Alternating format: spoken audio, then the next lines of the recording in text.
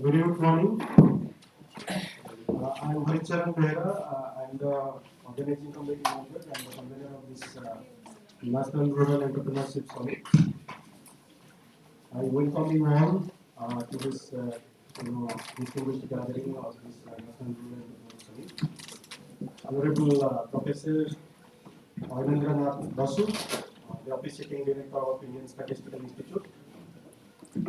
Professor K. Venkat Rao, the distinguished professor of Department of Technology from University of Hyderabad. In fact, we have also the DDM of NABARD, Mr. Asutosh Prakash is there, Professor M.T. Nagaraju, and other distinguished delegates. At the outset, let me thank all of you for coming to Giri and making this event possible. This is an auspicious occasion, yet a deeply somber occasion also for all of us. As you know, that we have recently lost one of the distinguished professors of sociology, Professor Andrevete. In fact, he has demised on the 3rd of this month. So, in fact, it is a very irreparable loss for the discipline of anthropology and sociology. So, in this collective moment, in this moment of collective grief, may I propose a 2-minute condolence resolution? Let us all stand in silent tribute to his legendary.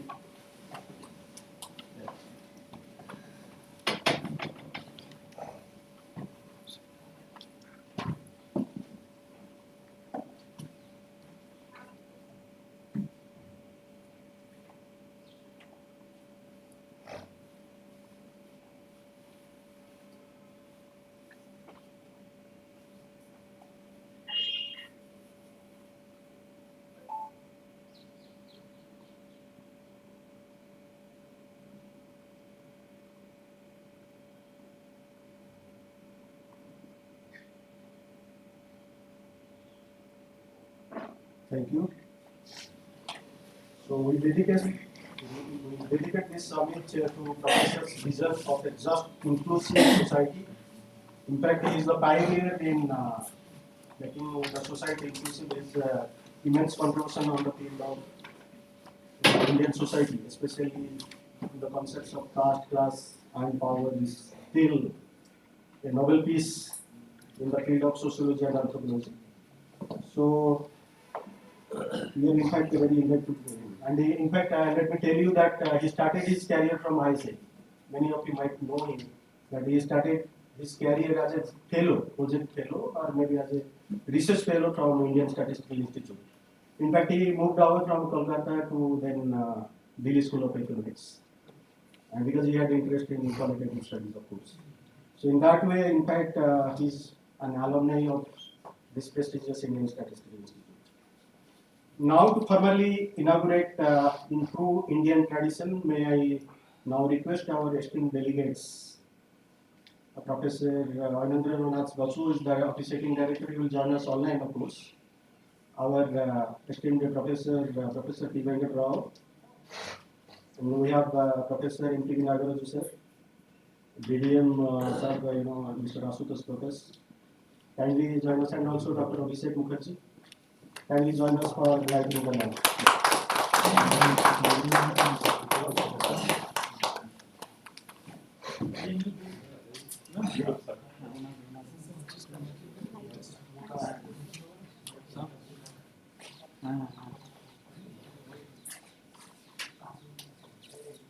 दूर रखी हो paper में कपड़ा में लग जाएगा थोड़ा दूर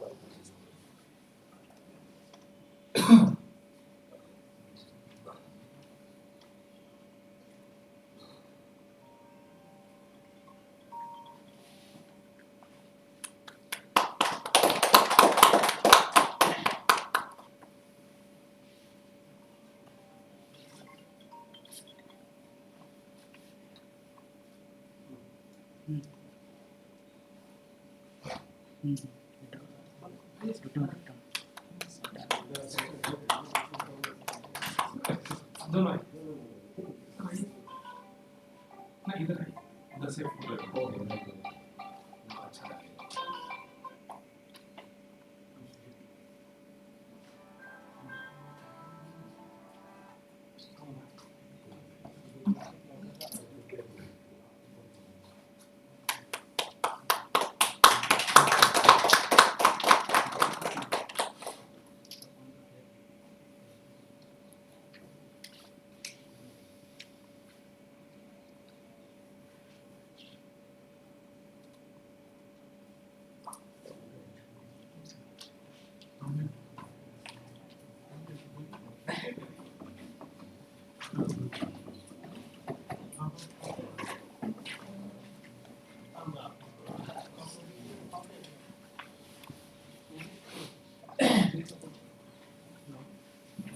So now, sir, I will take this Professor Steven Departure. You can talk on the Dr. Abhishek, sir. Say that as. Yes. 15 sir.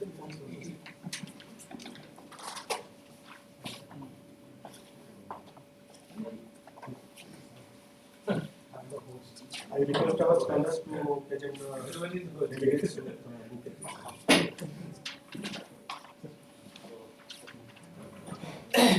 Yeah, you can enjoy.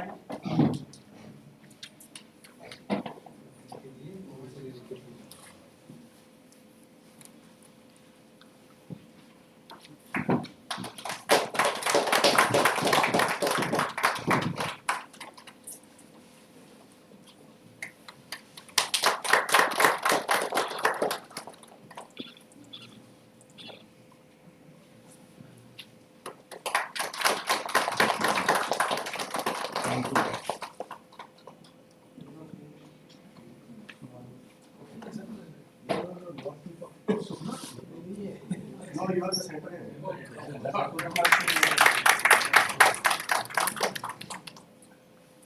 Thank you so much. You can take your seat. Yeah.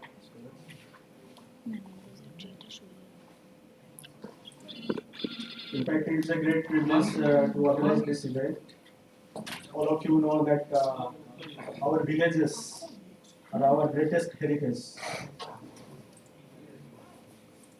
Our rural people are the symbol of resilience, struggle, resistance, and anarchy. In fact, I just want to say that how the Indian villages, particularly people from rural areas, they are striving, promoting the kind of entrepreneurs, but their limited resources available with them. In fact, whatever the little resources they have been trying. We have visited several villages. How the FPOs are doing their job. How innovative they are. You will be surprised to know that people started doing many things which can be marketable at a great price in the international market.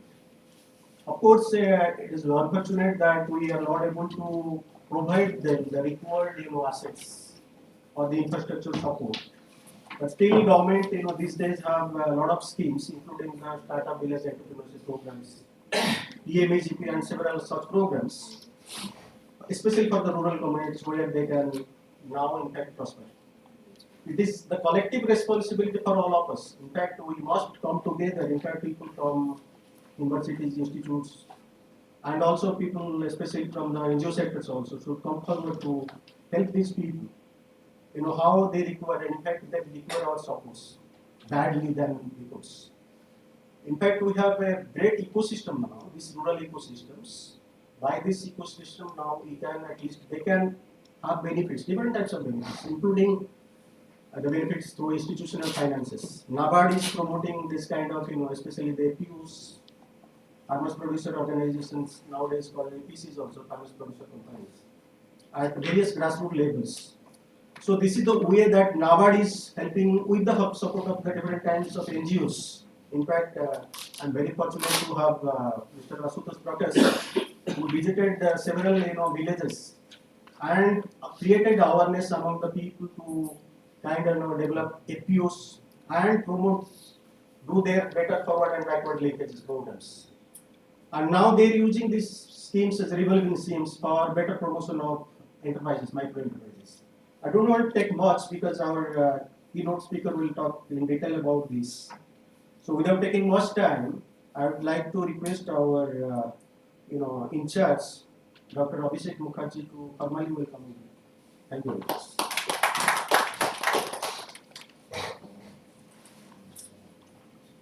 Good morning. It's a pleasure to once again to gather in this room, and we do that oftentimes in a year. And Dr. Behra is spearheading these programs like this for some times now. So it's my duty to welcome you formally to ISA Giridi. It's a great pleasure, of course, and I warmly welcome you all to the National Rural Entrepreneurship Summit, Workshop 2026. And on behalf of ISA Giridi, and I'm basically heading this branch now. Dr. Behra used to do that earlier, and somebody else doing that too. So I extend all cordial welcome. I know we have a small campus, but we have deficient in certain infrastructure, but we are very warm in our feelings. So if you feel any deficiencies anywhere, I apologize to you beforehand and ask you to talk to any of our people, and they will try to help you as much as they can. That is for sure. Rural entrepreneurship, you are all expert to this. I'm not. I'm an agriculturist. So, but then again, we are all connected to the rural entrepreneurship in some way or other. Rural entrepreneurship plays a crucial role in inclusive and sustainable development. It is not only generates livelihood and local employment, but also strengthens rural economies, promotes innovation at the grassroots level, and contributes significantly to national development. In today's context, where rural India is witnessing rapid social, technological, and economic transitions, nurturing entrepreneurship in rural areas has become more important than ever. The Indian Statistical Institute has a long tradition of contributing to national development through research, training, and evidence-based policy support. The ISA Giridi branch, in particular, has been actively engaged with rural and agricultural systems, livelihoods, and regional development. Hosting this summit aligns well with our broader mandate of supporting data-based decision support system for decision making and sustainable development in rural India. I sincerely thank you all the collaborators, organizers, sponsors, for their effort in making this event possible. And I'm also grateful to the speakers and the resource persons who I'm sure have taken some sort of a pain to come all the way to Giridi. I hope that the deliberations over the next couple of days will be enriching, constructive, and forward-looking, and that they will lead to new ideas, collaborations, and concrete pathways for strengthening rural entrepreneurship across the country and particularly in Jharkhand. With these words, I once again welcome you all and wish this summit a great success. Thank you so much.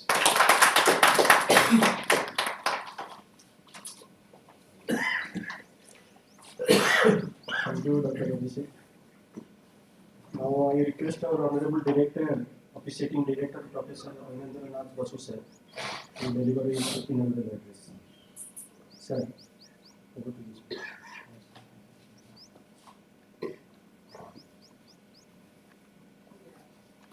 Okay, Hari, should I start? Can you hear me?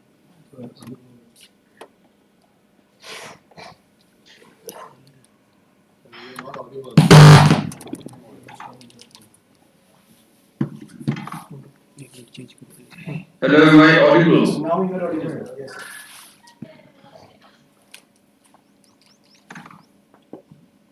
Okay, a very good morning to all of you, and a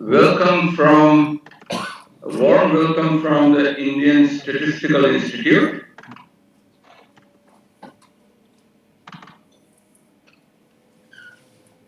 So for the next 2 days, we will be engaged with the National Rural Entrepreneurship Summit and Workshop 2026, organized by the Sociological Research Unit, ISI Giridih. I wish I could be present physically in this conference, but unfortunately, other commitments prevented me from doing so. As you know, the Indian Statistical Institute is a multi-center institute, and the Giridih branch is an important part of our activities.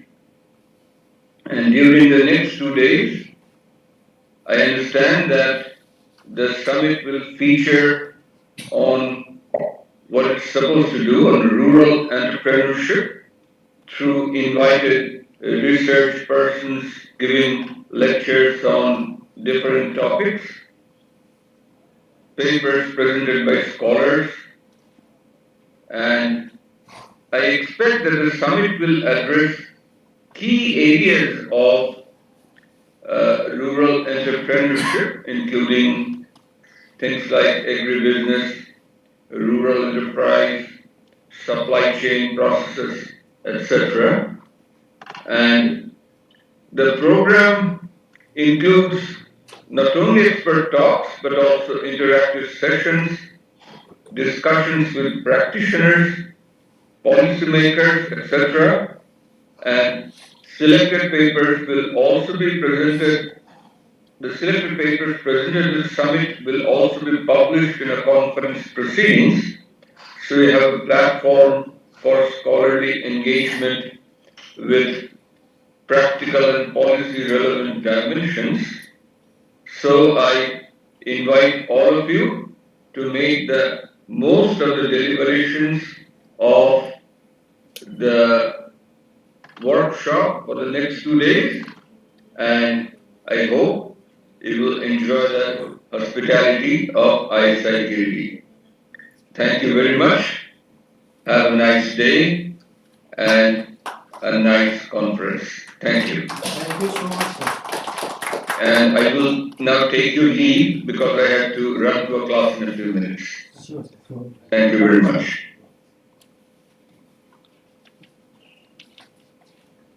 Thank you. Now I invite our guest, Mr. Asutosh Prakash, who is the reading of Nawa from Giridih districts, to deliver his address. Mr. Asutosh Prakash, please.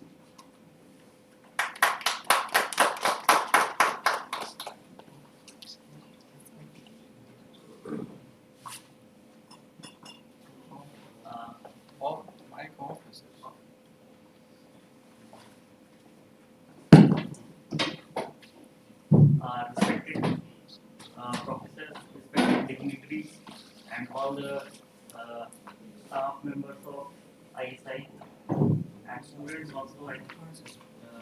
Yes,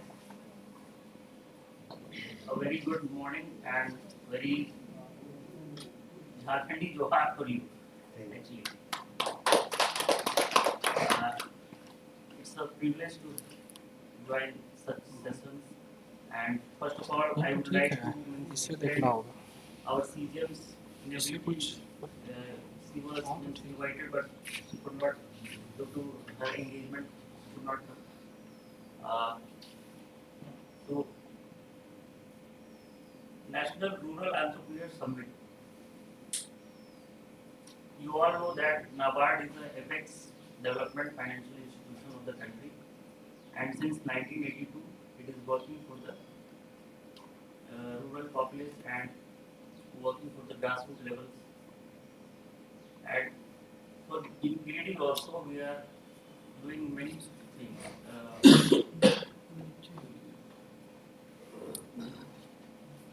NABARD की अगर हम बात करें, broadly 3 functions होते हैं. हमारे development functions होते हैं, फाइनेंशियल फंक्शन होते हैं, सुपरवाइजरी फंक्शन होते हैं. उसमें सबसे बड़ा रोल जो हमारा होता है वो फाइनेंस का ही होता है.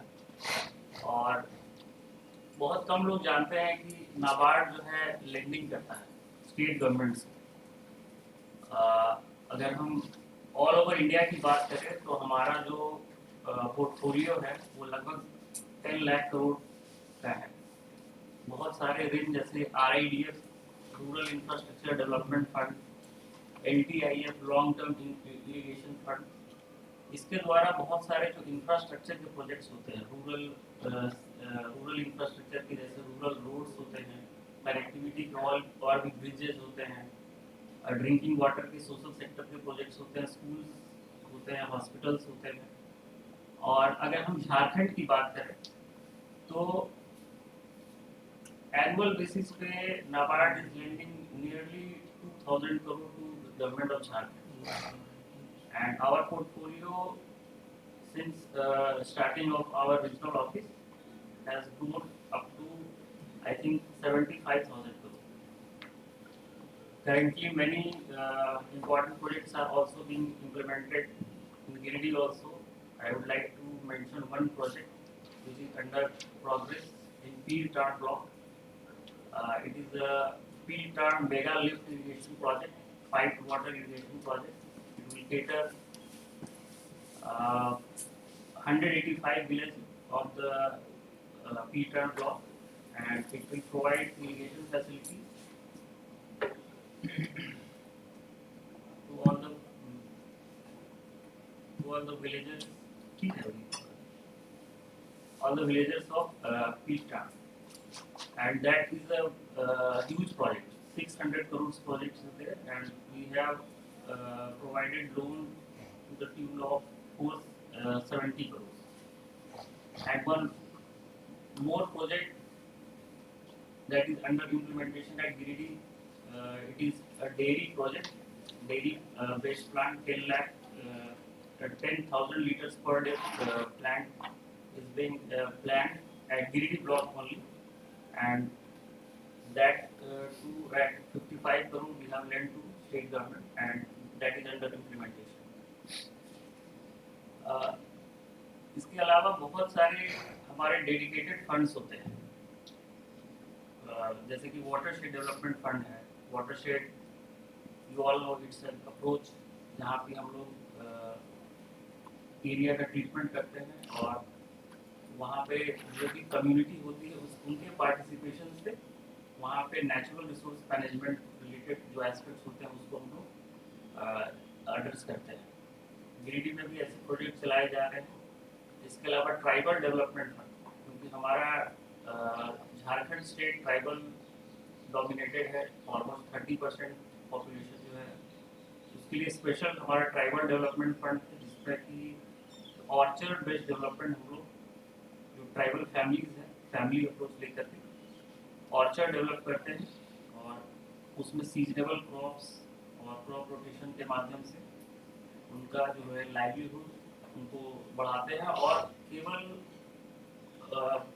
प्लांटेशन ही नहीं, वहाँ पे मार्केटिंग की भी व्यवस्था हम लोग करवाते हैं। अभी फार्मर प्रोड्यूसर ऑर्गेनाइजेशन आप लोग सभी जानते होंगे, FPOs, FPCs, उस पर काफ़ी जोर है भारत सरकार का भी। इसमें नाबार्ड ने पायनियर रोल किया है, और हमारे झारखंड में 250 से ज़्यादा FPOs कार्यरत, और हमारे गिरिडीह में सबसे ज़्यादा है। हर एक ब्लॉक में हमारे FPOs। Farmer Producer Organization, it's a collective of farmers which is registered under Companies Act or Cooperative Act, and all the activities are aggregated, and many benefits are passed on by government, like FPO equity scheme is there, FPO subsidy scheme is also there. So many schemes are there in which FPOs are being preferred. And state government, means Jharkhand government also has a policy on FPO. So it's very fortunate that both the governments are equally supporting the ecosystem that is being developed by FPOs and NABARD. इसके अलावा हम लोग banks के साथ institutional development भी करते हैं, और उनका सुपरविजन तो हम लोग करते हैं, उनके इंस्टीट्यूशंस को डेवलप करने के लिए भी कैपेसिटी बिल्डिंग प्रोग्राम्स हम लोग करते हैं। और फाइनेंशियल इंक्लूजन फंड हमारा होता है, जिसके अंतर्गत हम लोग फाइनेंशियल लिटरेसी का प्रोग्राम करते हैं। अभी साइबर फ्रॉड का बहुत ही इशू है झारखंड में, तो इससे रिलेटेड हम लोग बैंक्स के माध्यम से CFL, जो सेंटर ऑफ फाइनेंशियल लिटरेसी होती है, उनको हम लोग फाइनेंस करते हैं और गांव-गांव में जाकर के फाइनेंशियल लिटरेसी और फाइनेंशियल अवेयरनेस का काम करते हैं, डिजिटल लिटरेसी का भी काम करते हैं वो लोग। ये सारे चीज़ हैं और फार्म सेक्टर में हमारा फार्म सेक्टर प्रमोशन फंड है, जो कि जो फार्मर्स हैं कुछ इनोवेशन करना चाहते हैं उनके लिए हम लोग ग्रांट सपोर्ट हम लोग प्रोवाइड करते हैं और नई नई टेक्नोलॉजी जो है हम उनके पास पहुंचाते हैं। मैं एग्जांपल देना चाहूँगा, गिरिडीह में कोविड के जस्ट बाद गवर्नमेंट ऑफ इंडिया का एक स्कीम आया था, एग्रीकल्चर इंफ्रास्ट्रक्चर फंड, जो कि क्रेडिट ओरिएंटेड स्कीम था। प्रॉब्लम क्या होता है गांव में, जैसे कि मैं एग्जांपल दे रहा हूँ, कोविड के बाद हमने देखा था कि एक किसान था, उसके पास टमाटर था, काफ़ी मात्रा में था और उस समय मार्केटिंग क्योंकि लॉकडाउन वगैरह था वो बर्बाद हो गया। तो हमने सोचा कि क्या इस पर किया जा सकता है। उस समय ये स्कीम आया और कोल्ड रूम, छोटे छोटे कोल्ड रूम का फाइनेंसिंग जो है उसके माध्यम से था। उसमें बहुत सारे बेनिफिट्स थे, जैसे कि बहुत rate of interest was very cheap, maximum rate of interest was 3% and government was offering 3% interest subvention also. CGT MSc coverage was there, credit guarantee support was there, and up to 2 crores loan was can put and one very important thing was that it was kind of a top-up scheme. A number of schemes can be converged and the remaining portion only can be financed by the bank. तो उसमें हम लोग क्या किए कि एक cold room का उस समय 10 मीट्रिक टन का कोल्ड रूम का हम लोग डिजाइन किए, क्योंकि उसका कॉस्ट 15 लाख रुपीस था। तो 15 लाख रुपीस किसान जो है वो देने में असमर्थ, 15 लाख काफ़ी उसके लिए हो जाता है। तो नाबार्ड के थ्रू हमने देखा कि कहाँ से और हम लोग कन्वर्ट करके फंड ला सकते हैं।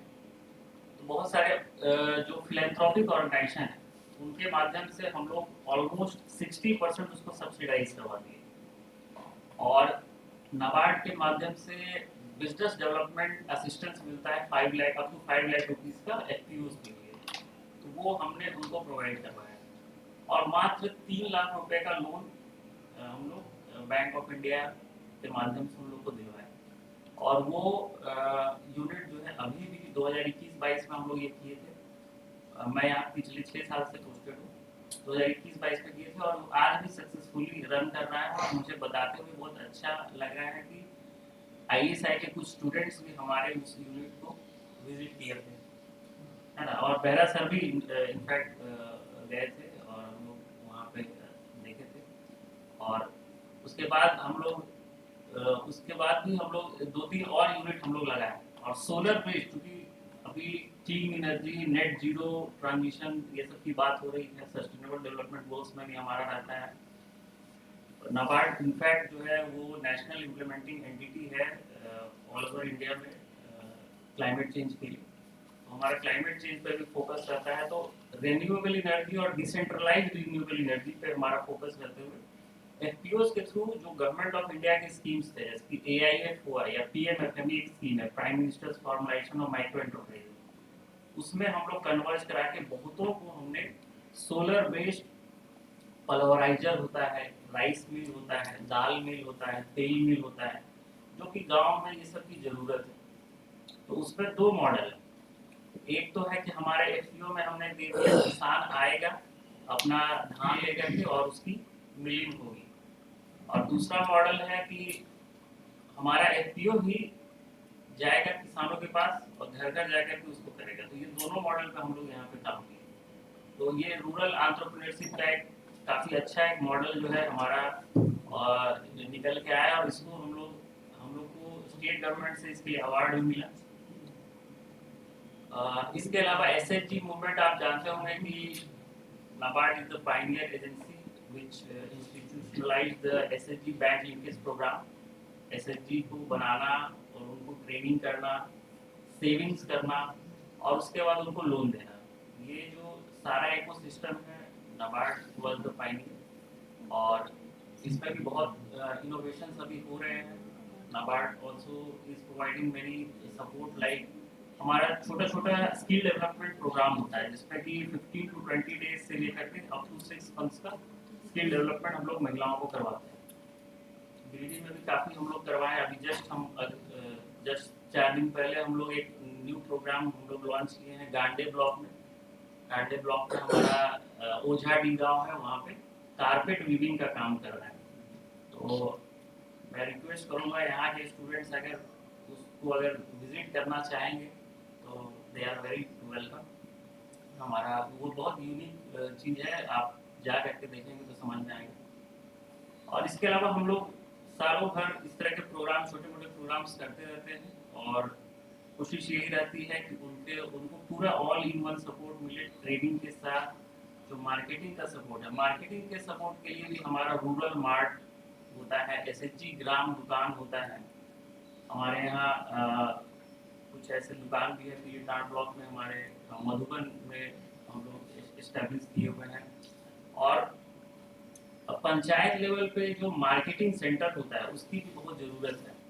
तो उसके लिए भी नाबार्ड के द्वारा रूरल हाट का निर्माण होता है, जो हम लोग आम भाषा में हटिया बोलते हैं। उसके इंफ्रास्ट्रक्चर के को मीन्स सुदृढ़ करने के लिए, ऑगमेंट करने के लिए, उसके लिए भी सपोर्ट हम लोग करते हैं। और वो हाट भी हम लोग जो है आईएसआई स्टूडेंट्स को हम लोग घुमाए थे। यहाँ 2 हाट अभी हम लोग रिसेंटली और तैयार किए हैं, जमुआ ब्लॉक में और बिरनी ब्लॉक में, जिसका बहुत जल्द ही इनॉग्रेशन भी होगा।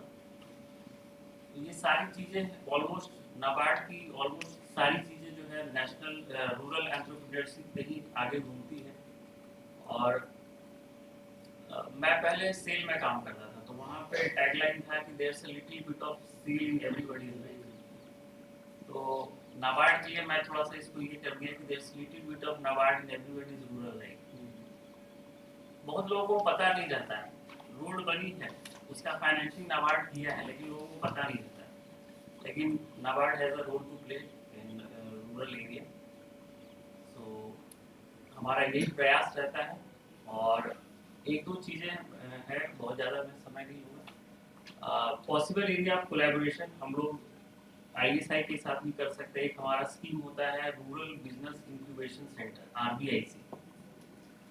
इसमें जो मतलब इसका कंसेप्चुअलाइजेशन हम लोग ऐसे कर सकते हैं कि डिस्ट्रिक्ट लेवल का एक रूरल बिजनेस इंक्यूबेशन सेंटर रहेगा और हब एंड स्पोक मॉडल पे, जैसे कि गिरिडीह है या गिरिडीह के आसपास के जो डिस्ट्रिक्ट्स हैं, वहाँ के जो अनएम्प्लॉयड यूथ हैं, जिनको स्किल की ज़रूरत है, जिनको इस तरह की टेक्नोलॉजिकल नोहाउ की ज़रूरत है, उसको हम लोग प्रोत्साहन दे सकते हैं। तो ये हमारा एक आरबीआईसी का कॉन्सेप्ट है और इसमें हम लोग अगर पहल करेंगे तो बहुत अच्छी बात होगी।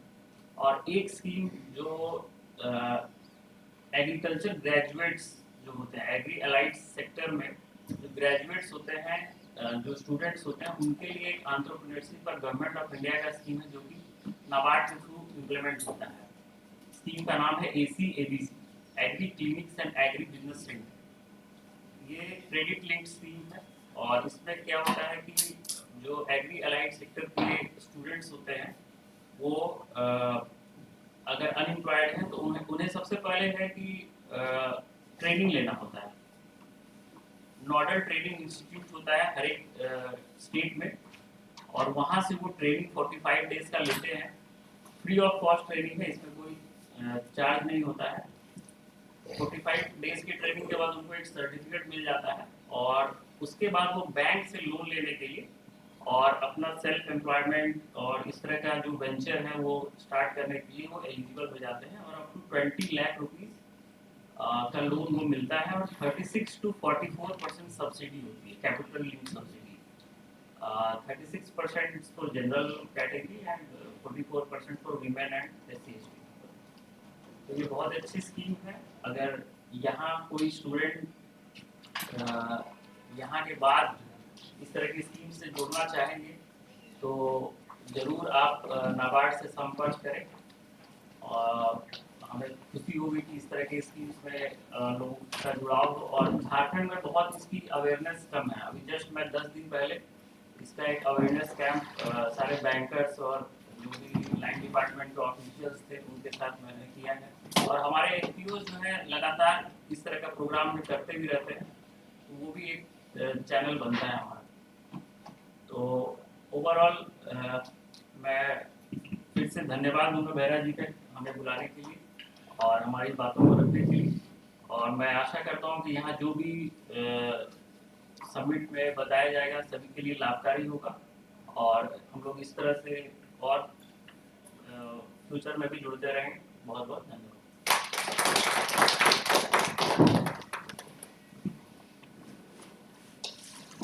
Well said, Mr. Ashutosh. Like there is a little bit of Naval Indian smart company. That is true. In fact, Naval is an integral part of rural development and rural social inclusion.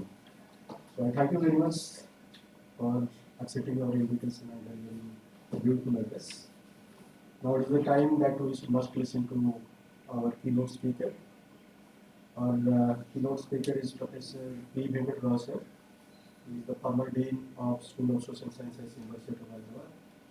He is also my teacher, in fact, direct guide. He is very also.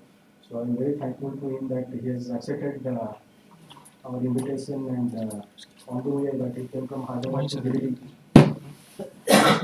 out of Nagpur. You know that Giri is not that easy coming down to Delhi by different routes and all together. That in the midnight he arrived. So that he accepted our invitation, and sir, without taking much time, I invite you for the keynote address.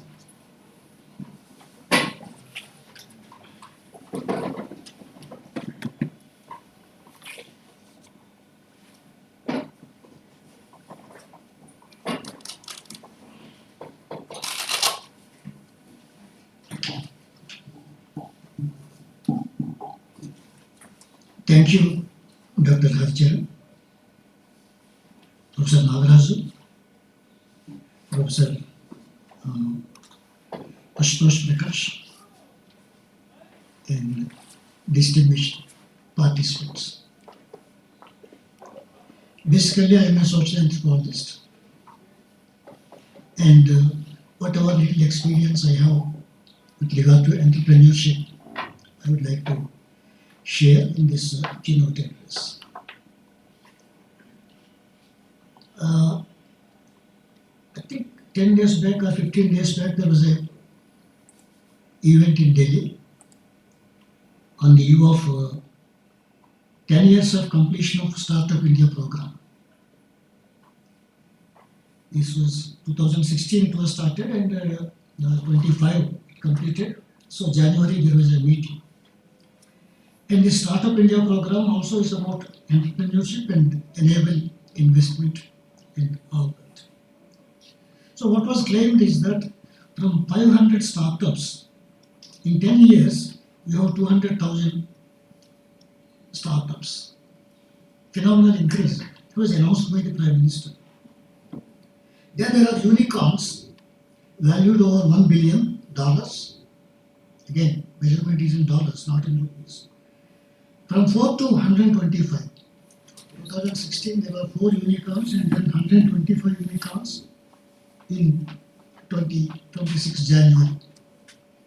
So there is a phenomenal increase in the under Startup India program. And most of these startups, of course, are located in the urban areas. Not part of our domain today, rural entrepreneurship. But most startups are in the urban areas. So I was just wondering, can we have a kind of enumeration of the rural entrepreneurship in India? Like the numbers that were given very clearly in the event, can we have? Then I found it very difficult. Rural entrepreneurship is such a kind of label that so many things actually come under this. A single craftsman, a vendor is an entrepreneur. And then you also have large entities. And then when you don't have clarity, how do you enumerate the rise and growth of rural entrepreneurship? Because there is no scale dimension attached to this in terms of investment or in terms of turnover or anything like that. So many things go under the label rural entrepreneurship. Even small self-employment programs, we say that he is assisted in the rural entrepreneurship program. So then entrepreneur is supposed to invest. Many of these people do not invest anything. Entrepreneurs without any investment, because they depend on some government scheme, some program, some other kind of this. So without investment, then in the classrooms we teach that entrepreneur has to take some risk. These people don't take any risk. It is not their money. If this program is over, they will go to another program. Then you also have kinds of entrepreneurs, so many varieties. I will talk about it, but social entrepreneur also is an entrepreneur. So there is actually an opportunity to include so many categories under rural entrepreneurship. My experience is more in tribal areas. I will talk more about tribal areas. But significance of rural entrepreneurship cannot be undermined. It is very important, rural entrepreneurship, because we have what is called as a crisis in agriculture, unemployment. Then of course, unemployment and all these things. So we have actually, for solving unemployment, for income opportunities, empowerment, mobility, sustainable development, for all these things, rural entrepreneurship is the answer. Mostly they shift to non-agricultural employment and landlessness.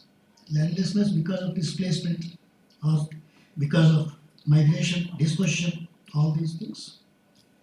And whatever figures we have in the scheduled castes and scheduled tribes, decline of workers in agriculture, are they going to get into the industries and all? No.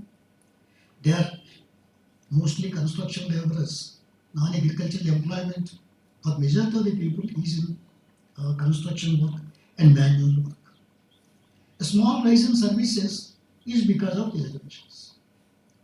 Otherwise, you have actually a rural entrepreneurship not actually very relevant for all these people who are dispossessed and then shifting from agriculture to non-agricultural occupations. Then I will dwell a little bit on our academic part. We have entrepreneurship studied in across so many disciplines: economics, anthropology, sociology, and other disciplines. And all these studies focus on economic aspects, social, psychological, and other aspects.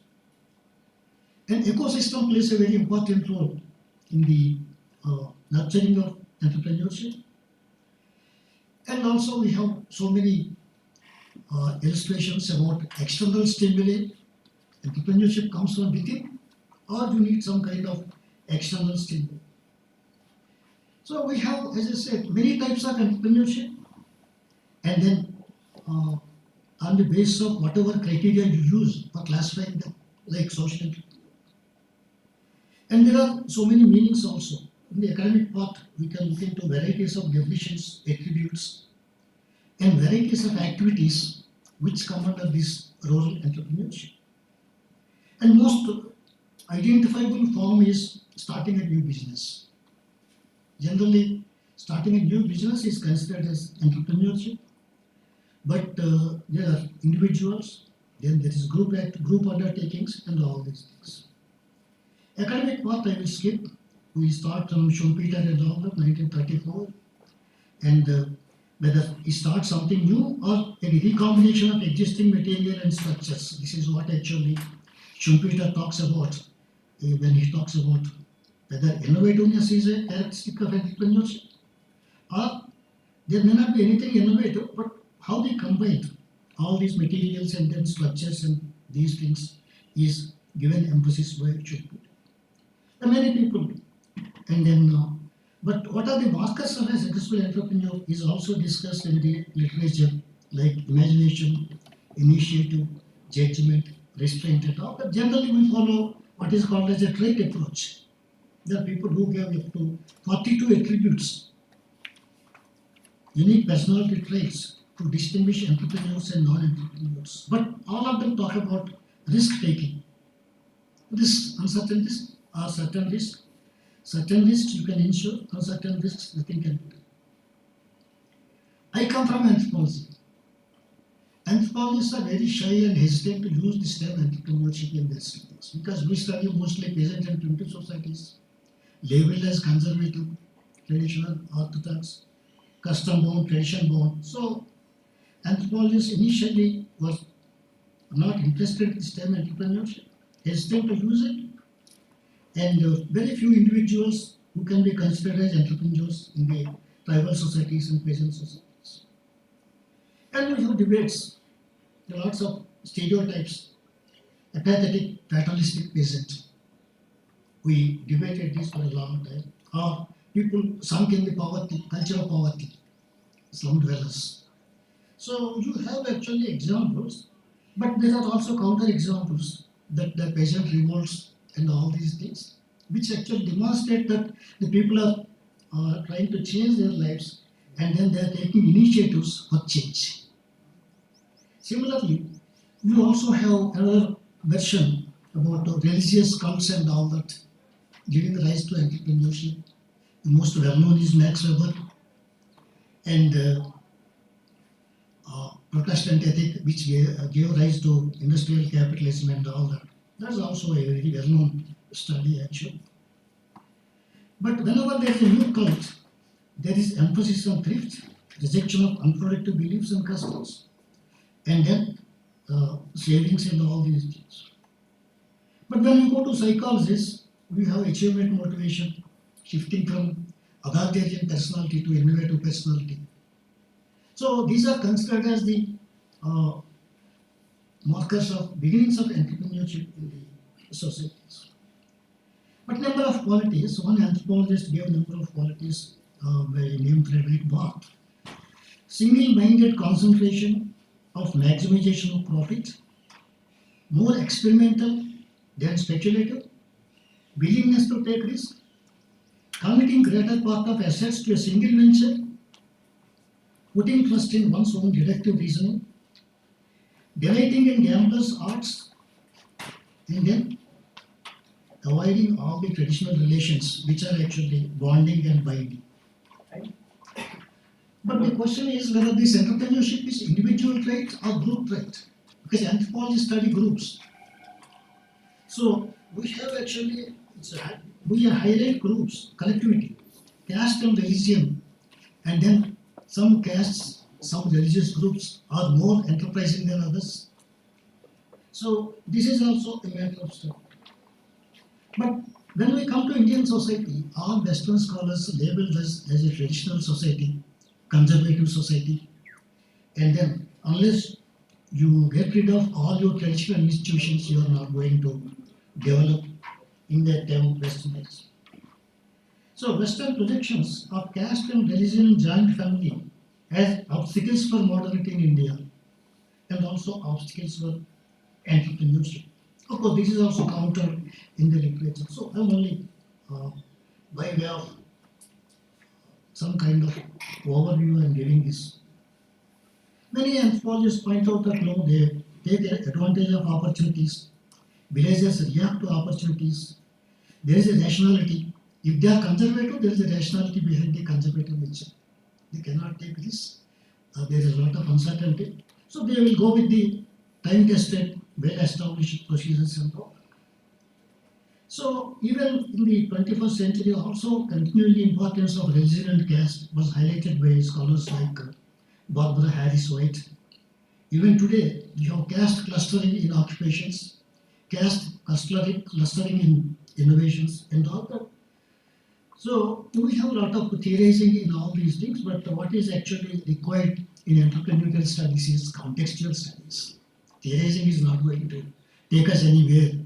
Though we have debated about this conservatism, rationality, innovativeness, and all these things. Now, when we come to Indian scene, we have entrepreneurship development in India under various labels. One of the important things is IRDP, 1978-80, Integrated Rural Development Program. There was mention about entrepreneurship development. Then, under many schemes, they have entrepreneurship, Rural Landless Employment Guarantee Program, then Rashtriya Mahila Kosh, Even under Jawahar Rozgar Yojana, also there are mention about entrepreneurship. Then self-help groups came, Indira Mahila Kosh, Swarna Jayanti, Gram Swarozgar Yojana, a little bit of, these are all employment oriented. But apart from employment, there is also entrepreneurship under these schemes. National Rural Livelihoods Mission, then PM Vishwakarma Program. And of course, these days there is a lot of emphasis on skill development. Starting from district industrial centers, small industries development organization long back. 70s we have TRISEM, training rural youth for self-employment. Again, part of it is entrepreneurship. Then comes Ministry of Micro and Small Medium Enterprise Program. There are a number of programs, business skill development. Only reading names, but I am not going into the details what their objectives are and then what they are.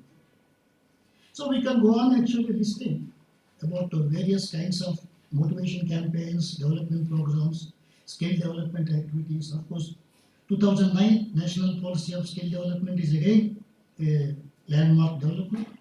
National Skill Development Corporation and so many things. Of course, in this line also the Startup India program which I mentioned at the beginning, it came.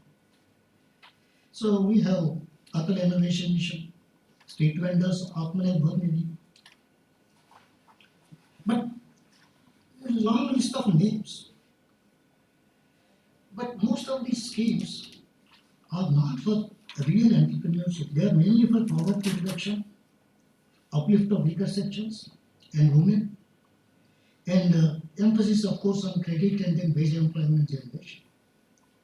What many people observe is that whenever the government changes, we have new schemes, and there are schemes with a changed label whenever they change the government. But how far the lessons learned in the earlier programs were actually taken into account? So here I would like to go into the tribal areas, whatever experience that we have in the last 30-40 years about. Now in the tribal areas, we have what are the opportunities available? There are a number of opportunities available. We talk about non-timber forest produce. Forest-based industries, of course, are not taken off. And the tribal people remain as procurers of material, they are collectors. But processing is done elsewhere, outside the tribal area. And value addition is done by somebody else. So these people get base employment. So forest items sold, and then even if there are some crops like sunflower, soya bean, pineapple, cashew, and that processing marketing is done by outsiders. And these schemes also are encouraged not for entrepreneurship. They are for weaning away tribals from the shifting cultivation or June cultivation. So intention is something else to protect the environment.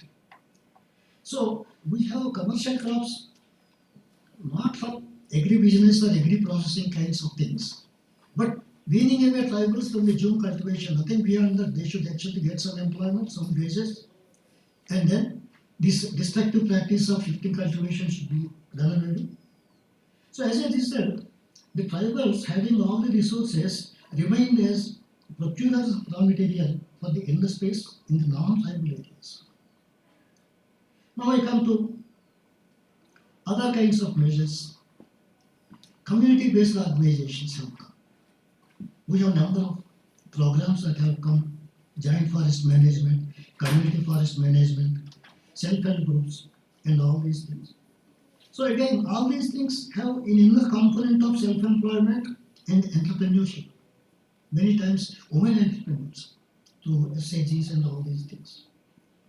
So I will come out with some observations from a study. I am quoting from Urmila Pingle's study, which was published in 2025, about community-based organizations. Now, many of these organizations were under SET or the Forest Department and other things. But what happens is, there is a lack of autonomy in the government agencies which are mobilizing these community organizations. For example, SET takes up anti-poverty programs, Society for Elimination of Rural Poverty. But very little autonomy for SET. and they are supposed to mobilize SNGs. Governing bodies, again, mostly officials. Integration between different departments is missing. SEP, ITDA, Forest Department, they never come together and then have a joint. Then micro plans, again, each department will have its own micro plans at the village level. So we don't have joint development of micro plans from different departments, and also they don't want to pool their resources. This also happens. Then capacities of these functionaries and all these people, again, many studies talk about the capacities of SAGs in text. But what is the most important is the target orientation, which actually comes in the way of entrepreneurs. They have to reach the target, spend the money in the given time. So there is not sufficient time to build a self-reliant institution. And most of these projects are externally driven. And I will give also some examples. I'm coming to one or two examples. So what is important is the CBOs, banks, and then other financial institutions. Along, if there is no linkage, proper linkage, it will be bound to be failure. This is actually the outcome of the study, which was done in Telangana districts. That how do you link up community-based organizations of the people with banks and other institutions, so that there is no financial sustainability. There is no financial sustainability in any of these things because of no proper linkage. Now I come to some examples which from my own studies and all. I studied two villages inhabited by the Koyas in Telangana. And we have opportunities for dairying, cooperative dairying, milk children centers and all these things. But ultimately people only collect milk and then give it to somebody else who will actually do this thing. And there are a number of failed schemes like distribution of goats, which do not survive in the forest environment, which are also not suitable.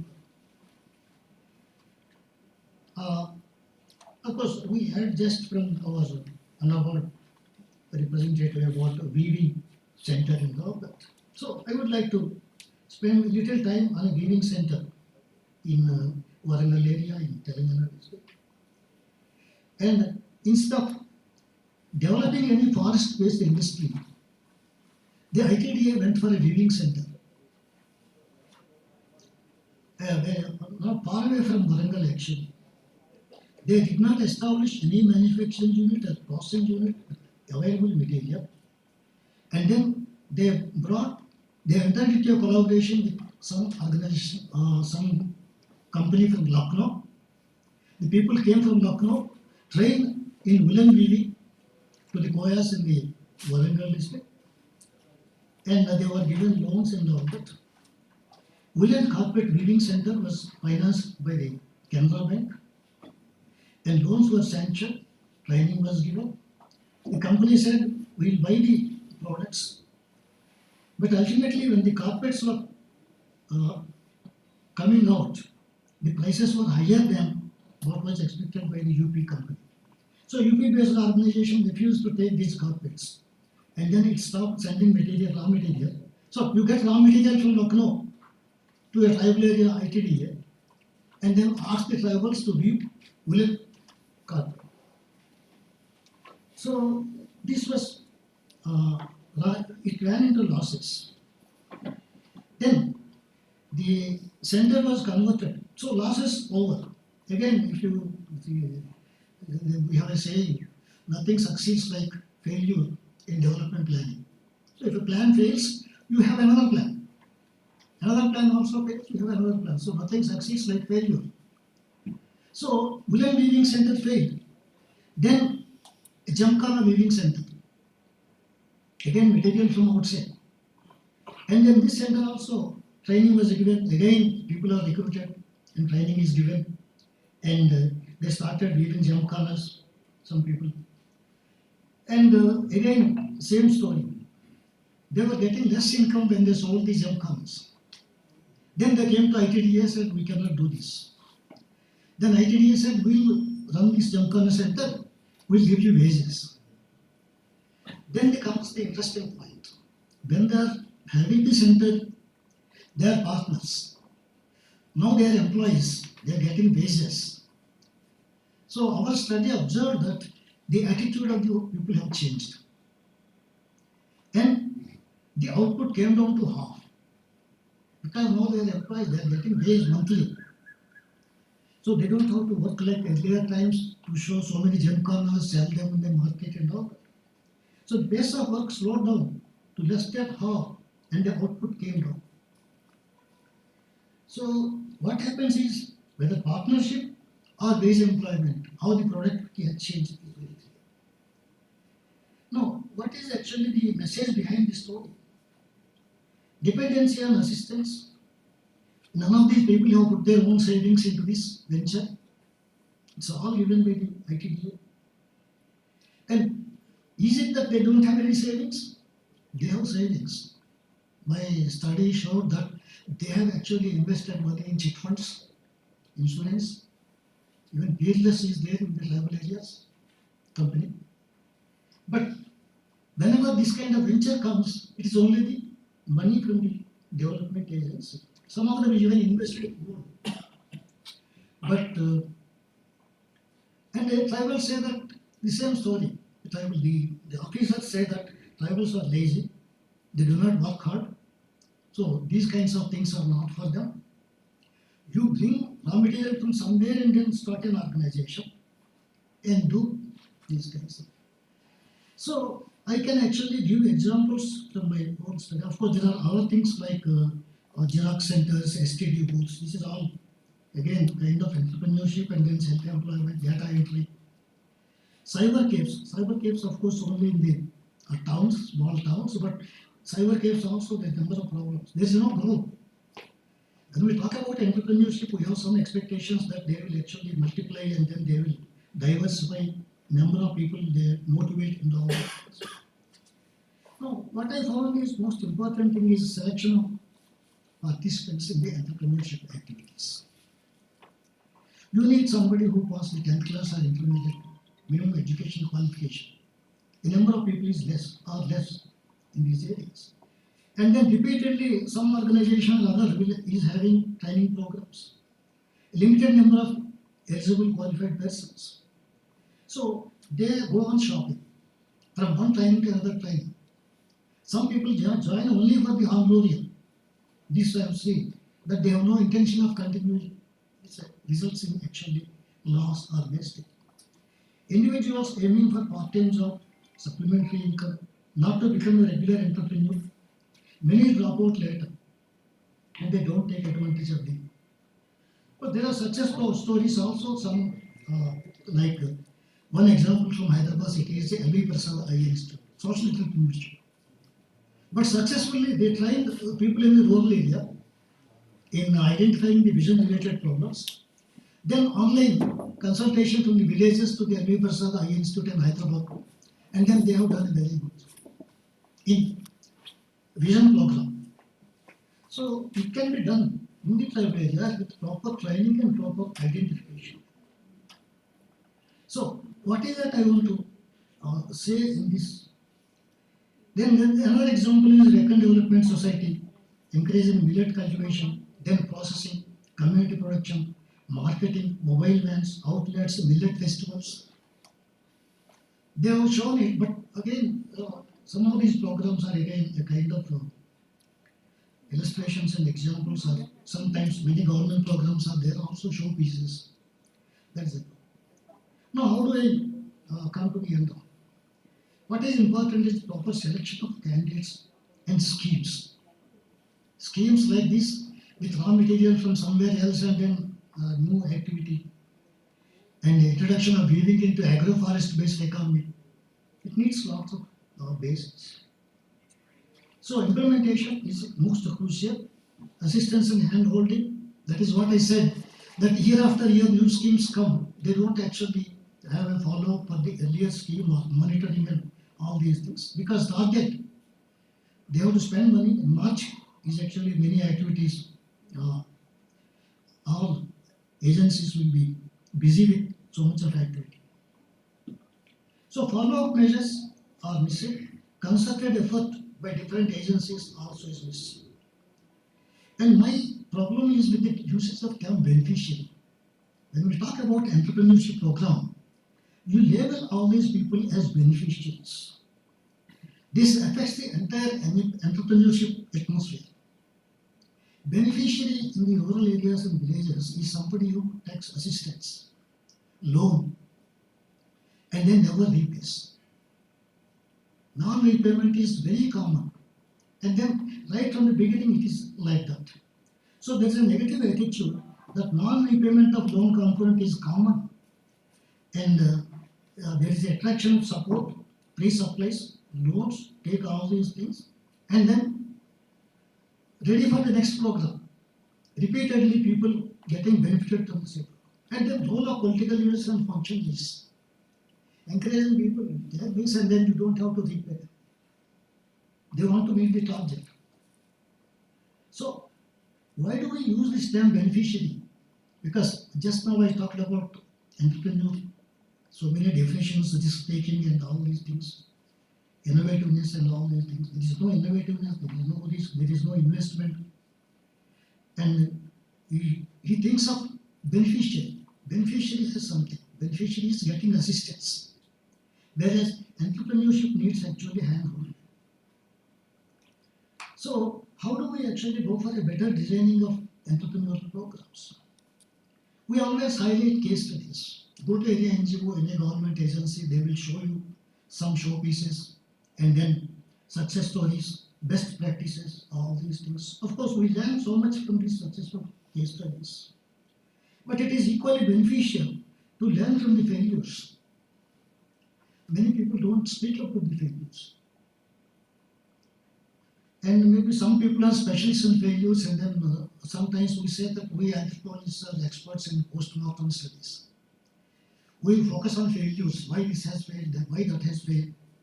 And some people are, and that is why people are also not popular if you are only mentioning failures. So any program has objects and deadlines. Agencies plan and execute to meet these deadlines and targets, ignoring the past. And we should also learn from these failures. Then education and training. Now, of course, skill training is part of emphasized in the new education policy and all. But what is happening is, in the present situation, many of these people are getting into jobs which are unconnected with qualifications and training. And entrepreneurship development programs are there in ITIs, polytechnics, and other technical institutions. Why not extend these programs to all institutions? Why only technical institutions and all these things? Why not an arts graduate or science graduate or some other graduate, actually, commerce graduate, getting to this? Because anyway these days, there is no link between the qualification and the job people are doing. Many people who are engineers are in call centers and other kinds.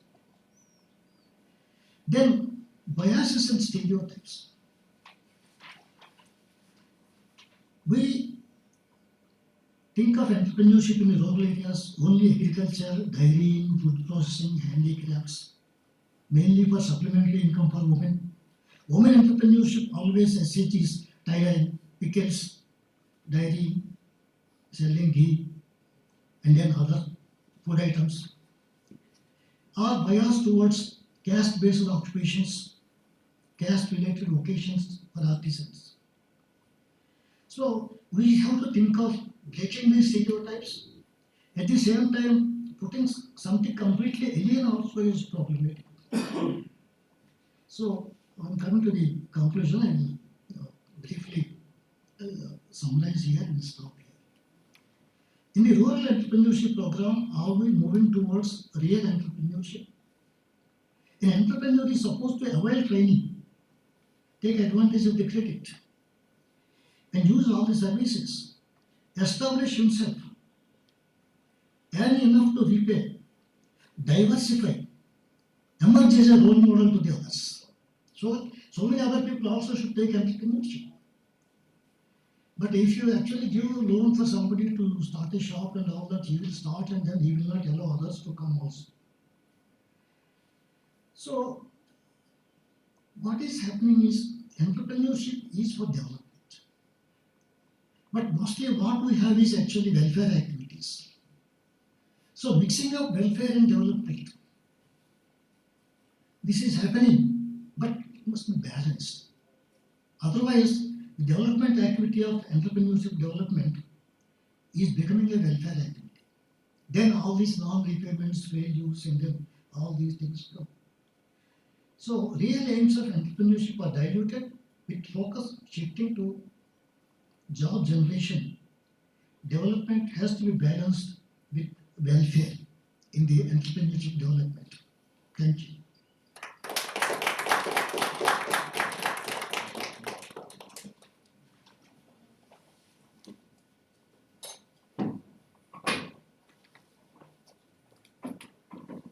Thank you so much, sir. It was really great to listen to your thought-provoking talk. In fact, you narrated this entire government opinion, this rural entrepreneurship from an anthropological perspective, which is really very impressive. So thank you so much. Now we're glad that one of our senior district administrator, Mr. P. Srikant Yaswant, the STO of Giridih district, is with us.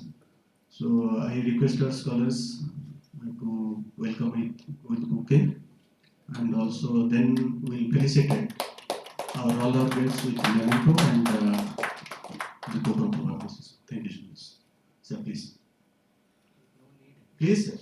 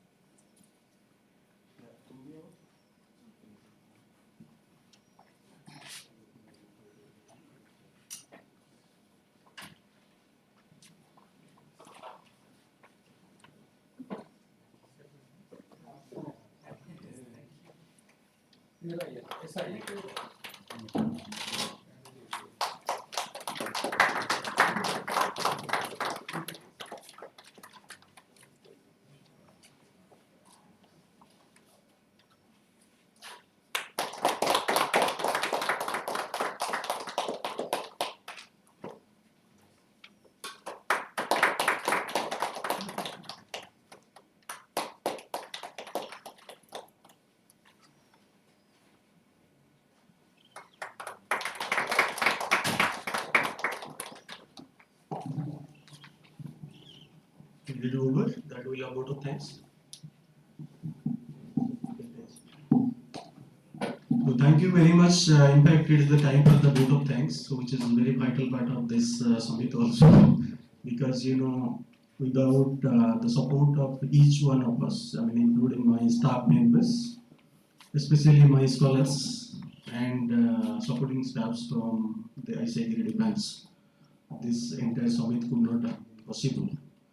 They have, in fact, tirelessly worked throughout day and night. In fact, many of the scholars, I've seen them for making this event very successful.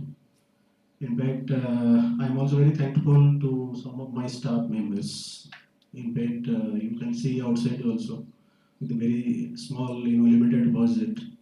In fact, they have arranged this entire, you can see that outside how they have made arrangements for the cultural activities and also some kind of other arrangements inside also because of their wholehearted support.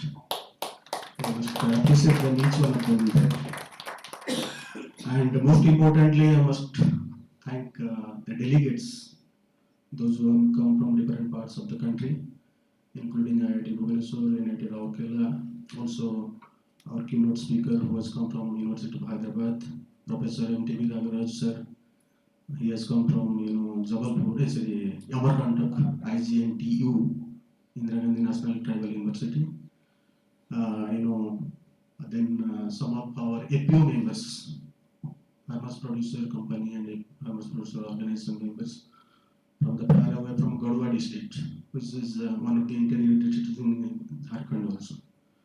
There are several APO members from different interior blocks and districts of Jharkhand, and many of them will also join us subsequently. In fact, 7th we have another program, so many of them are coming today in the maybe in the late hours.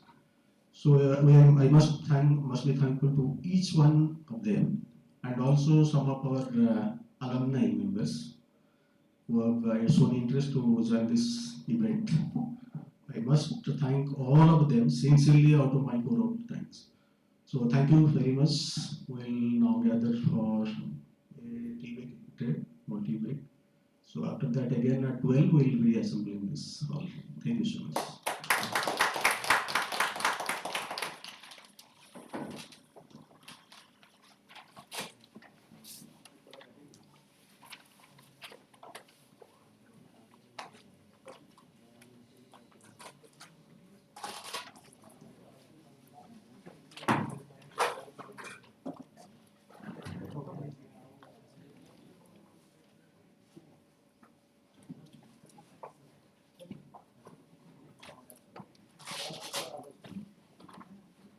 We'll have a group photo here, so I request all of them, just tell them that we should photograph here.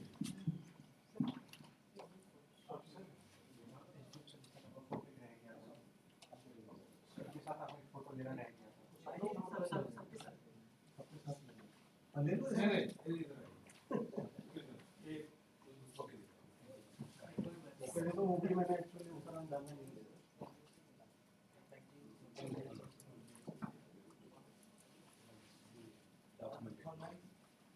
हमारे Germany आपने सरकार नहीं sir documentation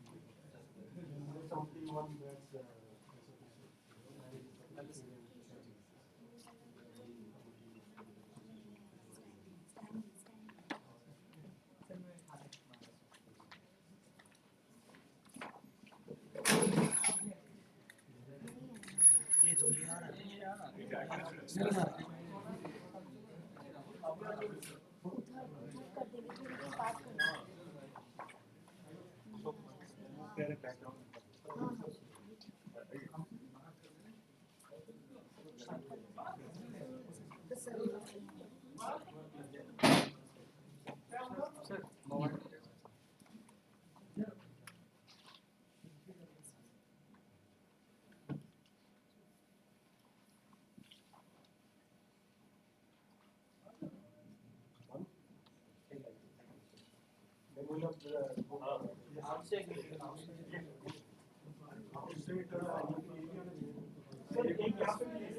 यहाँ पे पहले ले background आने इधर खड़े हो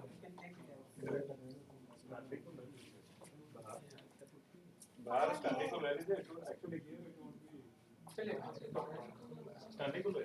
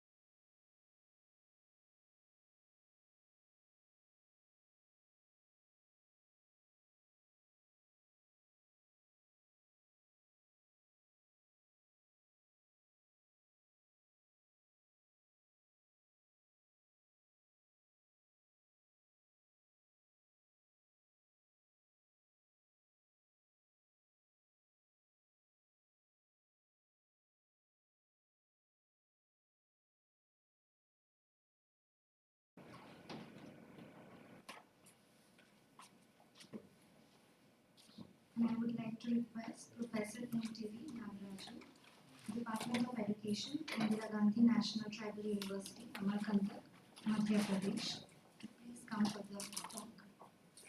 He will be speaking on the topic Tribal Livelihoods to Modern Entrepreneurship, Transition and Challenges among Gond and Baida tribes in Madhya Pradesh.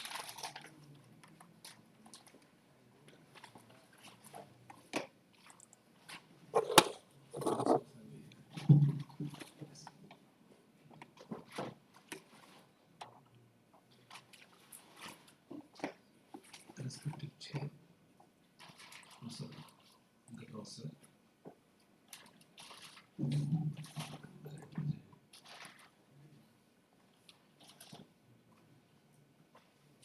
respected dignitaries, Organizing Secretary, Chair sir, my distinguished members of this ISA, Giri,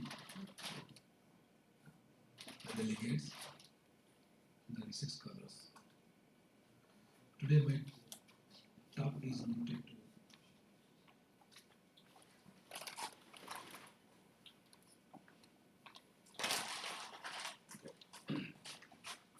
my voice is audible. Yes. My talk is limited to be very simple one is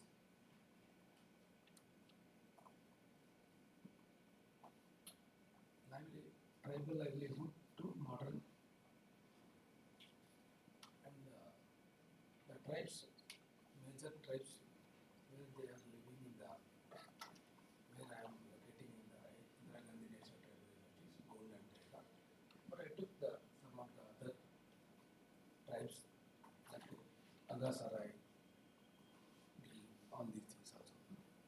So first of all, my talk starts with what is meant by rural entrepreneurship. As you all of you know that it is a sustainable strategy, which is basically two considerations. One is to make the income generation, and second one is the local employment. This is the major two pillars for the rural entrepreneurship. And apart that, you can make as integration of this, what sir has told in his another this social entrepreneurship. That is why I am taking as a, so making them as a economic processes. Recently, Government of India has started with a scheme that is called, all of you know that, promotion of innovations, rural industries and entrepreneurship. That is called simply as per scheme under the Ministry of Government of India, Ministry of Small and Medium Entrepreneurship. In this, majorly the livelihood business incubation centers was given to the, where the rural entrepreneurship was to be developed. There, wherever the universities are there, or centers are there, or any higher education institutions are there, this MSME is opened there as per scheme under as a livelihood business incubation center. Sometimes it is called as rural business incubation centers also. Like that, in our university, we have started in the year 2016 LBA, that is simply all. And majorly under this, what we are going to be doing? Suppose depends upon the locality. Our university is belongs to the tribal locality. They are started with the whatever the local beneficiaries are there. For them, how the local funding will be helpful for them. So based upon the availability, we will make them as their forest resources as well as the agricultural resources, and we can make them as their indigenous skills also. Because skill development is a very good one, but this skill development is depends upon the indigenous skill development.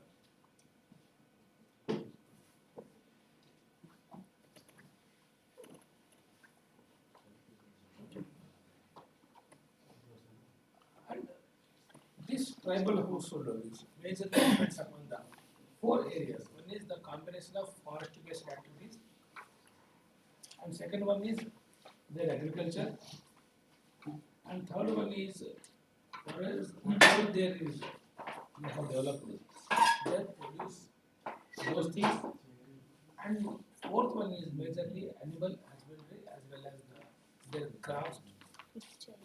And fifth one is in all tribal areas, you have to be seen that Mahua is a beautiful agricultural product, and it will be making as the alcoholic for them, as well as it may be sometimes sweet, so these are the alcoholic salts like that. And you may not forest product things like medicinal herbs, bamboos, honey products, all these things also. With this, what we are going to do, our motto is to be sustainable development. So sustainable development is based upon their agriculture, and we have to be making as the productivity.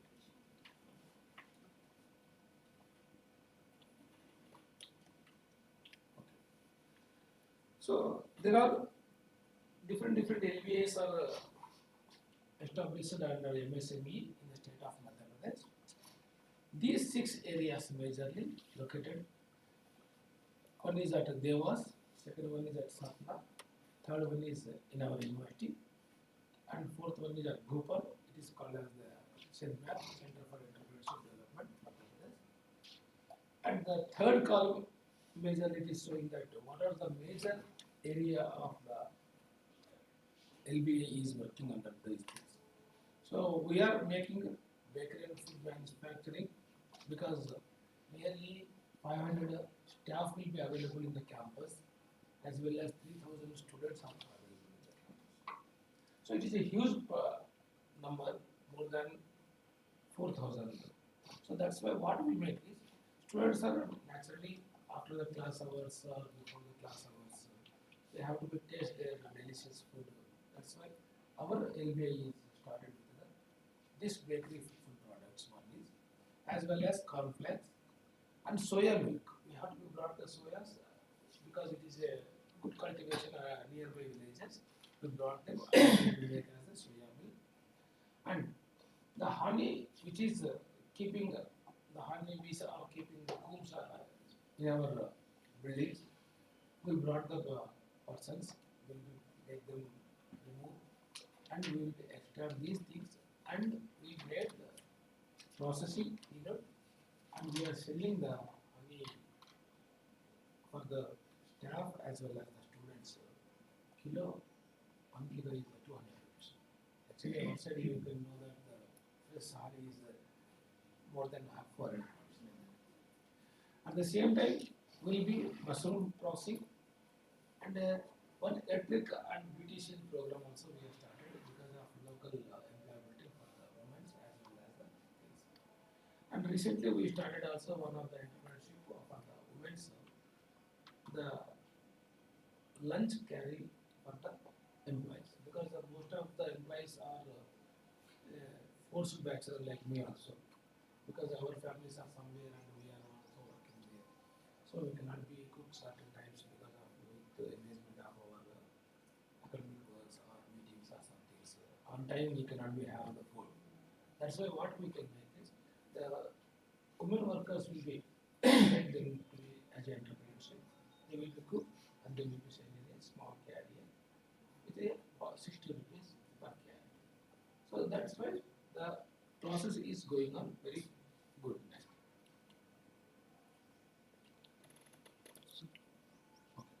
So these are the some of the pictures which you can see. One is there was the leather was available there, goat leathers and donkey leathers and cow leathers. All these units will be processed and color mixing of the colors and making the like our chocolates and all these things. That is one of the things.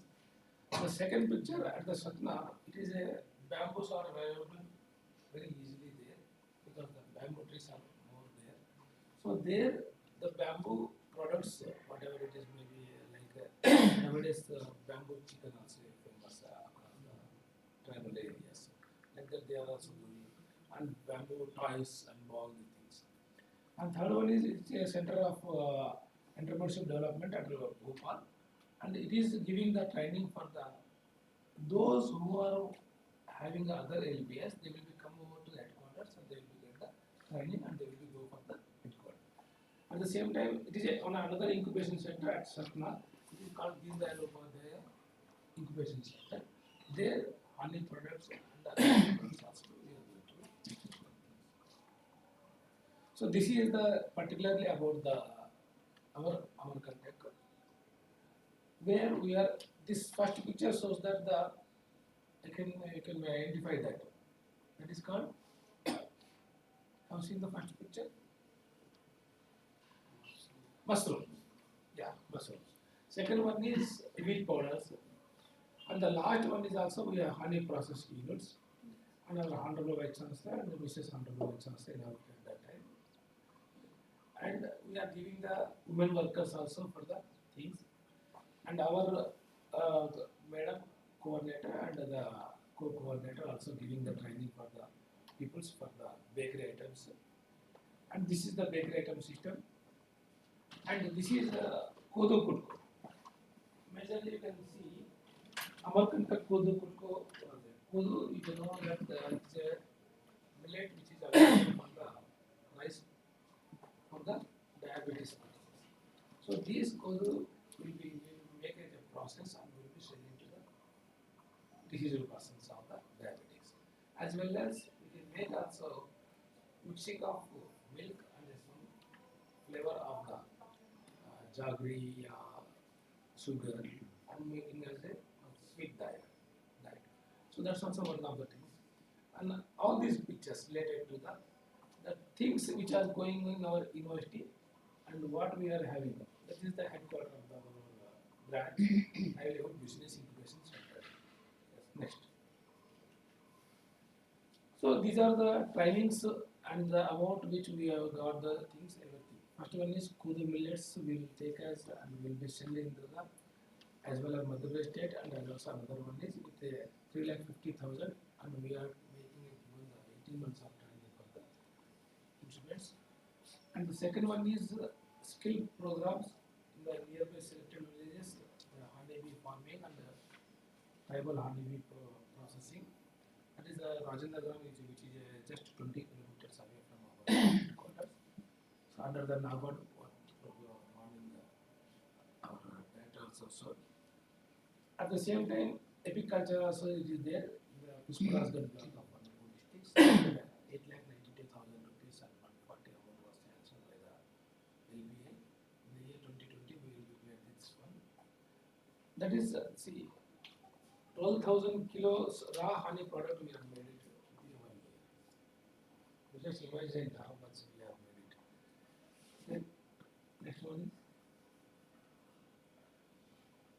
Yes.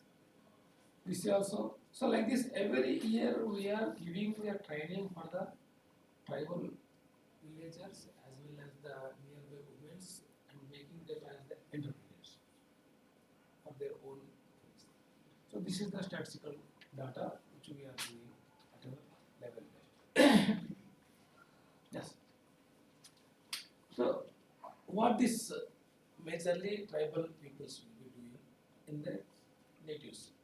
So first one is you know that the forest based livelihoods, what they are doing is the nature of activity is collecting of the mahua and tendu and the honey and the herbs they will be collect because you know that the geographically Achar marker biosphere because the Narmada river is the only river which is flows from the west to east among our country and is the birthplace of Narmada river. So it is a very holy place and all this biosphere is called Achar marker biosphere which is located in our country. Major herbs will be available and medicinal plants also. So major work is going on there only on our departments like botany, biotechnology, chemistry, all these things. And there minimum flower is there, Gulmahaku flower. That is whatever the eyesights or eye diseases are there, just that you can squeeze like this and you can keep a drop of that one also. You can have the problem will be resolved. So like that, these things will be going on in our places. Another one is the substantial agriculture, like whatever the cultivations is there, millets are there, and the using traditional methods what they are doing. That's also we can make as the productivity, and we make them as a integration of the life. And animal husbandry, the third area which we are going to be focusing, because it is a place of the rural economy. Major we are living upon the milk products, milk. So that's why we ask the nearby villagers to come over to the university and get the training on the animal husbandry, how healthy and neatness should be maintained, so that the milk and milk products will be made very easy. So that's also one of the things, and they will be developed there. Because we are taking the milk, because you know that the milk available in the cities is nowadays we cannot say what is. Everyone is taking. आप लोग को बहुत लोग मालूम है आजकल में हम जो खा रहे हैं पी रहे हैं कितना होता है. Next one is crafts and skills. So their major one is leaf is available.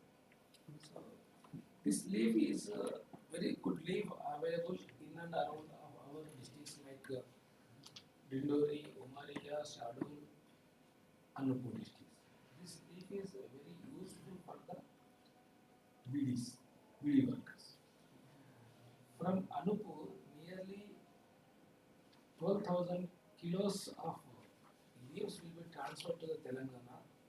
In the Chennai Karimnagar area, the BD workers are coming and taking the leaves. That much of that's also we are focusing. Now we are doing all these things also. And last one is community-based practices. Like what are the resources are there, or we can be using them. Their culture is there, because you know that Varli painting is a very good painting. Everywhere you can see the Varli painting of the tribes. It is a major one is available in our areas also.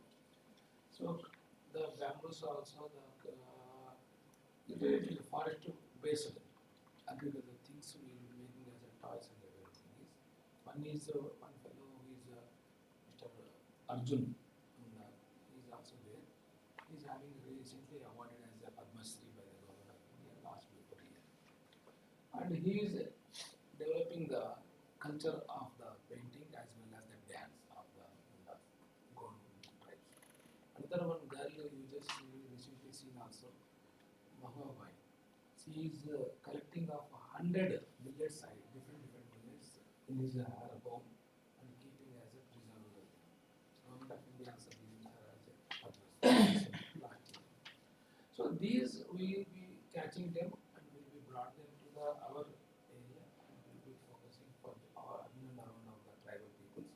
We will be giving them results. Yes, so what is major challenges doing of this aspect scheme of the LBS? So one is we can be develop the bamboo based and forest based products. That's very easy. Agro process also very easy. Advantage I am telling about the LBS. Third one is this bakery items only because of under LBA money will be sanctioning, instruments will be purchased and will be established in the centers only. That is only a new things only. And herbal and pankayati also this will be doing.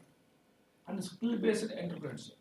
Recently we have a MOU with Sri Sri Center for the Excellence Bangalore, and nearby village people will be giving the electrification training also, because recently this tribal area is slowly it is developing.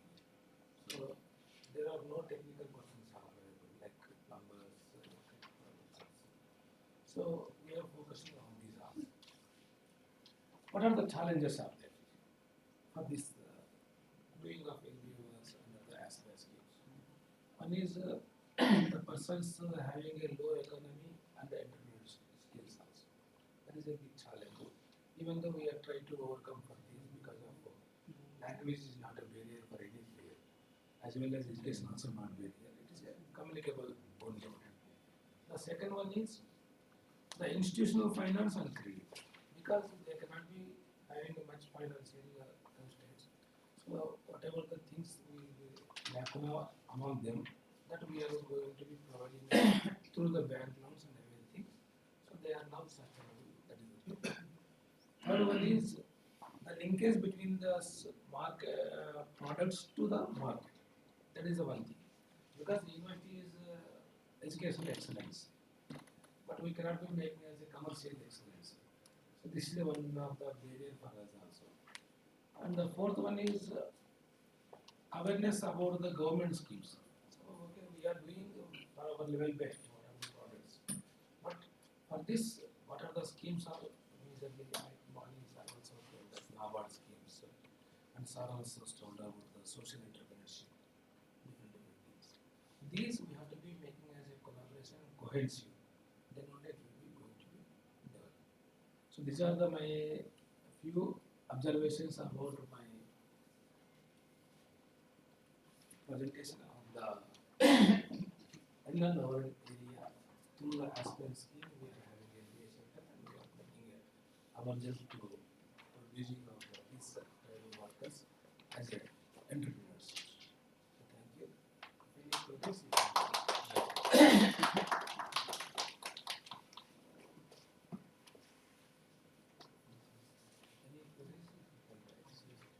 Would you like to throw some light on the eligibility criteria to apply for spare scheme? Anybody can do. Anyone can. Anybody. Good. But how they are identified? So first of all, we have to send the proposals. No, participants in these activities, how they are identified? We have to identify ourselves. Nearby village workers, we have to identify. We will brought them to the university and we will be going to the training centers. Because we have a good day poster now, minus, you know, all of them. We have our security persons, maids, all these, we call them to be making a meeting and just we call them. Whatever the persons available in our villages, we send them. Because we will be brought them also. And in our another one center also we are having a Kushi Vignan Kendra, agricultural research center also. So these two will be connecting and we are going ahead in the because there is no difference between the other central universities, our central university, in terms of reservation policy or everything. Namely, it is a tribal university, but there is no supportive for the tribe also. So what we have to do, we have to be make them to be enlightened. So through these activities, we are trying to be best ourselves to be make them to be as employability and as well to be entrepreneurs. Do you have that many outlets in the university? No, we are not having any. We are only training facilities. We are having. And what about the marketing and everything? Because wherever the tribal fests will be, they will be, we are bringing them to be there. Okay. Our coordinator and co-coordinator will be bringing these fellows. And nearby villages, we are also visiting for them because we are pushing them for the entrepreneurship.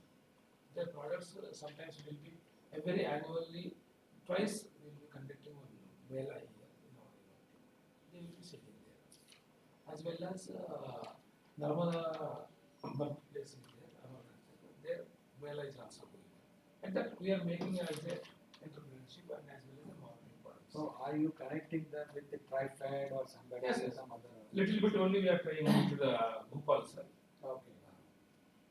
So it is a, we are just in the pipeline connecting with that smart. And you know that our Terry is there in the Bhopal, Tribal Entrepreneurship Research Center Institute. There we are having our connectivity. Recently, sociology under the Dr. Charles and another Manohar also got the project of 60 lakhs. They are connecting Because now what is happening at the national level, there are business enclave, tribal business Yes, yes. enclaves, and Adi Utsav, and many. Recently, we sent the event Delhi also, tribal conclave will be held. There we send these two groups also. Because why don't you connect these people with the Minister of Tribal Affairs? Because I know that, because they are looking for this, to self-develop, to start the startup and this entrepreneurship. But nobody says they are not contacting. So No, sir, we are, what you said is exactly correct. Because we started it was sanctioned 2016 only. We started 2018 onwards, actually. Because the 2 years we established the purchase things and established and gather, collecting the persons and gathered and make them to be. Because you know that the limitations are made in the tribal women. They cannot be come out from their village level to the mainstream level. So this is also a big challenge for us also. So, the challenge is only marketing because Yeah, now it is a marketing. Now everything is like this. Now our people are also taking care of that. What you said is we are looking at that also. Like Dr. Anil pointed out, actually, since your university is dealing with the tribal and all, and you guys are quite engaged in this activity, why don't you start tribal outlets in your university? The same question I am asking because you say only giving training, unless you showcase, right? What kind of a products they are having, and among particularly your communities, university communities, academia, and all those who are visiting, they should take that test and you should celebrate We that. are having at our center outlet like bakery products, honey products, Kaudu Kutko products. In campus we are selling and most of the families and most of the employees staff. No, sir. I mean dedicated outlet. Do That it is is what- dedicated that is marketing what we are outlets. having. We approached recently the governor of Anuppur district collector. He told that we will see the. No, actually, So the university can take its own, university can start that. Yes. University having its own limitations because. there is No, very actually, little. what I'm saying, we are not saying that you do this business. You should provide all, logistics like commercial complex. My submission, I already told the university, like you also, because commercialization. Commercial- We have a innovation center. No, sir, actually, what I'm saying, like IIT and other places, central universities, they are having a commercial center. Yeah. Okay. Whatever activity we take, grocery, all sort of items in one place. So there you showcase, right? Different types of products, and you dedicate certain outlets to tribal products, Okay. right? Yes. So that way you can highlight, you can advertise, you can promote, and apart from your training. Actually, this will be what happening is every 5 years they will be renewing our law based upon the activities. As per scheme is up to 5 years. Every 5 years. What university is saying is not a long time process. Once if you are not doing best, it may not be continued. If we are doing outlets and all these things. No, sir, you give just outlet, like commercial complex, a grocery man. Now we are trying, sir, because of Yeah, you just give them one outlet, they will come with their products and they will sell like others. Yes. Grocery shop is there. What you said is we are doing, sir. It will be better. Now No, we that are- should be massive because you Yes. guys are dealing with. Recently, one Himalayan Institute of Environmental Science, Nainital, Uttarakhand, lemon processing unit. Lemongrass. Lemongrass. Yes. That is also We are selling also like doing everything. with in connection with the Environmental Science Department as well as Biotechnology Department. That's also we are including in this also. So slowly, one by one, we are catching track. No, this Because is- there is no differentiation between what I said. No, there are other universities and our universities. that's true, sir. There is no so much coordination between the different departments. But I can only suggest because now Ministry of Tribal Affairs is very much interested. Why don't you call Ministry of Tribal Affairs to the university and tell them these are the things. He is the connecting Yes, point. sir, sir is correct. I know that. Yeah. So What you said is also that's correct. No, sir, actually simple. You give outlet to these guys. Okay, like in grocery shop. Yes. They are giving those rent, right? You invite these guys, भाई आपका एक outlet में जितना जिसका product है एक बंदा sell करेगा. उतना easy भी नहीं है sir, but actually By we commercial- have to make it. Commercial complex rent देने में वो तो हमें क्या कर रहे हो तो सर अभी अंदर ये है कि हमारा ओन सेंटर है सेंटर में इस आउटलेट है सो वो बच्चों को स्टाफ को सेव कर रहा है सेव कर रहा है बाहर करने के लिए जैसा कोई अमरकंटक में है उधर आउटलेट रखना कमर्शियल रखना होता आपका जो commercial है उधर complex है। स्पेस भी होना है उनका मंथली भी इतना होता नहीं होता है नहीं, आप लोग उसको concession rate में देना। हमें बोल सकते हैं ना because we cannot Say ultimately you guys. Yeah. we cannot be give the salaries to them we cannot be No, there is no salary. It's on rent. no, rental basis Rental basis. That guy will come वो with लोग it. इतना ध्यान से देते नहीं देते इतना हमें नहीं बोल पाएंगे वो ट्रेनिंग दे रहे हैं उन्होंने No, that is not half-baked story. Only training and that's why what I am saying is without following a action-oriented. that's why what I said is we met with the district collector so you just push them behind we are training and we will be looking supervising also because it is not a one person's No, it's a coordinated effort. That's what I- Everybody. Now they are supporting, it may be slowly will be. No, you take lead and we wish actually. No, what your suggestion is. Our request is that No, sir. your suggestion is commercial very good complex, one. your commercial complex like in IIT, NITs and other places, commercial complex it's open. Yes. If a director or VC wants, they can do it and easily you can sell all these products over there. And you can market and you can help these guys. Good. That is the suggestion and No, submission. your suggestion is very. That's what Dr. Anil pointed I out. think apart from all these things, you also submit a proposal for assessment or evaluation of the activity. Okay, sir. Because whatever goals, whatever objectives we have, Yes, sir. to what extent they have reached, what changes have come in the families of the people. That study is going on, sir. That I study already is, told. No? as a One of the study university, that is going also on. your priority. Sociology department has taken the one study on this. Recently, 23 lakhs also science and submitted report. Another 2 studies they are given. That is important for us. Extension and then outreach, action research. But No, research the also. Department of Sociology is going on doing. Yes. Sir, as you have said, the tribal peoples are not able to come up front to the mainstream.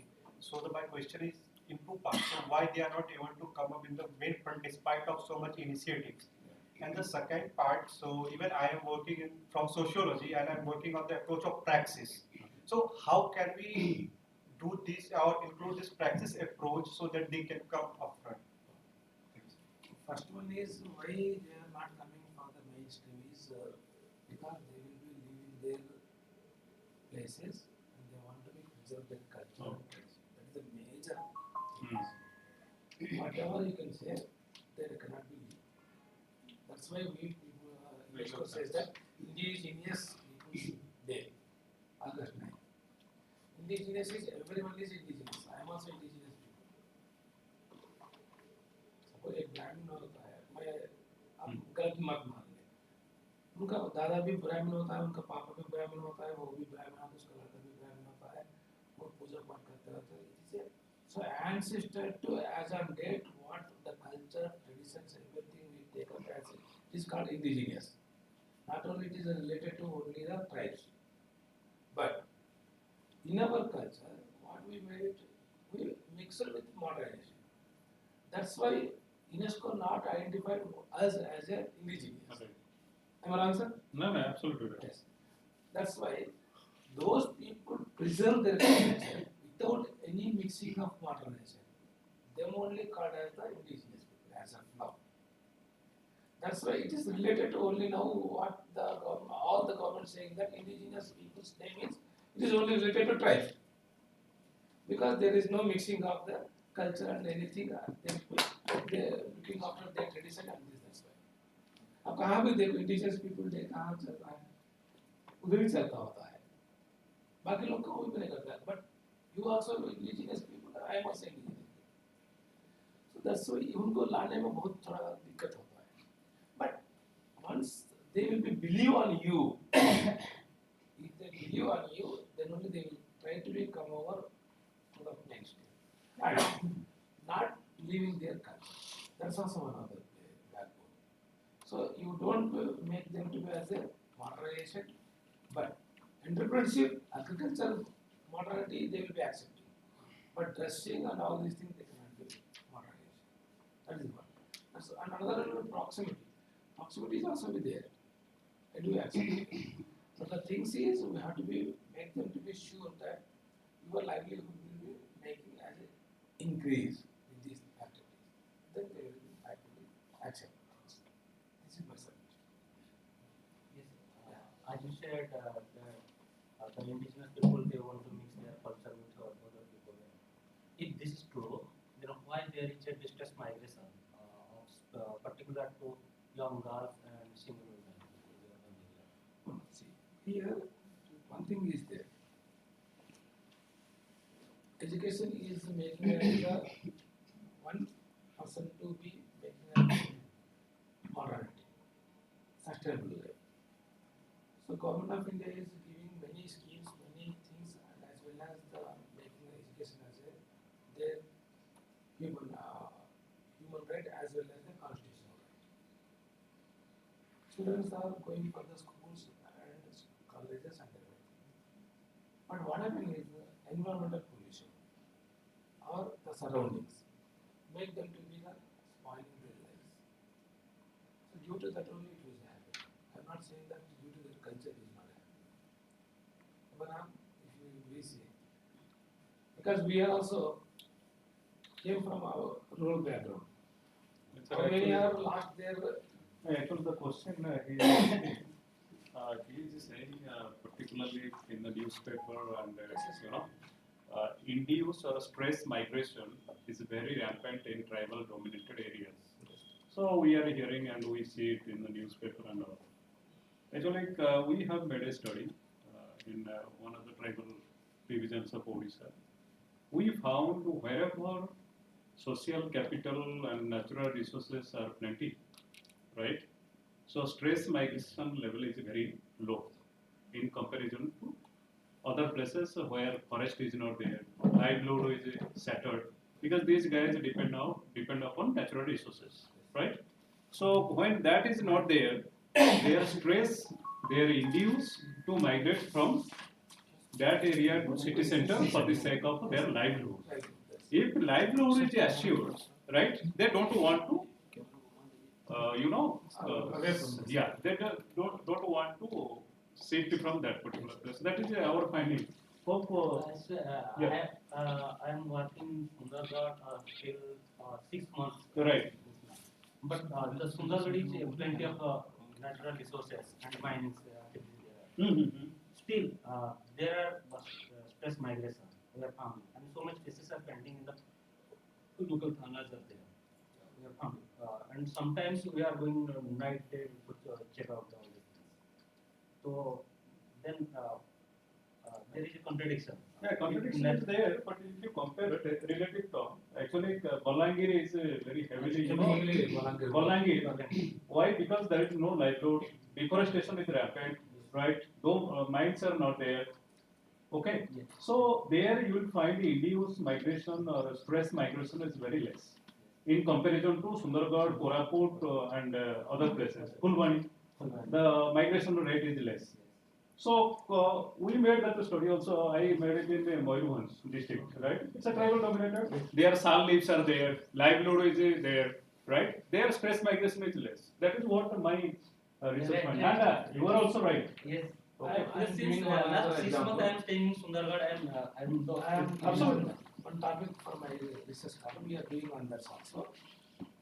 Education status, intellectual ability, and achievement of children. Aspirational. Prostitution. Prostitution is a big crime. But the sexual women, children, go and take and I have that not also disease. So new Sagar and Bansara in the area, they are having NGOs and the police thanas. I went there, I collected the data there from the children of prostitution events, and they are believing that yes, it is our livelihood.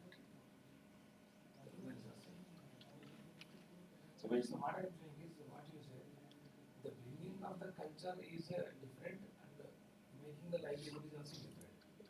When you mixing these two, some mismatch will be happening, these things will be happening. That is only my observation. Your answer? Okay. Yes, any other? I think we'll go for the next presentation. Yes. Thank you, sir. Thank you.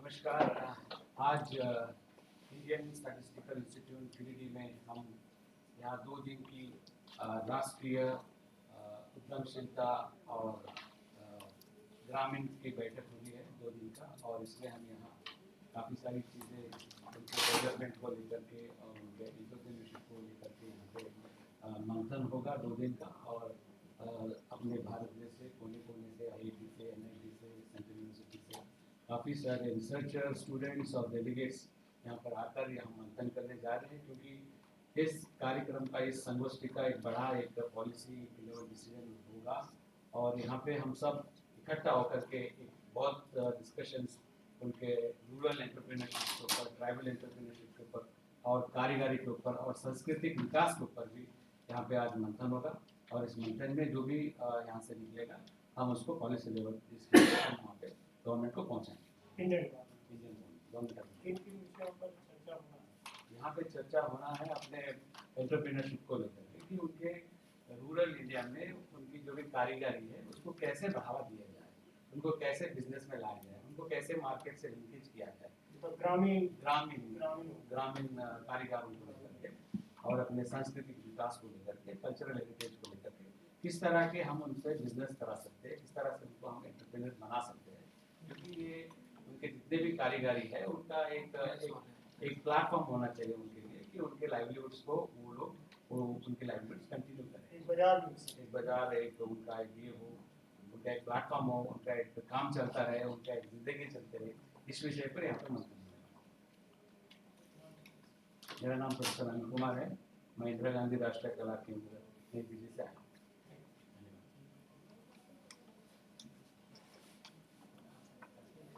Professor Ramesh,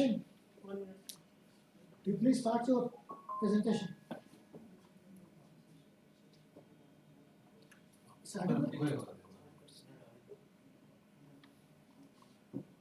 Okay, it is visible. If anybody want to give some bites, please go outside. Yeah, they want some bites. Sir, bite दीजिए। आप वहीं पर बैठे। चलेगा उधर बात। Professor Sen, you start your presentation.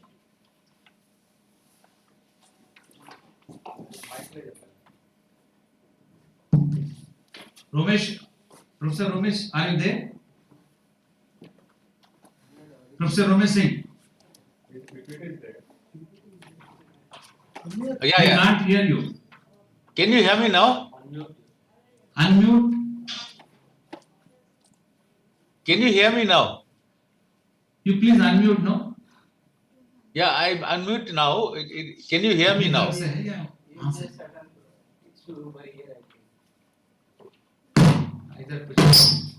Can you hear me now? Yeah. Oh, Thank you. So, first of all, good afternoon to all, and respected Chair, Professor Venkatrao sir, and I am thankful to Dr. Behera for inviting me. Only I regret that I could not be there offline because of my prior commitment. And before starting my lecture, I think it is just for 20-25 minutes I will be talking about.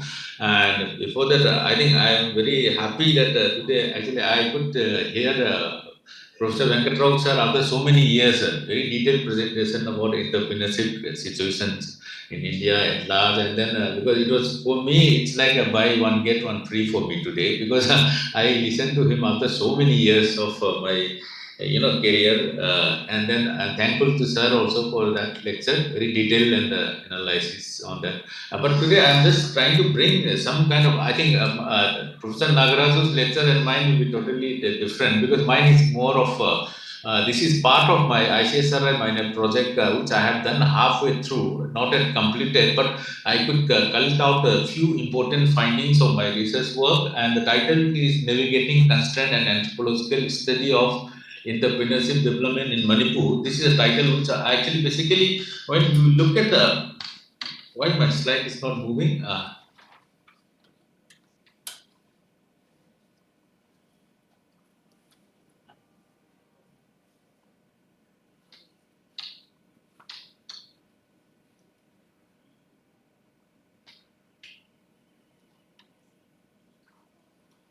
Okay. Yeah. So to start with, when we look at the basically larger management discourse, no, where most of the management writing talks about entrepreneurships are identified with certain kind of characteristics, was very important and a very universalized kind of characteristics which they talk about. A creative spirit, a very jargon which they use, and the spark of innovations, the willingness to take risks, leadership skill, motivations, a realistic vision, envisioning a business plan, building, leading a successful team, and market savvy, effective promotion and pricing. These are some of the jargon, very popular jargon in the market. Large scale entrepreneurship, and then most of the management discourse talks about basic, essence of these characteristics. But here, when we talk about the entrepreneurship in the rural context, one need to look at how this, last the popular idea of entrepreneurs, which that characterize certain kind of aspects, whether how it is effectively integrated into the rural setting. That is how I just trying to see that and how it can be applied in the context of Manipur. And this idea, the very grand idea of this entrepreneur's characteristic, which has been discussed and discussed and then accepted by many management scholars,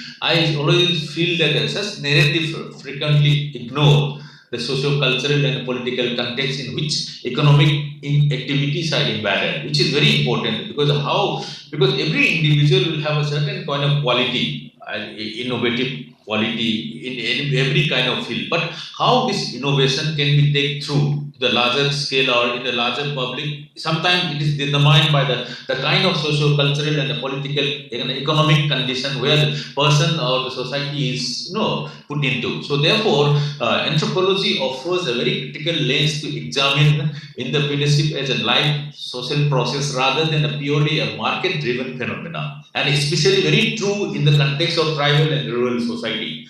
So my paper seeks to understand how the historical marginalization, governance structure, and cultural values, and the pandemic disruptions and ethnic conflicts shape the entrepreneurial practices and the possibilities in the state of Manipur. So this is the introductory, and then to have a better academic nouns to this kind of work, I just try to understand the challenges of entrepreneurship through Carl Polanyi's work of 1944 and 1957, the Great Transformation, the economy as an institution process, and the concept of embedded economy, which he talks about, which is very prevalent in the informal society, and Bodhi's work on notion of social and cultural capital, how social and cultural capitals are important, the form of capital, which he talks about, and James Scott's work on insights on informality and everyday resistance. Because why I have taken these three ideas is it looks quite fitting, and then it's not fitting, and the kind of condition which we see in the Manipur entrepreneurship condition and activities is quite related to this kind of idea, the concept of embedded economy, because Manipur's the entrepreneurship condition today has been embedded into the social, cultural, and the political condition of the society. And another thing is that the social capital, the cultural capital, and the kinship relationship, these things works as one of the prime factor for success or not successful of entrepreneurs activities and sustainability in that way. So, and then another thing is that people face lots of uncertainty in their everyday life. That is what I inside of informality everyday resistance, because of the lockdowns and the closing down of the shops, and the business are confined to certain kind of territory. So large scale expansion becomes a very humongous task for the people who lives in this kind of area. So therefore, all these factors leads to some kind of stagnation for the entrepreneurship activities in Manipur. So entrepreneurship is treated as a socially embedded practice shaped by the power relation, social network, and a historical process rather than individual rational choice alone. You see. So, but see here, I just want to throw some light on that. I just bring it back to the management scholars writing that, because they focus more on the individual's achievement, individuals, creativity, risk-taking behavior, and all that. But in this kind of context, it is a by power relation, social network, and historical process rather than individual. You see. So here, a group community is given lots of importance rather than the individual. So, and now I just want to bring it to some sketchy picture of how this is done from my recent data collection which I have done, and then some of the things which I found, I just try to bring it, filterize certain kind of important points so that I can share here with. See, state has a historical and structural marginality. And what are those things? Our economy is shaped by the colonial policies and a political instability. Even you know that recently the state was under the president rule, and then just day before yesterday, the new government has been formed, you see.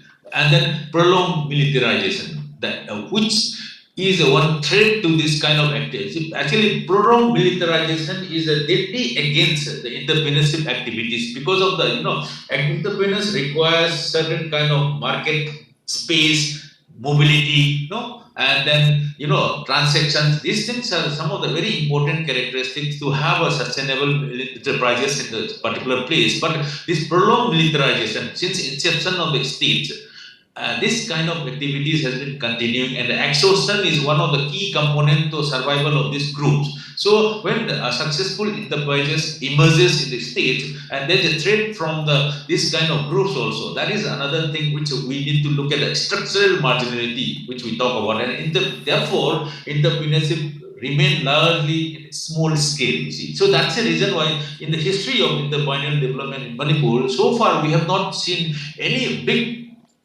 enterprises in the Manipur. At least I can count only one or two people, you see. So because of all these conditions, because people remain as a small scale enterprises, and the informal, moreover, the informal enterprises and the survival oriented, because the livelihood oriented enterprises. So that is, and apart from that, and we also have, infrastructure deficit, the erratic electricity. See, even when we live in a city like Hyderabad, we never experience a power cut.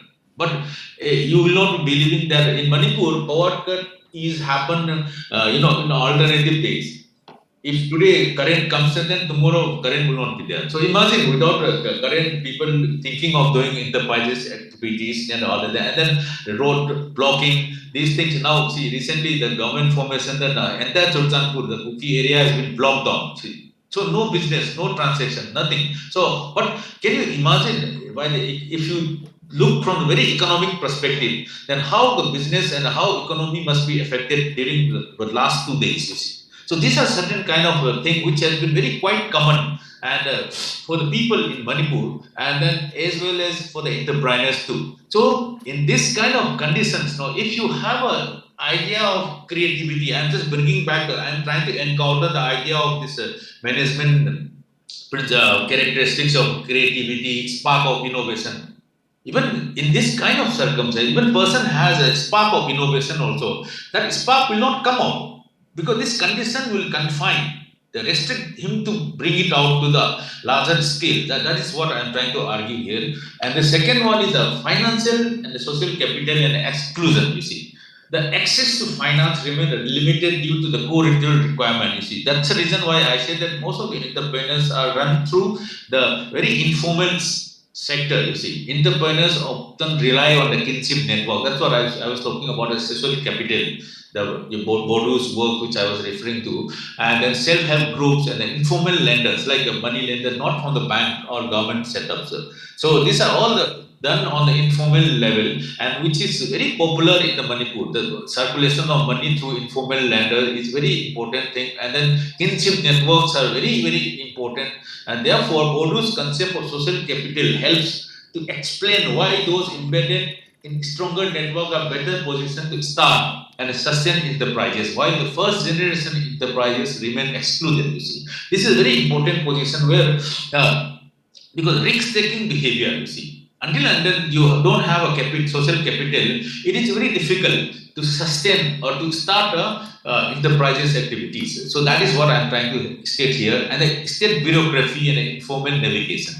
Experience the state through bureaucratic delay. This is very quite common. And then bribing of the officials and the procedures. That's why people get fed up to approach the government official for any kind of scheme. I think Nagaraju sir has pointed out different kind of schemes which are running in the, I think, Amarkantan side about the tribal, and the same kind of schemes are also implied the notice. Even now, for the recent time, the government has been pumping lots of money on this kind of, for the encouragement of entrepreneurship activities and then to start up. But the problem is that the process, you see, the kind of the bureaucratic structure which are placed into, so people don't feel like getting into those kind of projects. So therefore, the informal practices, intermediaries, and the personal connections become the essential tool for navigating the governance structure. So if you want to break through this kind of a government structure, to have a certain kind of benefits from the government sector, and then it becomes a very difficult until you have this kind of network, intermediary and a personal connections. But then imagine the people like us who hail from the rural areas, no?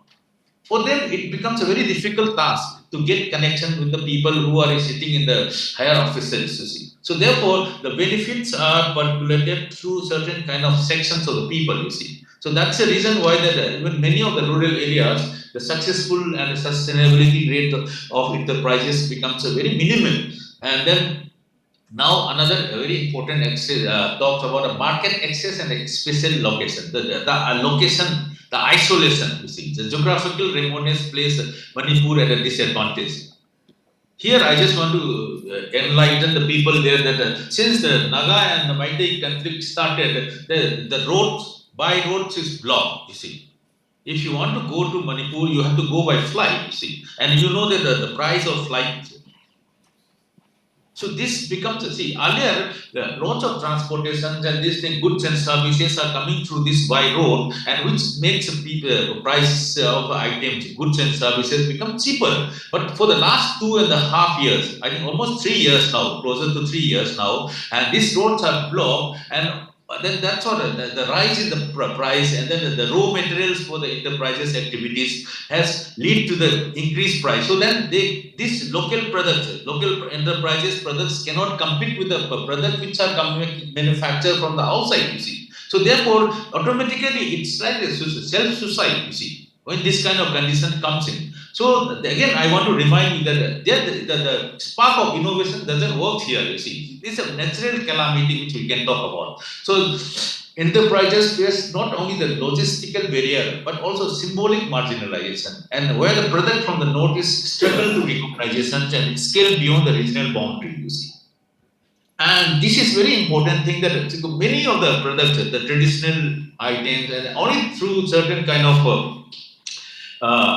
government agencies are trying to promote the notice product, but it is not so successful in the larger market structure because people fail to recognize the essence, the cultural essence, and the importance of this product, and because the focus of this, and then these are not being able to produce in the large scale, you see, that because as I mentioned that most of the entrepreneurship activities happen in the very small scale and very informal. So therefore, when you want to bring it to the larger scale, you require certain kind of formalities which has to be governed by the governance and other things. So most of the people does this small scale enterprises through digital space, and then certain kind of networks through friends and the families and other things. So that is how it happens. So there is a geographical disadvantage happens. And then next one is about the COVID-19 as a social and economic. It's quite common for entire world and as well as for the country.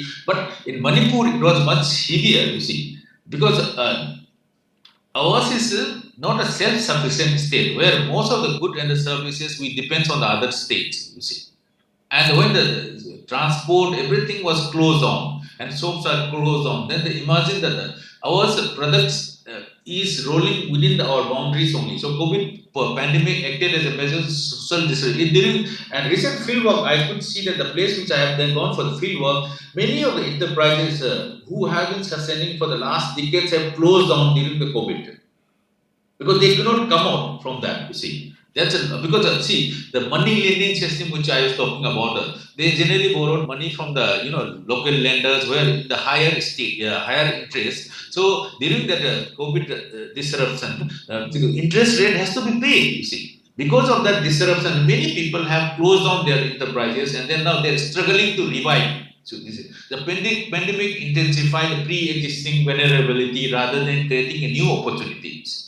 So this COVID is one culture's economic shock for the society where many people are suffering not only in terms of the health and the death rate which we talk about, it is about the economic, especially when we closely look at the enterprises activities, especially the area where I have in Kapal district and Kalsing district, I have gone for the field work, where many people are still struggling to hand to mouth, which COVID has impacted their life, you see. And another problem added for the last 2.5 years is the conflict identity and the economic network. The recent Maitai Kuki conflict significantly affected the entrepreneurial activities by disrupting the mobility, trade routes, and the inter-community network. You see, so there's totally cut off between and then the hatred among these two communities, and then we are like a boiler chicken in our market. Because we are, bounded into our areas only. See, most of the Maitais are living in the 10% of the area. They cannot move beyond this area now today. See, for the last 2.5 years, and cookies are living in their own zones. Where even the very interesting thing which I just want to highlight is that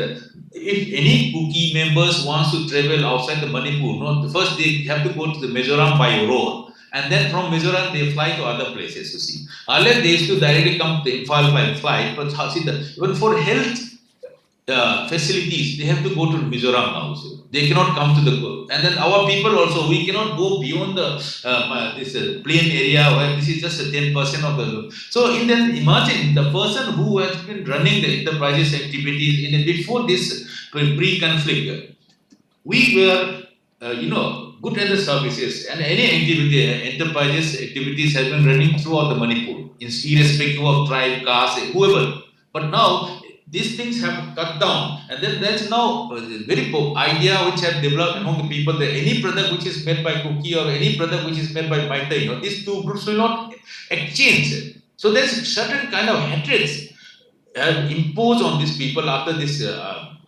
conflict happened. So that it has disturbed the entire states and many houses are burned, and in many trade centers even Imphal there is one particular place in Imphal where many of the Kuki people have run their own business, small scale business, and all their business house has been burned down now, and they have been living in the internally displaced rehabilitation center for the last 2.5 years.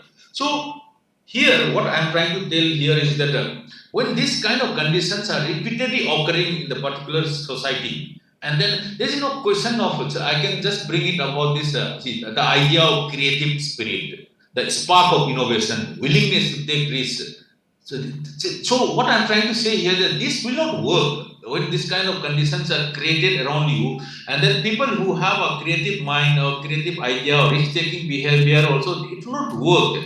So therefore, it automatically, die down to a certain level. So that's what people are saying. So now starting an enterprises is what every youth, because many of the unemployed youths in Manipur or even the girls, boys, everyone is exploring their possibility. But the question comes the sustainability, idea of sustainability. And then there are some cases of some very successful enterprises, but they themselves narrated that they also finding very difficult to run because of this kind of uncertainty which is happening all around the states. And then apart from that, the social unrest, the militarization, the extortion of money has been so much that every month you have to give certain kind of percentage to this group. And this group is not just one group. There are many groups which are operating in Manipur. And then if you don't give, your life will be on threat, you see. So this is how the state runs.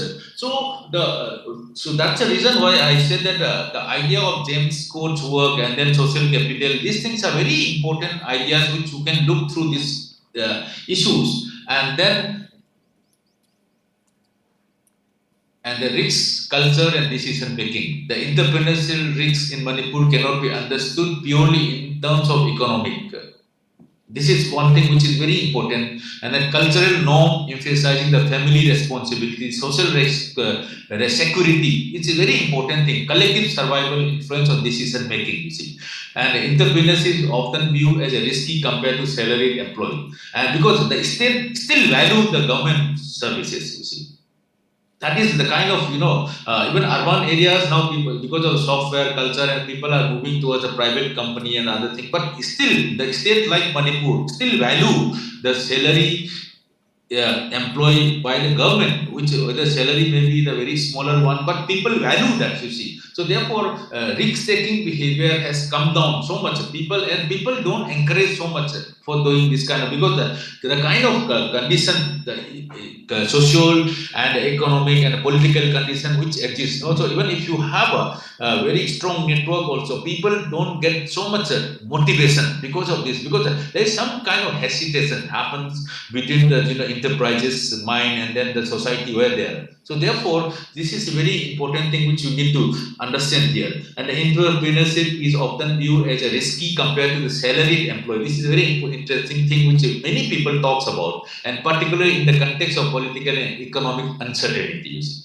Because of this uncertainty, you see. So therefore, you need to understand this, what kind of thought process is going on in the person who wanted to be the enterprising person, you see. And then here I just want to bring in some kind of cases where many of the enterprising persons, they have come out from Manipur. They started this kind of small scale enterprises in states like Hyderabad, Delhi, Bangalore, and now because of thanks to the digital media, digital space, that they are through digital space, the medium, they are able to generate certain kind of income, and they are able to sustain, and they are more successful doing business, this kind of small scale business in Hyderabad, Delhi, and Bangalore than doing in Manipur, because this kind of disruption, this kind of uncertainty is not there in the places like Hyderabad and Bangalore and Delhi. So that is what I'm trying to argue here, that it's not just about the spark of innovation, creative skill. The social environment, the conditions are also playing a very important role when you look at the case of Manipur here. So that is what, and the resilience through informality and adaptation. So how people resilience. So, and despite of constraint, and the constraint has been so many and so many things which I've been talking about. From I still remember that from my PhD days, this kind of issues have been running, and before that also, now also it's continuing. It's a perennial problem for the state like Manipur, but very surprisingly, what I'm trying to say here is that entrepreneurship persists to informal economy till today. And people say that sustainability is problem. Despite of that, there's an increasing number of enterprises in Manipur through entrepreneurship. And what is a strong forces is a kinship network, you see, adaptive strategy. Informality should be seen as a failure. It should not be seen as a failure. It's a very important thing. It should not be seen as a failure, but it is a rational response to the structural constraint of the societies. That is what I am trying to see. Informality, because people always talk about formalizing certain kind of activities, but formalizing becomes a very difficult task for the people. So that informality especially for the rural context, small scale, and it may not be applicable for the larger scale enterprises, but for the small scale enterprises, I feel that informality works for the state like Manipur. That's why it should not be seen as a failure, but it has a rational response to the structural constraints.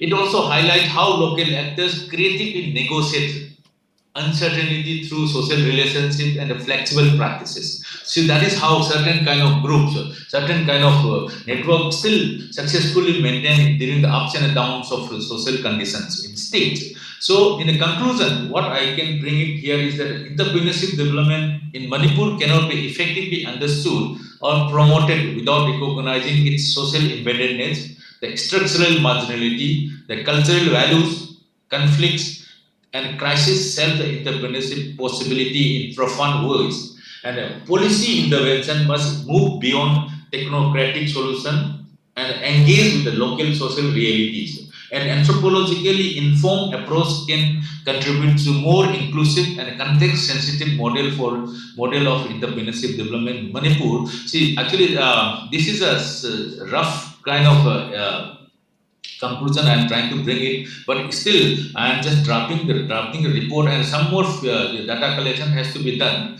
I am in the middle way of my this research, and this work is basically based on my current ICSRI project. So actually in the final stage of my project report, I think I am trying to develop as a one kind of paper for this, and I'll be happy to respond to if you have any questions and queries. And if you have any suggestions also, I will be grateful. Thank you so much.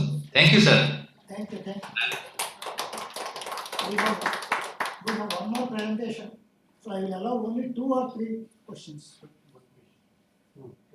Two questions. Sir, am I audible? Yes, please. So, sir, as we talked about the social embeddedness, as the Karl Polanyi in the Great Transformation talked about, how Yeah. economy is socially embedded. But when Yeah. we look at the current neoliberal and the capitalist and the global market scale, so how we look at this habitus of rural entrepreneurship and the disembeddedness? How can we look at this? No, that's what I'm saying. No, actually, see, that in the large scale, Carl Polanyi's idea of what he talks about in great transformation, because it doesn't work in the large scale enterprises, basically. That's what this large scale enterprises works in a different level. There is some kind of formality, structure, and it has a different kind of policy. But especially in the Manipur kind of context, you see, his idea of informality, that embeddedness, social embeddedness becomes so you cannot disconnect. That's what I'm saying, because there is sustainability. Entrepreneurs are many, despite of conflict, despite of COVID, no, and despite of militarization for ages together, there is successful enterprises. Not in the very large scale I'm talking about. They are sustaining. You see, that sustainability is because of social embeddedness. Their network, kinship network. No, that's what I'm just trying to highlight. It may not be applied to the urban sector or larger, enterprises. Okay, I'm just bringing it to Manipur context. Thank you, sir. Any more questions? Professor Ramesh, how do you compare Manipur with neighboring states? Yes, sir. Actually, sir, it can be compared, but the problem is that the social conditions has to be taken into consideration. The parameter which you compare is, suppose, see, if we take a political parameter, no, social parameter, and then see, if you take Mizoram and Meghalaya is a very peaceful state where this kind of problems are not there, and then the comparison become very difficult. So, but if you take a state like, Nagaland, for example. So Nagaland is again another quite similar with the Manipur kind of condition. So I think that is how we need to look at a certain kind of parameter, and it cannot be taken as a state-wise neighboring and that concept. Can we see any hopes, because recently there was a government forming in Manipur? Yeah, 2 days back. Yeah. 2 days back. So Yeah. can we have any hope on that to develop further this entrepreneurship? That only God knows, sir.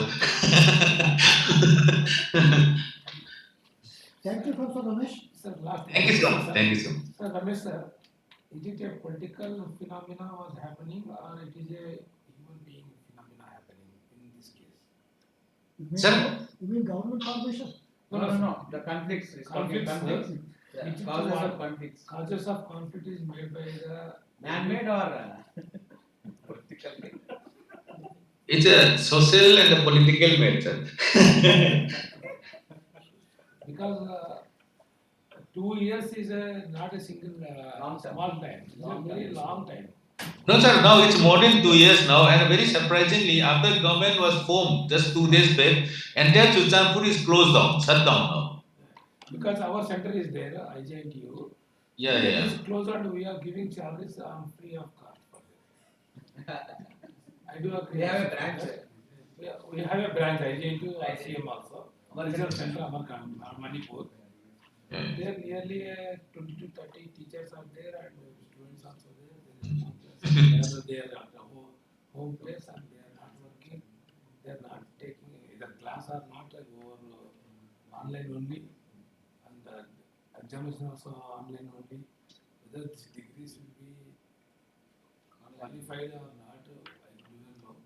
But this much of academic wastage will be happening through this case. That's why my question is whether it is a man-made or a human political and social. That is why entrepreneurship or education or anything, political stability is important. Yes. Whatever. Okay, sir. Thank you, sir, for your presentation. Nice. Nice meeting you, sir. You have been inviting me for your lectures. I have calling you on IMUTC also, no, many times. Now I request Sri Amjad Ansari, JSLP Plus brand, Kanapura, for experience sharing. Please do. Thank you, Ramesh. Thank you, sir. Thank you, sir. Thank you, sir. सभी को झारखंडी जो है मेरा नाम अमजद अंसारी और मैं Karampura cluster से manager हूँ और हम लोग यहाँ कई तरह के आटा बनते हैं जैसे आपका हो गया मल्टीग्रेन आटा हो गया रागी का आटा हो गया बाजरा आटा हो गया सत्तू हो गया बेसन हो गया और आपका गेहूं का आटा और हमारे प्लास ब्रांड में कई तरह की चीज़ जो हम लोग बनाते हैं जैसे आपका अचार हो गया रागी का बिस्किट हो गया रागी का लड्डू हो गया रागी का निमकी हो गया और सम पापड़ी हो गया तो आपका साबुन भी हो गया हैंड वॉश हो गया सरफ हो गया ऐसे हम लोग अभी कुछ 49 प्रकार की चीज हम लोग जो प्लास ब्रांड के माध्यम से उपलब्ध करवा रहे हैं। इसको कैसे आपने प्रमोशन किया? पहले हमारे पहले हमारे 2014 में हमारी सेल्फ हेल्प ग्रुप की संगठन बनी थी और संगठन बनने के बाद हमारी कुछ 2014 से 2020 तक हमारी संगठन खुद से चलाने लगी। ये आपका गवर्नमेंट भी हम लोग को सपोर्ट करती है CIF के नाम पर हम लोग को राशि देती है CIF और एक RF देती है और एक हमारा बैंक लिंकेज भी किया जाता है और हमारी समूह की दीदी बैंक के जरिए से लोन लेके कुछ बिजनेस जो कर रहे हैं वो बिजनेस को हम लोग प्लास ब्रांड के नाम से देते हैं और उसकी जो भी बनाती है वो दीदी लोग उसको हम लोग प्लास ब्रांड के नाम देके उसको बेचने की काम हम लोग कर रहे हैं। कॉस्ट कैसा ये हमारी CLF चलाती है। ब्रांडिंग पैकेजिंग का कोई आइडिया किस तरह? ब्रांडिंग पैकेजिंग प्लस का नाम क्यों है इस तरह? प्लस का नाम ये हमारा जैसे का जो हम लोग का DPM होते हैं वो सबसे पहले हम लोग का जब ये प्लास चालू किया तो संजय गुप्ता सर थे उन्हीं का ये दिमाग है जैसलमेर है और उन्हीं के दौर से हमारा ये प्लास ब्रांड दिया गया। तो प्लास हमारा क्या है झारखंड का ब्रांड हो गया। प्लास हमारा फूल है जो झारखंड का महत्वपूर्ण फूल माना जाता है और उसी के माध्यम से हम लोग को ब्रांड मिल चुका है और हम लोग अभी प्लास ही ब्रांड के नाम से झारखंड जाना जाता है। तो आप लोग पर आपके कितना सालाना हमारा टर्नओवर होगा तो अभी तो हमारा मेरी यूनिट में हमारा 1 करोड़ का अभी लगभग पैसा है और टर्नओवर का साल की बात करें तो 2 से 2.5 लाख तक जाते हैं सालाना 2 से 2.5 lakh.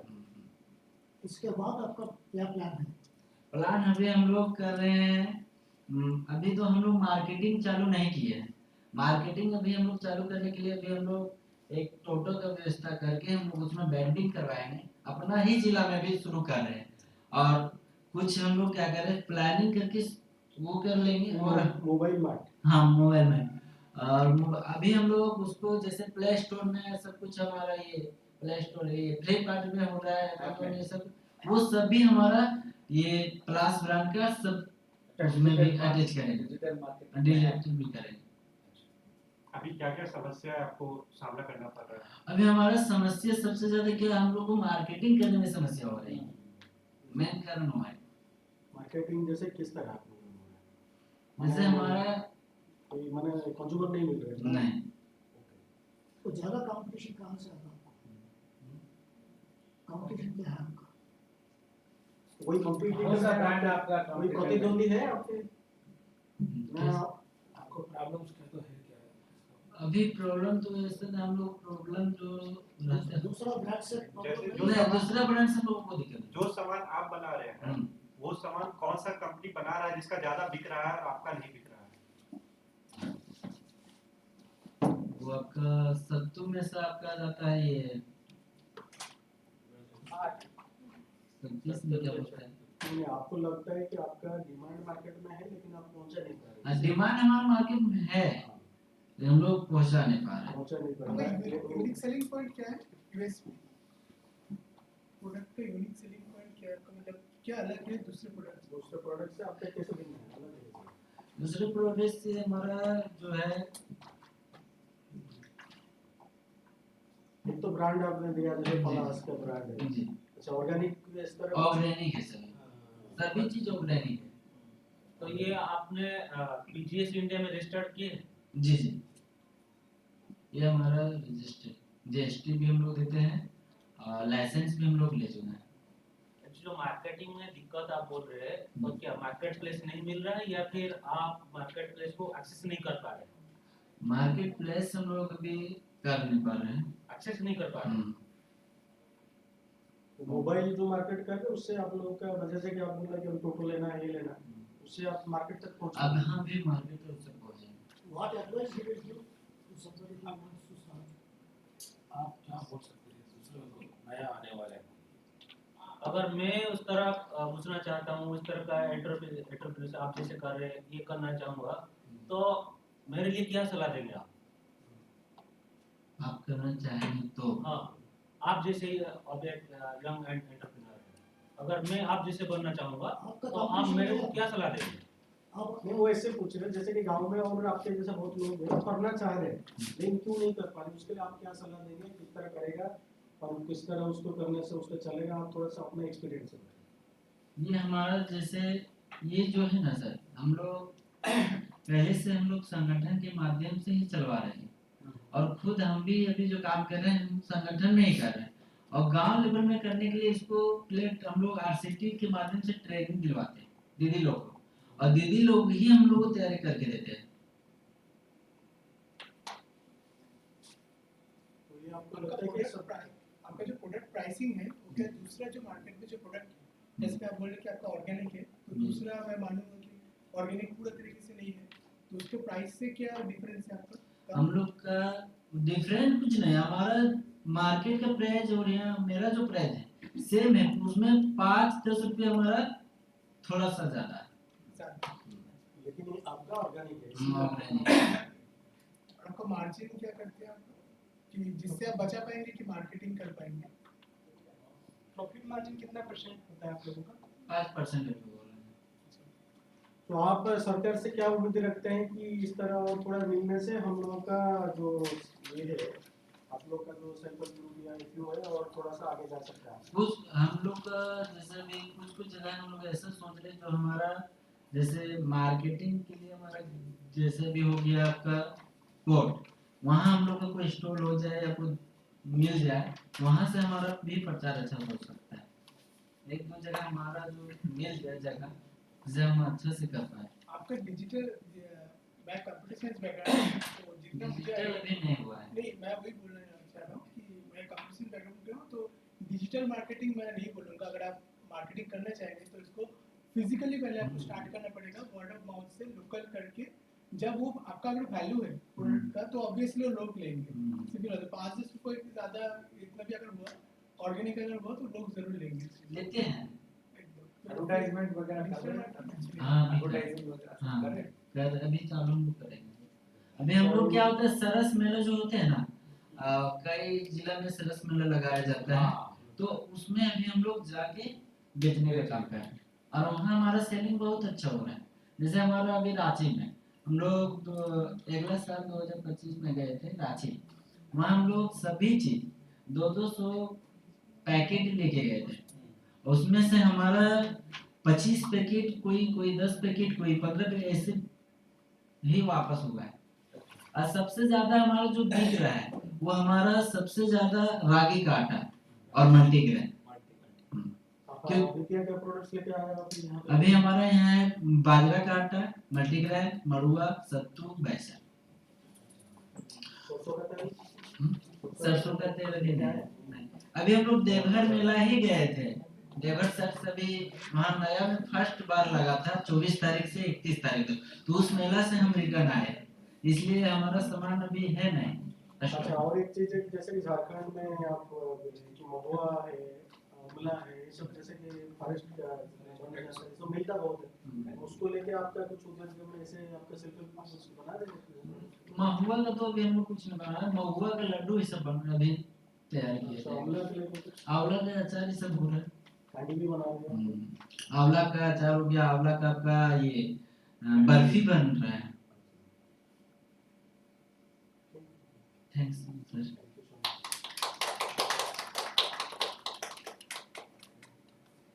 I think we had very enriching session. 3 interesting presentations.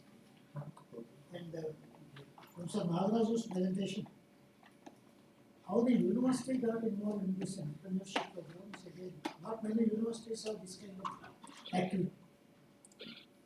So it's a learning experience, it is also helping experience for them. University community becomes a role model for other institutions also to take up this kind. So he has documented very well about the activities and the other issues involved in this. I think it's very enriching to learn about Amarkantak University doing this. And we also had a very interesting discussion of this. Then Professor Ramesh's presentation is equally interesting. The geopolitical context in Manipur, the geographical, historical, cultural, and also the other dimensions of corruption, unrest, and all these things put together. It's a very deadly combination that is happening in Manipur against entrepreneurship. So we actually learned much about this, and we realized the importance of political stability from the case of Manipur. So both are very enriching experiences. The third one, of course, is more practical experience. This is what is required. We academics debate and discuss and then repeat many things. But practically, the experience of a person is actually more interesting. I think that is the icing on the cake for this session. So I thank the organizers for giving me the opportunity. Thank you.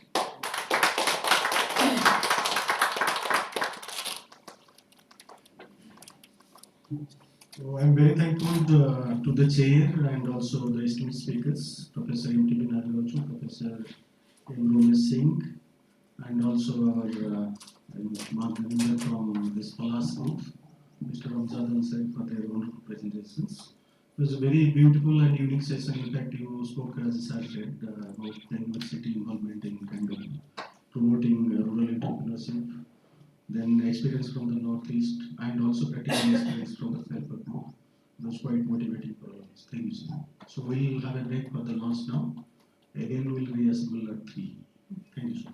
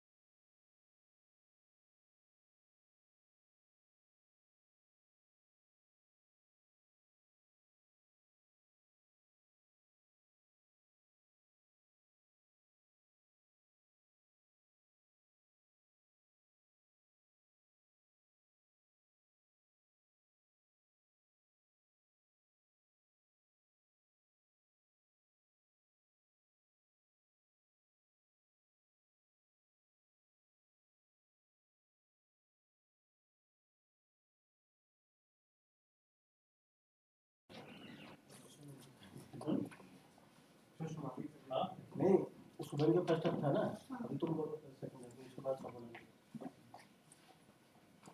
Hard वाला भी second है।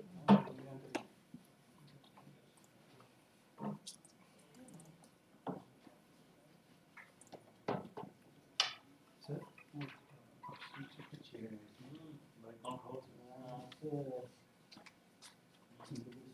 someone to say. So we have like next session के सरकार. तो next session क्या है?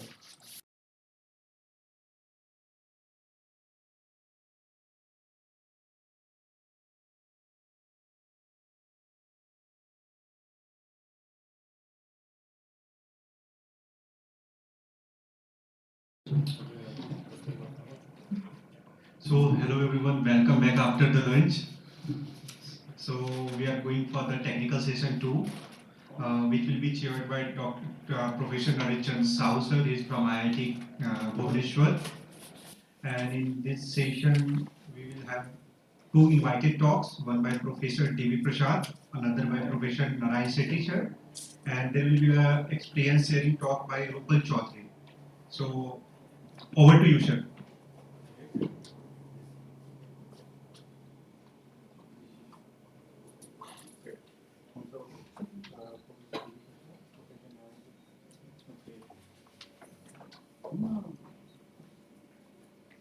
Professor D.V. Prasad will be online, right?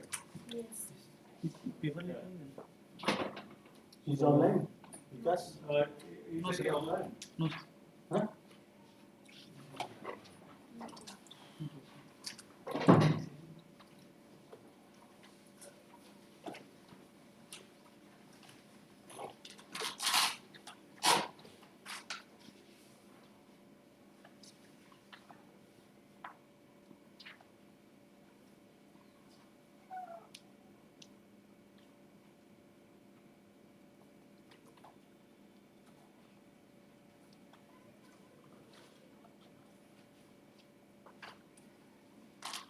Sorry. Good afternoon. Yeah, good afternoon, Professor Prasad. Good afternoon. Yeah, now it's over to you. So you can make your talk, right? Sir. Yeah, so Thank you so much. Just now I got a call from contours of outside. yeah, pastoral economies, right? Reflections from Bhatia of Central Himalayas, right? Yes, sir. Yeah, it's over to Professor. So please go ahead. I'm sharing just my presentation. Let me share. Okay. Sir, is it visible? It's coming. Yes, perfectly. Please go ahead. So before presentation, I would like to thank the organizers for inviting me for this invited lecture. Due to hectic schedule of classes, I could not able to join morning session. That too, I joined very lately. My revered teacher, Professor Venkatrao sir, was addressing the keynote. I was joined there last at the back end. So I missed a lot the inauguration. Really, actually, I wanted to physically present and meet you all of you, but due to some technical issues, last minute I could drop the idea. Anyhow, today I am going to present the topic already the chairman of this session revealed, the trajectories of entrepreneurship and the changing contours of pastoral economy, because anthropologically speaking, the Bhotias belongs to the pastoral community, trans women. So they used to move in a seasonal movement during winter as well as summers, and that is a typical kind of traditional pastoral migration pattern, which was totally replaced now due to climate change, due to modernity, you can call anything. So they, in the process, they lost the traditional livelihoods, and they were forced to adopt the modern livelihoods, including tourism related activities, the so-called entrepreneurship. So today I'm going to speak on the aspect because whole lecture was structured into these aspects. The first thing is the Shauka Bhotia. Even Bhotia, there are different types of Bhotias are there, of which I'm going to speak on the the Shauka Bhotia. And the another aspect, the transition from traditional to modern livelihoods, how the traditional pastoral economy was transformed into the tourism, development related economy. That is the main crux of today's my presentation. Then the tourism related livelihoods also I am going to touch upon it, and the stakeholder, how this Bhotia, Shauka Bhotia transform themselves from stakeholders to entrepreneurs. That is also an important aspect of my today's lecture. And more or less, this entrepreneurship was facilitated through these handicrafts and marketing through saras, bazars, markets, self-help groups, and village organizations. All these I am going to touch upon. Further, how they are processing, these traditional Bhotia women are processing and marketing the products of indigenous products. And apart from this entrepreneurship, they are also engaged in different village level organizations, youth organizations, women associations, how they are going to benefit the society. And this is not a smooth way of dealing with the economy. There are some challenges are also came in front in their journey, and how they faced, how they adopted the innovations. These are all the points today I am going to spoke on. So, who are the Shauka Bhotia? You can see some of the pictures that are Mother Bhotia women, and they are culturally rich people. And who are these Bhotias? Why we should focus? Because one thing I would like to mention here. Last year, 2025, I have taken my students, post-graduation students, to the central Himalaya places for field work, anthropological field work. So there we stayed more than 2 weeks, and we come to know about this tribe. Then we have focused on Shauka Bhotia apart from the different Bhotias. So let me introduce why we should focus on the Shauka Bhotia. You can see the map. Is it visible? Map? Yes, please. Here, here is the Uttarakhand. It is having two international borders. One is China, that is Tibet, and another is Nepal. Okay. Then it is in the northern side and the northeastern side. When it comes to this portion, it is Himachal Pradesh and down Uttar Pradesh. So we have we have conducted in the district of Pithoragarh. You can see here, Pithoragarh, and Uttarkashi and Chameli. These are the two big districts comes under Garhwal region, and Pithoragarh comes under Kumaon region. It is lying at the lower Himalayas, whereas these two are in the upper Himalayas. So why? Because this Garhwal region, there are also Bhotia are also available. They are called Jhad Bhotia, Tolcha Bhotia, Marcha Bhotia. These are the main groups inhabiting Uttarakashi and Chameli district. Whereas the lower portion, Pithoragarh, we have come across the Bhotias of two kinds, only Johari Bhotia and the Rang Bhotia. Even Himachal Pradesh also, we have Bhotia, they are known as Rompa. Even other places are also Bhotia are known with different names. So my focus of the study was Pithoragarh district, where we have conducted the field work among the Shauka Bhotia only. So this is the first aspect, and they are inhabiting in the high altitudes of the Himalayas, and this term Bhotia denotes came from the root word called boat, इसका मतलब जो है they are Tibet.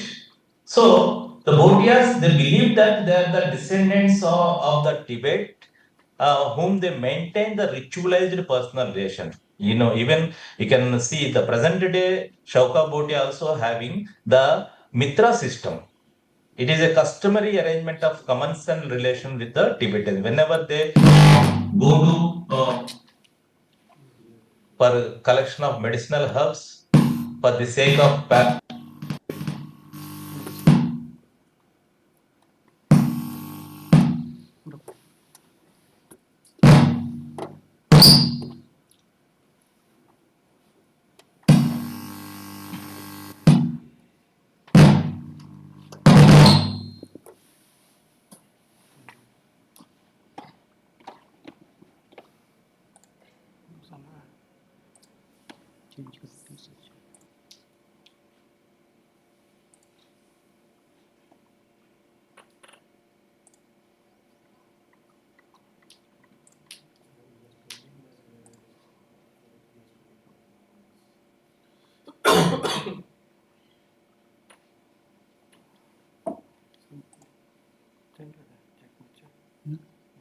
No, worry.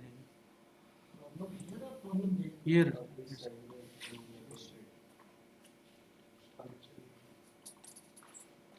Professor Divi Prasad, there is some network problem from this side, so just wait for a couple of minutes to settle this from our side.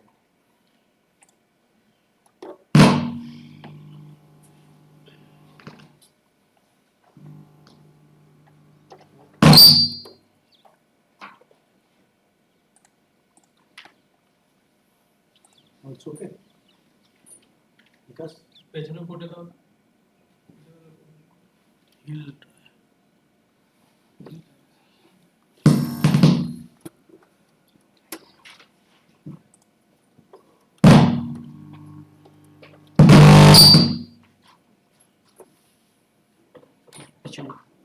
जाए इसमें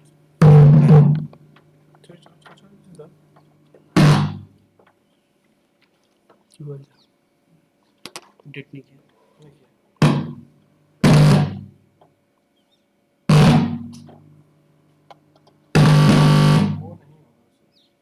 कम कर लो पहले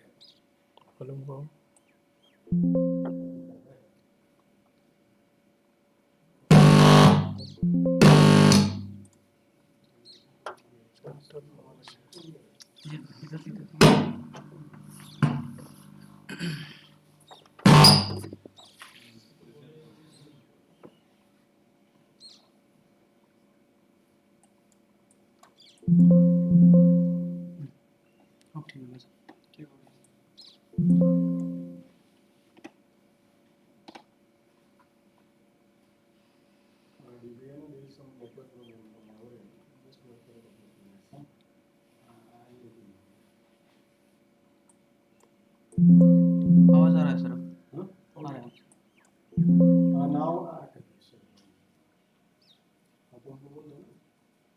hello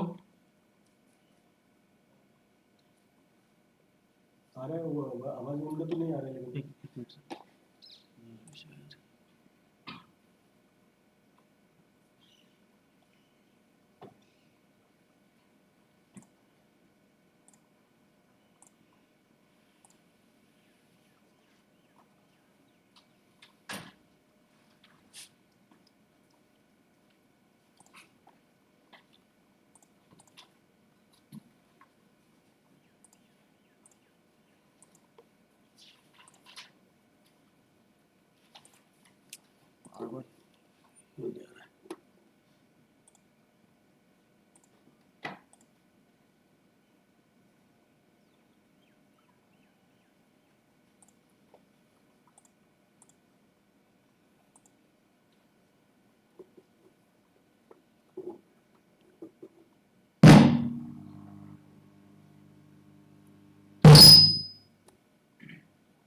Should I call you? Because no sir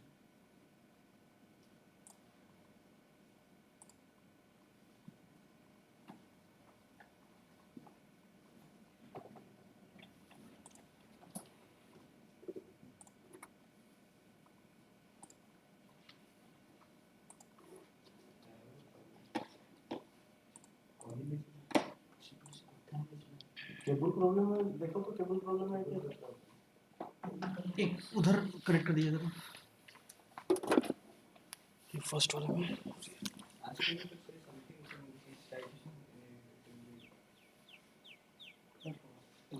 Understand that is the problem.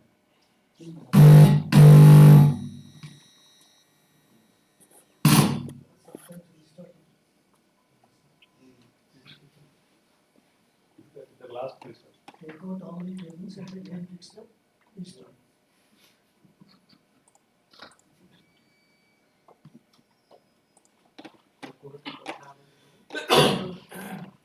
Detect नहीं कर रहा ये तो।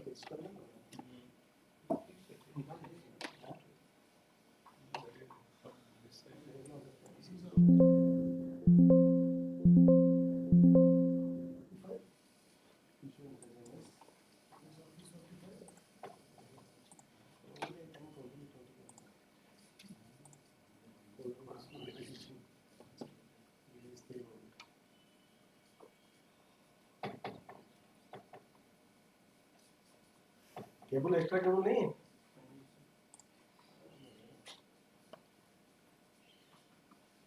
Office से अगर होगा तो फटाफट लेके आओ। नहीं है सर, ये तो नया मंगाया है।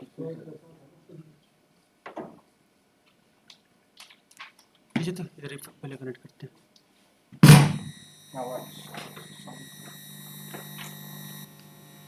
मीटिंग ज्वाइन करते हैं इसी मोबाइल से। नहीं, हम लोग का रूम में है क्या? किसका रूम में? नहीं है सर, एक ही केबल है ये और इसीलिए दिक्कत आ रहा है।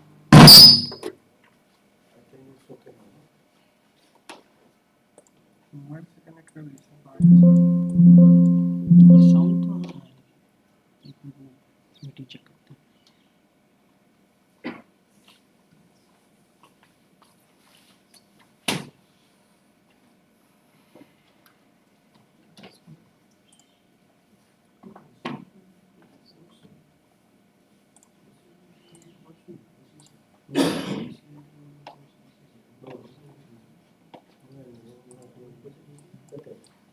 डिसेबल दिखा रहा है इसमें।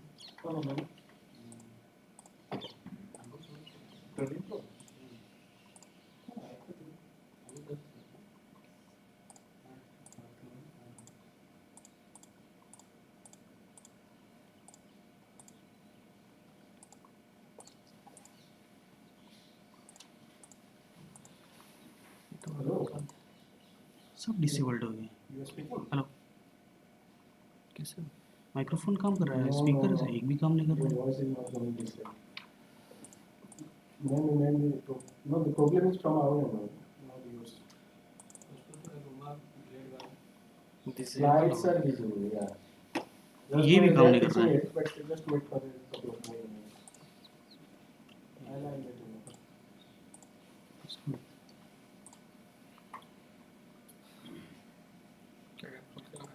ये Zoom में प्रॉब्लम आ रहा है।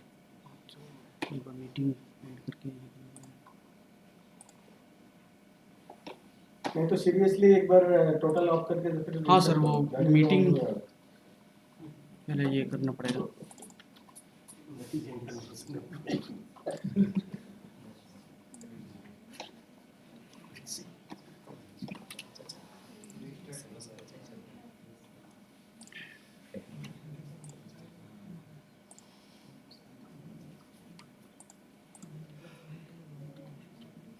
Almost 2 minutes of break.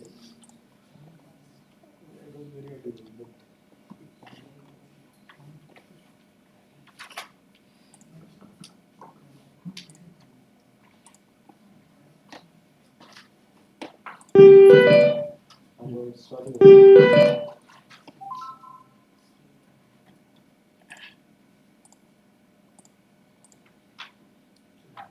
Hello, हाँ सर, अब काम कर रहे हैं।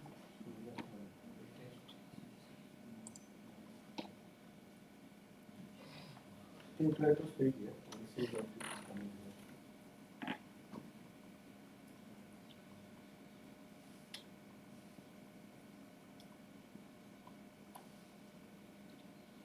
We can see but we cannot hear. Am I audible now? Yes, yes, yes. Okay. Huh? Let me share my PPT. Audio कम कर लेना Is it clear? Yes. Yeah. Shall I go from beginning or shall I continue from here? no when you have demographic profile you can start from there only Okay.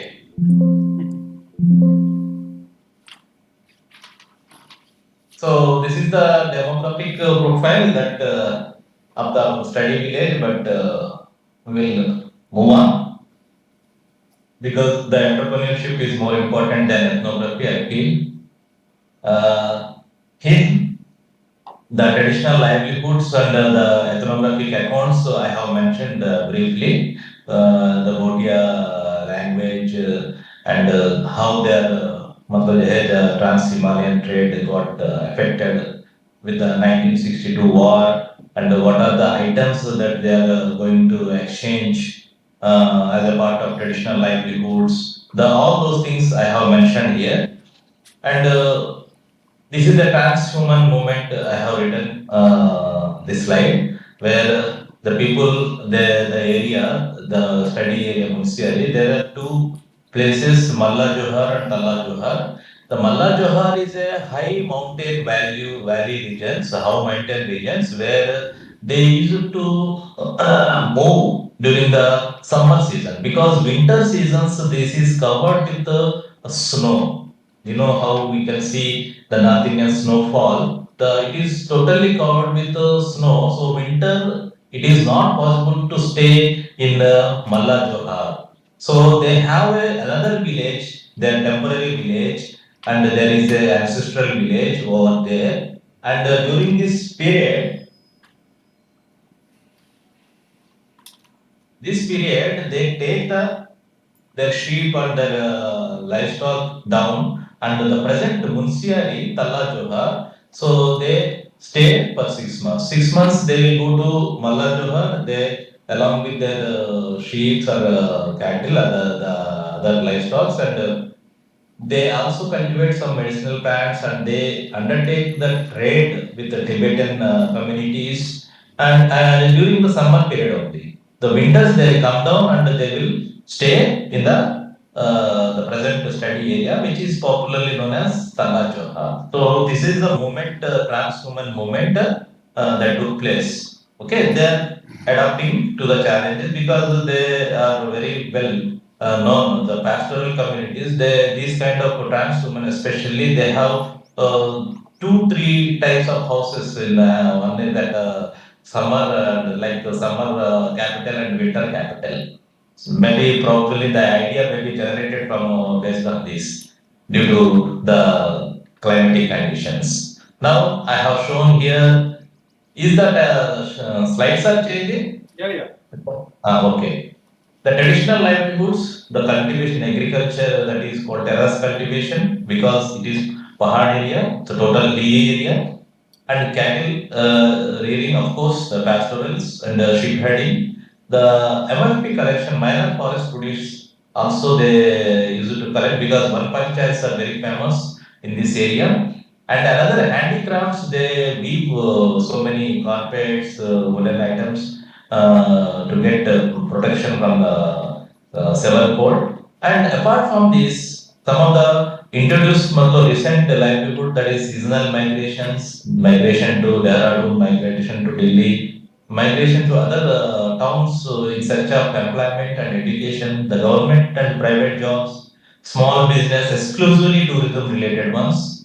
So, though they are practicing these traditional livelihoods, subsistence farming, but the shift has occurred recently to the tourism related activities because especially this was navigated by the Himalayan Bhotia women community. That is the main interesting story of my presentation. Here, the women entrepreneurs are sustaining the transition mainly.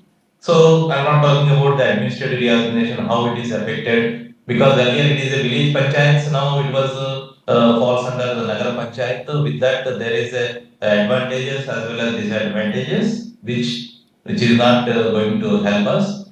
So here will come to directly the tourism related activities because ecotourism was promoted in the entire state, not only Uttarakhand, Himachal, Jammu, Kashmir, wherever you go, the hill community, high mountain villages, the tourism was promoted as a alternative kind of livelihood. What are the tourism related livelihoods? You can see here, homestay. All the traditional households of Gotia are converted, at least one room, a portion of their home was converted into tourism purpose, homestay purpose. Then bird watching, trekking, and the camps, they used to camping at higher elevations to see, to enjoy the beauty of the mountains, the tours and travelers and tourist guides. These are all the some of the areas where the Bodia are getting some sort of income. Now comes to first ecotourism we have, we will focus on homestay. Even when I take my students to field work in that place, we also stayed in these homestays. We also paid the amount because these homestays are operated by the Mati Sangatam. It is a village level organization. So, with the increasing interest in ecotourism than Himalayan treks, the Bhotia families have opened homestay for visitors. So these homestays offer a warm and authentic experience with local food, stories and culture. So they are indirectly creating the jobs for others, not only the owners of the house, they are also creating jobs for the local guides, cooks and other people. And of all the people, women are playing a leading role in managing these homestay because homestay, if it is a hotel, the larger the people who maintain it and who keep a condition, it is the responsibility of the man. Now here, the women are playing a leading role in managing these homestays. That is, they have created their own website. If you want, you can see Himalayan Arc. This website is visible. If anybody wants to book a homestay, you can directly log in and you can book. There all the activities are managed by women only. That self-help group women. That self-help group is known as Mati Sangatam. So they handle the bookings. Even they provide food. They provide the cleaning facilities. They entertain the guests, everything. Some families have also started cafes and offering guide services to the tourists. Now, this is not a smooth transition. You can say that transition to homestays is not a smooth process. They also face challenges. So there is a more pressure on land and forest because not everyone are getting the tourists equally. Some families are making money from tourism while others are left out.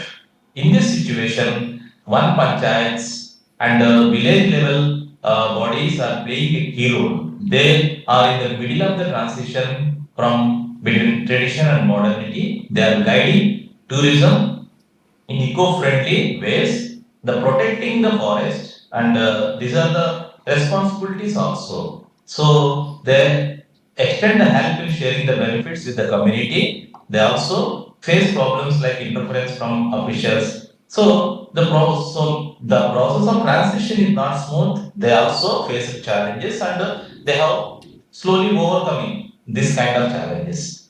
So I would like to show some pictures here. This is the kind of hamlets that you can find in the mountain range because all are not clustered at one place because it is a hilly area, terrace platforms, and each terrace you can find a home. And each you can see the house on top one room will be there. This is the room used for homestay. Every home have a portion of their home was dedicated for this kind of homestays. If you see the second picture, this is a homestay attached to traditional Bodia house. So you can see the house built with the bricks, and you can see the windows, doors, and all. This is a typical the traditional house which is attached the tin made roof where people sit and leisurely enjoy the view of the Himalayas and other aspects. You can see this picture, how beautifully this house was located, mounting towards Mount Kailash. And these are the even advertisements they used to make. This is the Ghotia woman who got married to a Rajput, and they are maintaining huge amount of the homestays, and they have the barcode, all innovative mechanisms. Now we can say the locations you have already seen. This is a there is a place called Dori village where the traditional Bodia houses are found, because you see these are the stone built houses, the stone which is available in the mountains, and the roofing is done with the slates.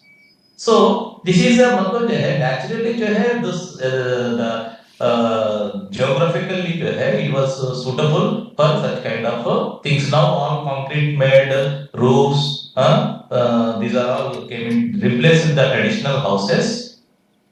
Now you can see how the Himalayan the self-help group popular with Mati Sangathan operating through Himalayan Arc. Himalayan Arc is an NGO there, and they are providing all sorts of nature, rural nature-based tourisms. They can be accessed through the website. The kind of activities they are doing, you can see they used to maintain organize the events to attract tourists. This is a program called Himal Kala Sutra. It will be held from 18th May to 25th May. So like that every year there is fixed dates, and they used to float on website so that the tourists can see and book the homestays as well as the places where they will be. Even you can see they used to arrange camps at the high elevations. Okay. So this is a kind of thing that they are going to see pastoralism. Then we come to how these people turned into entrepreneurs. So Bhotia families आप जानते हैं that basically जो है they are pastorals, and they rear sheep, goat, cow, cattle for wool, milk, and these things. And summer months, many people they take their livestock to high altitude for pastures, and the sheep wool is used for weaving, while cow and goats provide milk and dairy products for the domestic use. The animals rearing not only for economic purpose but also carries cultural and ritual significance. You can see the Bhodia's sheep here, and they used to have so many byproducts from it. You can see one such kind of byproduct is the wool. They will process it, clean it, process it, and they make wool, and from that they will make so many handicraft items. You have seen a wood-based cottage industry.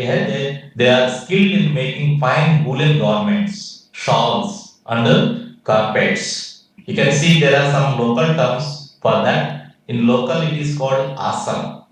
It is an elongated carpet. Is generally every family used to have asam. While if you are invited for a dinner, they used to drop because of the cold, because of the chilling weather. They used to have such kind of woolen garments, carpets, every household, the mountain places.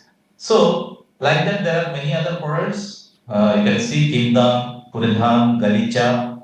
So, they are also having the Pashvan silk made shawls also, very costly, very costly. So, they are made by hand only.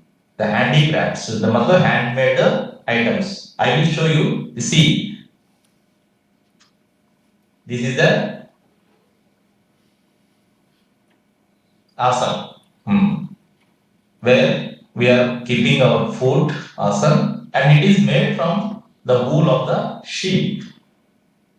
And this is a wool processing instruments item, matlab जो है the material, how they are processing, and the women especially at home they started weaving. Traditionally it is called chum, and these are the products, handmade woolen items.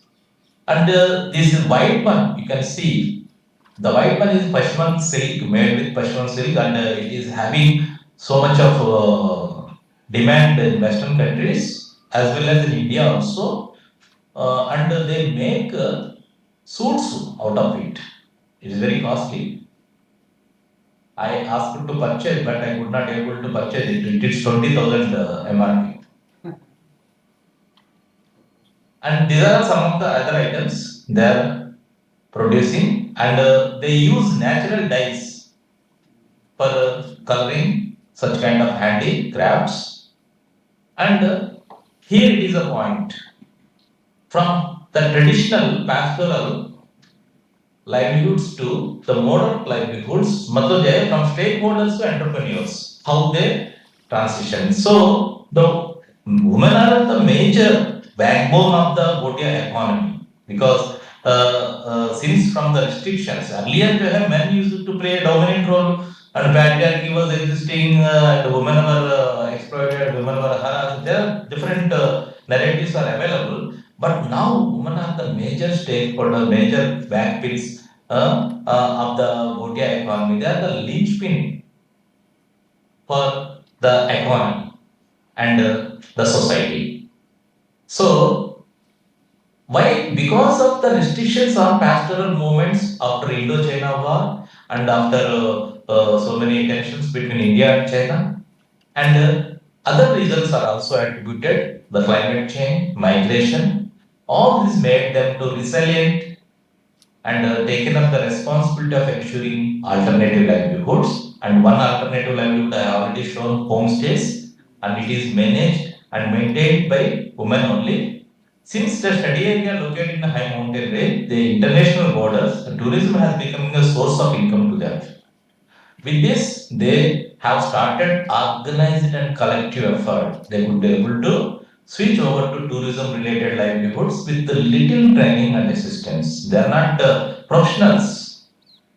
If you go to a hotel lodge, they used to provide you professional services, but here they are not that much of trained professionals. Even we stayed in homestays, it is just like our relative families houses. So that's matlab jo hai just started this thing, and this was matlab jo hai taken forward by these women associations, their self-help groups, and other village organizations. In the study area, it is known as Mati Sangatam. Okay, I think I have shown here in the next slide. You can see this is a Mati Sangatam. Let me color it into red. Is it visible? Yeah. Please. So Himalayan Prakriti jo hai, these are all the village level bodies they have created for different purposes.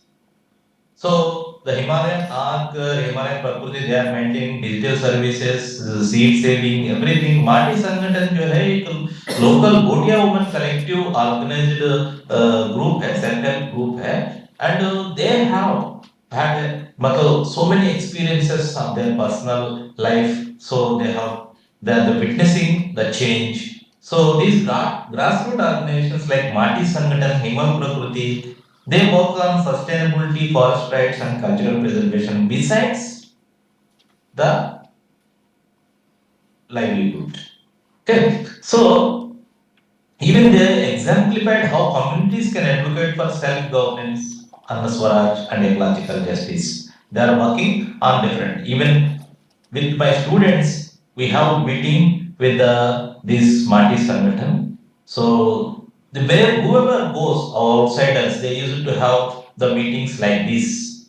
So she is a lady, social worker from the Delhi, and she is maintaining. She is actually an outsider and instrumental in forming these village-based organizations as well as the Mati Sangadan. So they are also maintaining one panchayat, and if they are members, all the members have the usufructory rights, access to forest grass, wild grass, and other kind of fuel wood, whatever things. Another important aspect is वहाँ जो natural season में when we have been there April, March, back end of March, April is the season for this flower, burash. It is a state flower of Uttarakhand and it has so much of economic, medicinal, ritual potential apart from the culinary significance. So this is available during March and May only and it is available only after this much height. It is not available on the plain areas. And you see how they are processing this flower, they carefully process and dry. Even drying also, there are three stages. Full sun drying, half sun drying, and drying in shade. There is a traditional knowledge for that. It is entirely a new subject. I will not go into the details. And they dry it and they process it. They process and make a squash, and this squash is having high medicinal values. It is a good medicine for diabetic. So when foreign tourist comes, they used to purchase like anything. So every household, it is a, just like in central India, people collect BD leaves, people collect tunica leaves. That is a seasonal act. Similarly, for Pahadi people also here, Buranj is one such kind of thing, creating some sort of livelihoods. Then comes to processing and marketing of Buranj. So they make such kind of squash and other things, and they will purchase, they will keep at the stores.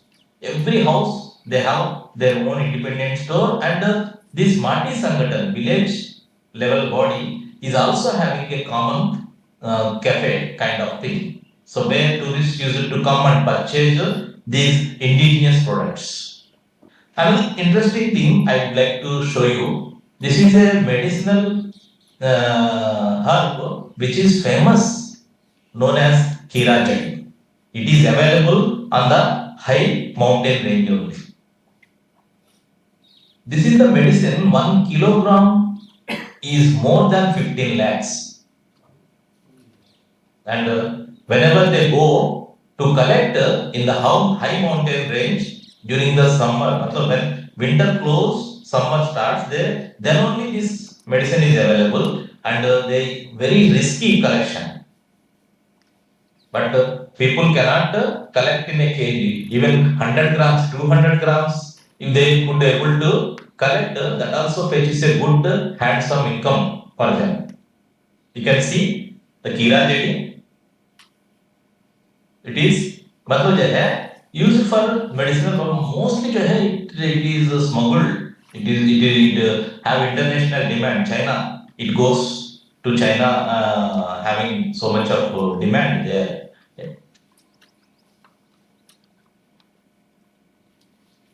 And during the transhuman stage, during that seasonal migration, they used to collect that kind of medicines. Now come to slowly there is a flourishing hotel industry. Their lands have been taken by the non-Bhotias who came from Delhi, other places, because Delhi, these places are getting polluted. Everybody wants to have a pure atmosphere, pollution-free atmosphere. So people are lining up to purchase lands and building hotels. That is why concretization of mountains are also started. Now comes to the women, how they are making marketing their products. There is a marketing handicrafts through Saras. You can see the building BADP, And inside you can find all sorts of handmade carpets, woolen items, including the agro products. For selling the agro products, you can see the Marti Sangatam, how they are maintaining the signboards.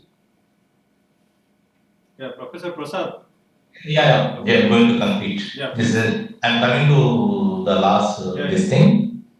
These people have formed some youth level and women level organizations for, because they are not only focused on the entrepreneurship or business, they have to contribute something from their earnings towards the society. So whatever they earn through Mati Sangatam, the 5%, yeah, 2% from homestay should go to the deposit to the village account. So those, that is for community purpose they spend it for repairs and maintenance. So the profit earning is not the only motive. Motive includes everything. So इसमें जो है, these are all the activities they are undertaking. So I am coming to the conclusion. No doubt these multi-sector or women groups are creating some livelihoods in the study village, but also facing the challenges.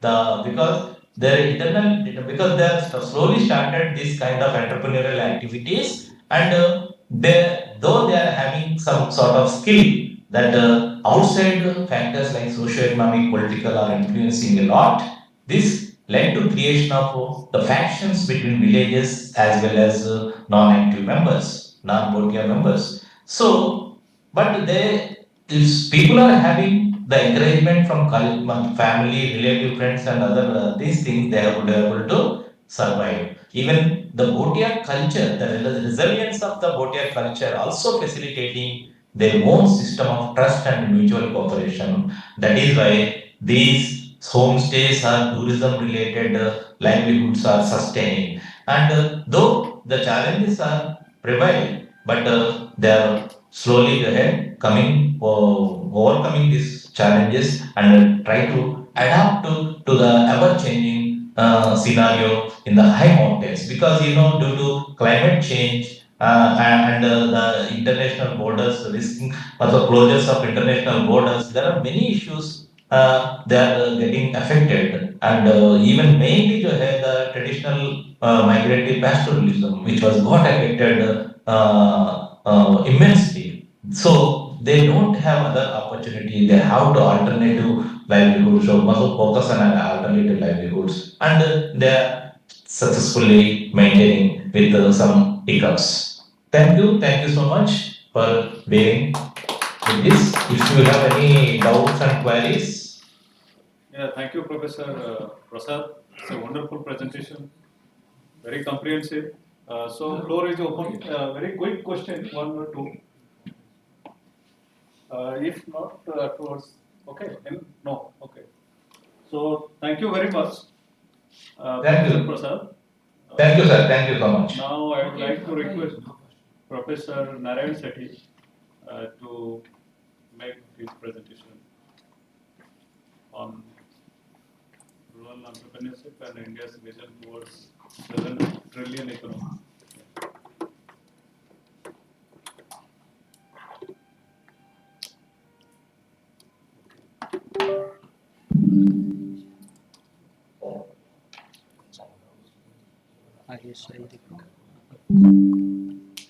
Yeah, let me close it.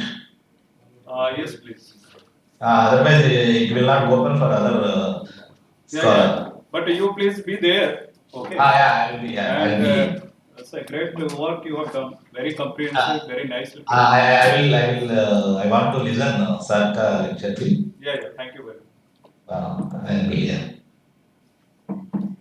Should I start? Yeah, please. Go ahead. I don't think I need the mic. Am I audible to everyone? So can I have that pointer? So good afternoon, one and all present here. I am Professor Narayan Shetty from United Rourkela. So we have been listening about the rural entrepreneurship since morning, and different speakers spoke about that the different issues about that the rural entrepreneurship. But all that the topic they have covered about that the micro level analysis and micro storage, different case studies, etc. But what I am going to speak about that a bit macro level talk, overall in India level discussions. So we all are talking, we are visionizing that the Viksit Bharat by 2047. So my topic is all about that the 30 trillion economy. Then we are going to different step with that 7 trillion, 5 trillion. Then we are putting target by 7 trillion, then 30 trillion, etc. So my topic is rural entrepreneurship and India's vision towards 7 trillion economy. So you understand that while it's talking about that the role of entrepreneurship, that the sustainable growth, but there is a missing about that the rural entrepreneur how they can contribute about that the 7 trillion economy. So let us see that if you see this side. So this is the target that the 7 trillion economy by coming decade. We need with that the high growth rate and the employment generation with the inclusive development. And we reached that in April 2025. We reached that we are that the fourth largest economy by surpassing that the Japan. And that IMF and the government of India projecting that the 5 trillion by 2025, but unfortunately we could not reach that the 5 trillion economy by 2025. But we have reached that the fourth largest economy in the world. You can see that the different economy that how much trillion economy they are. First USA, then China, then Germany, then we are surpassing that Japan. We are 4.51 trillion economy right now. Sorry.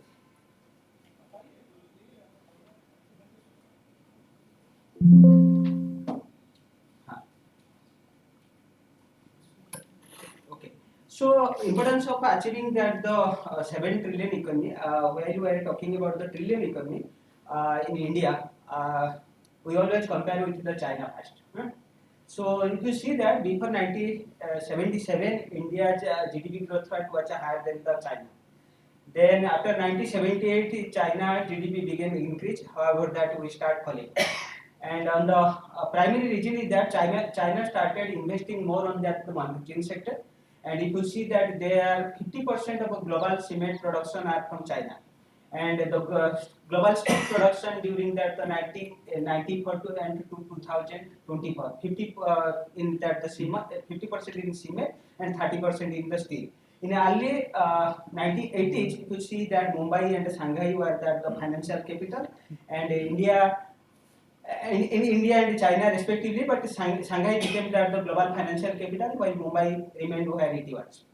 So that is scenario is telling that why we are lagging behind reaching that the trillion economy. Currently, to attain that the target, India needs to enter into that the production in the manufacturing sector, and here that the idea is that the concept of the contribution of rural entrepreneurship arises can act as a growth engine by expanding that the productive capacity beyond urban centers. So this is rural entrepreneurship. Why that rural entrepreneurship is very important? Because the 2/3 of the Indian population are residing in that the rural areas, and rural entrepreneurship play a very important role in achieving this goal. And rural entrepreneurship, you see that it creates the expansion of that the enterprising just in the villages, in the small town, across the vertical agriculture, manufacturing and services, and the allied activities. And it also helps that the bridging that the gap between the growth and social inclusion. But before diving into that the detail of rural entrepreneurship in the vision towards a 7 trillion economy, I think that we should why it is the important India to achieve that the trillion economy. Why that the government is very much concerned about to achieving that the trillion economy. So look at that the rural role of rural entrepreneurship. India's labor market shows that there is a clear shift from the entrepreneurial activities. And the rural entrepreneurship become a backbone of India's MSME ecosystem what we have discussed from that morning, and particularly village industry and cottage industry, agro processing, textile and traditional craft, to share that the self-employed workers increased from the 52.2% in 2017-18 to that 58.4% in 2023-24. That reflect the participation of that the role of enterprises, the small business, and particularly in that the rural areas. So what are the focus area in that the rural entrepreneurship? You'll see that these are the focus area. We have agriculture, we have a food processing, we have agri-tech, we have a handicraft and other services. So in agriculture, what we can give the private key activities are the crop productions, dairy, fishery and livestock. And food processing, we will have a pulping, jams, pickles, dried food, goods, flour and meals. Agri-tech, we have a digital advisory, that precision that farming, marketplace. And handicraft, you are talking about that the handicraft is one of the growing rural enterprise sector. The textile, pottery, carpets, artisanal goods. And in other, we can give the emphasis on the retail like that, the transport, tourism and hospitality, etc.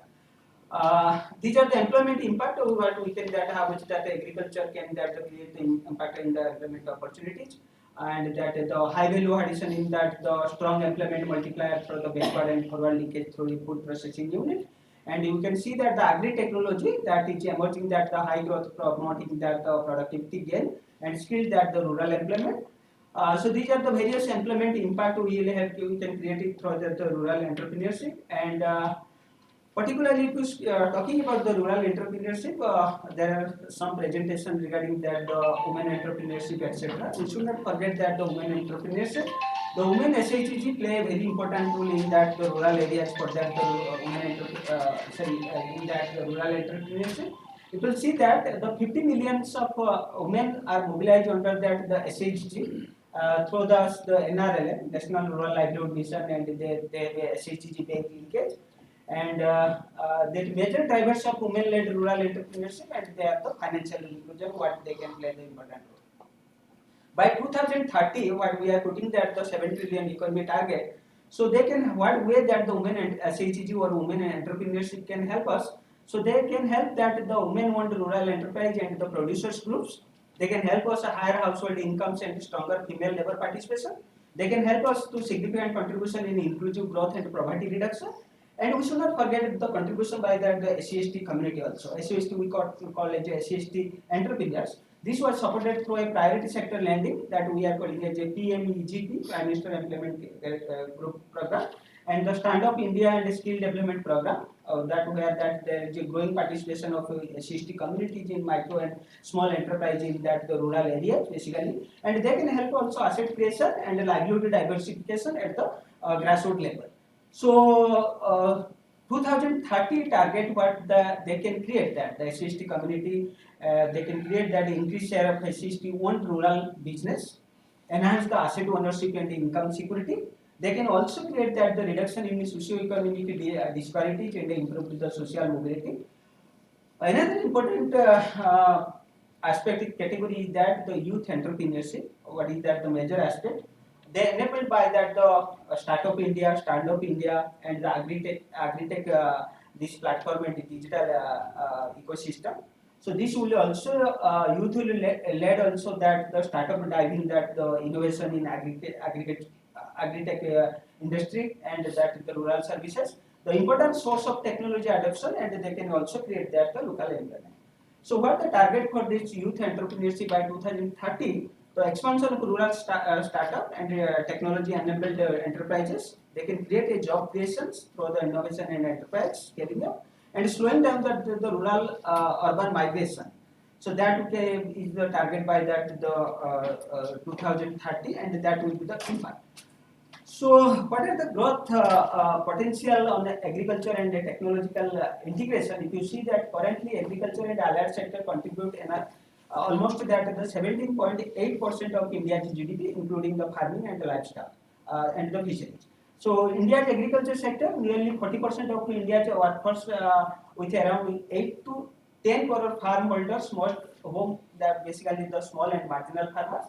And we have a low productivity because of that the fragmented land holding, the technology driven technology, need that the technology driven transformation. We need the adoption of the precision farming, IoT, Internet of Things, in the sensor, satellite imagery, AI driven technology, AI driven advisory system. Also, we need that the digital tools reduce the input cost, improve the efficiency, and minimize that the climate related risk. So McKinsey is a business group companies which that the productivity he has mentioned that India's agriculture sector could grow around that 1.4 trillion by 2035. However, that we are talking about that the NABARD, the speaker that is talking about that the farmer producers organization FPO, that is agricultural startup that can play a crucial role in the aggregation of processing, branding, and market access. And these are the few things I must keep that. And promoting of MSC. While we are talking about the rural entrepreneurship, the main component of the rural entrepreneurs come out from that the MSC. We have a minister for that the MSC. So although MSME are very small in size, they are large in number. Around that the 6.5 crore MSME in India, they contribute 30% of that the India GDP. However, the government plan to increase at least that the contribution by 50% by 2030 if you want to achieve that the 7 trillion goal. So two biggest challenges for the MSME are two biggest challenges basically. There is a scale of their production, and also we are discussing about the marketing of their the products. The third one is that strengthen the operational setting of MSME. We have that government started the purpose of that the 10,000 crore was announced for the development of the MSME sector, and I will come to that the highlight of that the rural entrepreneurship in the recent budget. So the government has also urged that the this MSME can't grow without the support from that the educational institute that we have listened from that the professor from IGNTU, that the government has also urged to Central University, IIT, NIT, IIM, other national level institute to promote the young minds through stand-up, and the Make in India program in solving the problem of MSME sector and to contribute the advancement of the MSME. So this is not only help in scaling up the production, but also helps them to reach the wider marketplace to sell their product, to support the local for global initiative. That is the voice of that the MSME, local to vocal to global. So this is what government are doing, and what the government should have the initiation, what the government initiatives are there. So first of that we have a startup village entrepreneurship program that we call as a SDEP. It is a part of this Deen Dayal Yojana under that the NRLM, which focuses the non-farm rural livelihoods, and it provides the business development support, which monitors that the financial assistance.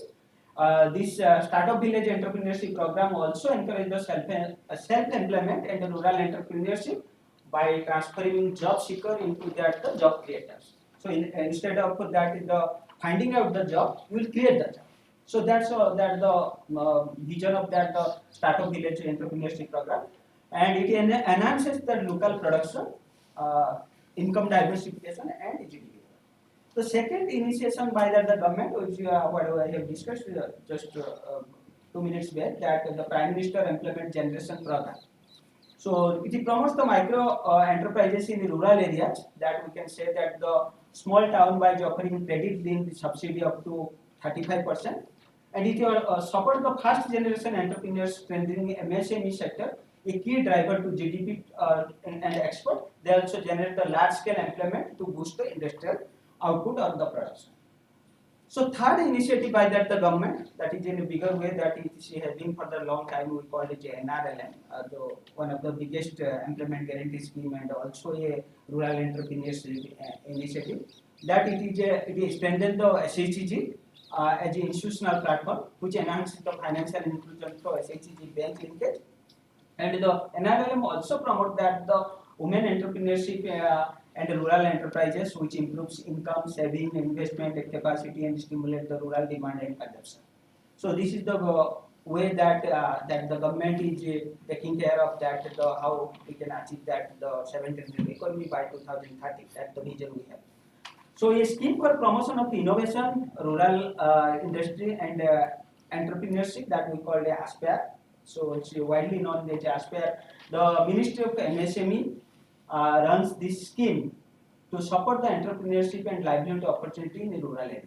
That we call as ASPIRE. So by December 2025, that almost 1,16,726 people had received the training under this scheme, and 18,444 started their own business, and 13,824 got regular job, and 1,141 small enterprises were set up. So this is a big initiative by the government of India for a ASPIRE scheme. So I'll come to that the present context. Recently, you all have heard about this FTA between India and Europe. So that's all about that the how that India will be benefited and how it will help to that achieving the that the 7 trillion economy and that the Viksit Bharat vision. So this is the new India Europe FTA represents a significant shift of that India's trade strategy. Providing the market access to that the labor intensive product or the labor intensive sector dominated by the MSME, such as you can say that the textile industry and garment industry. And the FTA restores that India's price competitiveness in Europe market by European Union markets by removing the earlier we have a lot of tariff, quota and restriction etc. Now that is a free trade advantage we have now. And this they also faced against that what with the country Bangladesh and Vietnam with the labor intensive sector. Nearly 33 billion worth Indian exports, including that the textiles, leather, and the marine products and gems and jewelry are expected to be benefited through this tariff liberalization. And the stronger expect with that the European Union will encourage that create a investment that will help for that the technology upgradation and that also have a greener production in practice among that the MSC. So finally, about ultimate the success of India-Europe FTA free trade agreement will directly support the India's aspiration in achieving that. This free trade agreement with that the European Union can help us to achieve the 7 trillion economy by 2030. That was the one of that the initiative by that government. So another idea is that we are talking about the promoting that the innovation with the global outlook. So if you see that the rural entrepreneurship can't survive without the innovation. So how innovation play an important role on the rural entrepreneurship. Okay. So India's growth strategy must shift from the India to India approach to an India to global orientation. So the product should not be produced for that the local market, but it should be produced for that the export oriented product and global market. So that was the vision. The government of India promotes that local to global and local for the local. So these are the voices and the catchy word you must be hearing from the TV debate and the newspaper nowadays. And the globalizing indigenous and the rural innovation. Then we have integration of rural enterprise with the global value chain is essential. We are talking about the value chain management in that our minister Dharmendra Pradhanji when he comes about to NIT Routledge talks about the chain system. So this is a important aspect that the Startup India and the Stand-up India also play a key role in building the innovation-driven entrepreneurial ecosystem. So promotion of innovation in a global outlook is very important. So role of educational and research institute, what NIT, IIT, University, ISI, Central University, what way they can contribute to this vision. So these are the things. Higher educational institutes are encouraged to align skill development with industrial and rural entrepreneurship. We have a FTBI, that the incubation center, technology incubation center. IIT and NIT we have a n number of startups that who are the student in BTech and MTech and PhD. They are starting their own business. So this is the one initiative that the educational institute can help to grow for that. The government scheme, such as we have a different fellowship is also given, the DST fellowship, Startup India Seed Fund scheme, the Entrepreneur Fellowship program to support the innovation to the student and the research scholar. These initiatives promote the talent development and also help for the technology transfer, the startup incubation, including the rural and backward regions. So these are what are the basic challenges? We are talking about the rural entrepreneurship, women entrepreneurship, youth entrepreneurship basically, but they face a lot of challenges from the grassroots level. So these are the basic challenges they are facing that. We have credit challenges, we have a technology gap challenges, we have a market access. And the issues in that the credit challenges are there. Limited reach of formal banking institution in remote rural areas. So there are no banking facilities in the rural areas where that there are many entrepreneurs are not availing that the bank credit. And high collateral requirement restrict the access of first generation entrepreneurship. With high collateral, you have to give the some mortgage to take if you want to take the loan. That is also a challenge. Dependence on informal credit at a high interest rate. People are taking that the loan from that the relatives in Mahajan and that the landlord or that the rich class people, and that also a challenges for that the growth of that the rural entrepreneurship. So what the policy response should be, the NRLM and the SHG bank linkage program to improve the institutional credit access. These two can help us to formalize this thing. PMEGP margin money subsidy up to 35% to reduce initial capital burden. Third one is that expansion of digital lending to Mudra loans. We have a different scheme by that the government. This is the policy response that we can target and reduce these challenges. Technology gap for the technology. We are lagging behind the technology, innovation, R&D, AI, many more things that we are lagging behind as a developing country because of lack of resources. The low adoption of that the technology tools and modern technology, inadequate digital literacy. We are talking about the people doesn't have a financial literacy. Someone talk about in the morning that the people doesn't have a knowledge about that the loan, credit facilities, bank accessibility, etc. Inadequate digital literacy and technical skill, poor infrastructure including internet connectivity and power supply. What are the policy response? It should be Digital India and BharatNet for that rural digital infrastructure. This is a policy response by the government. So it can be help to achieving these challenges. What the other policy response are there? Support to agri-tech and the rural tech startup. The promotion of a digital payment and advisory platform. So these are the policy response. We can minimize these challenges. The third challenge is we have a market access. We have a product, but we are not getting that the market. That heavy dependence on intermediaries and middlemen. You know that at the paddy, in the village level, you can know that they are not directly selling to that the government. They are a middle person. So this role of middlemen also creates sort of the challenges, and they are not getting that the fair price. We call it the minimum support price (MSP). So quick supply chains and inadequate storage logistics. You know that in present time that tomato kilo will get it 5 rupees, and after 1 month English summer start it will be 50 and 100. So these are the various challenges we have still. So what the way we can that the minimize these challenges? E-commerce platform for the rural products. We don't have a e-commerce. We have a somewhere that Odisha is doing a bit better in terms of we have a Utkalika, various marketing things are there. Professor Sam can highlight these issues. We have a strength. We need to strengthen the farmer producers organization (FPO). Still, it's very less in number. We have encouraging the direct to consumer D2C and digital marketing models. So these are the challenges and regulation enabling the rural entrepreneurship for 7 trillion economy. The most important aspect of this talk is that the light but tight regulatory framework. So what we should do? Okay.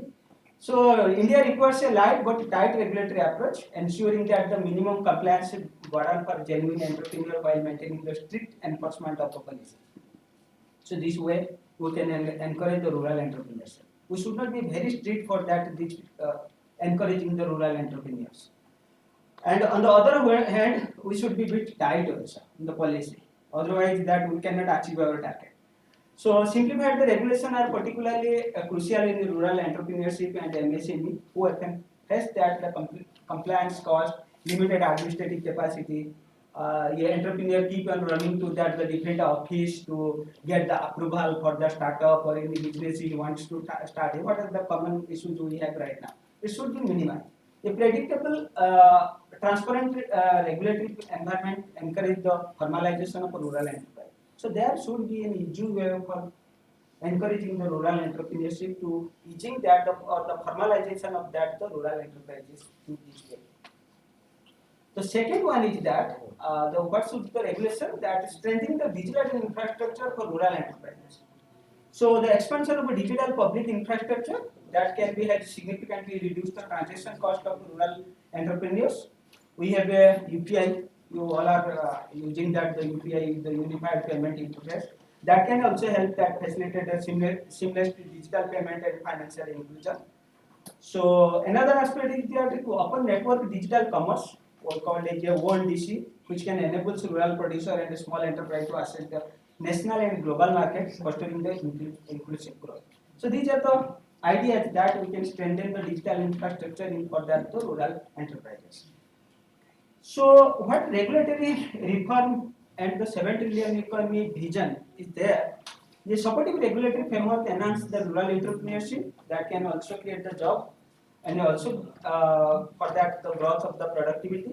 By reducing the compliance of, we can say that the bottlenecks, promoting the innovation, leveraging the digital infrastructure regulation can transfer that the engines of economic growth. This way we can use this that the what are the bottlenecks, what are the challenges we are there, we need to promote that the innovation, we need to leveraging that digital infrastructure, minimizing the regulations. So this way we can regulatory reform can be looked into and then we can achieve that the 7 trillion economy.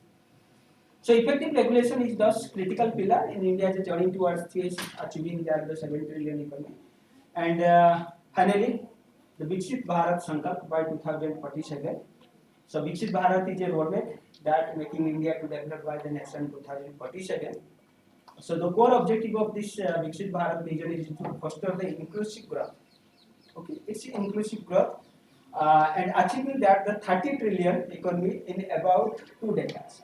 So they are planning to, it's very Herculean task to overcome the USA and the China, but at least we can beat the Germany and can be a third largest economy by that the coming decade. We hope.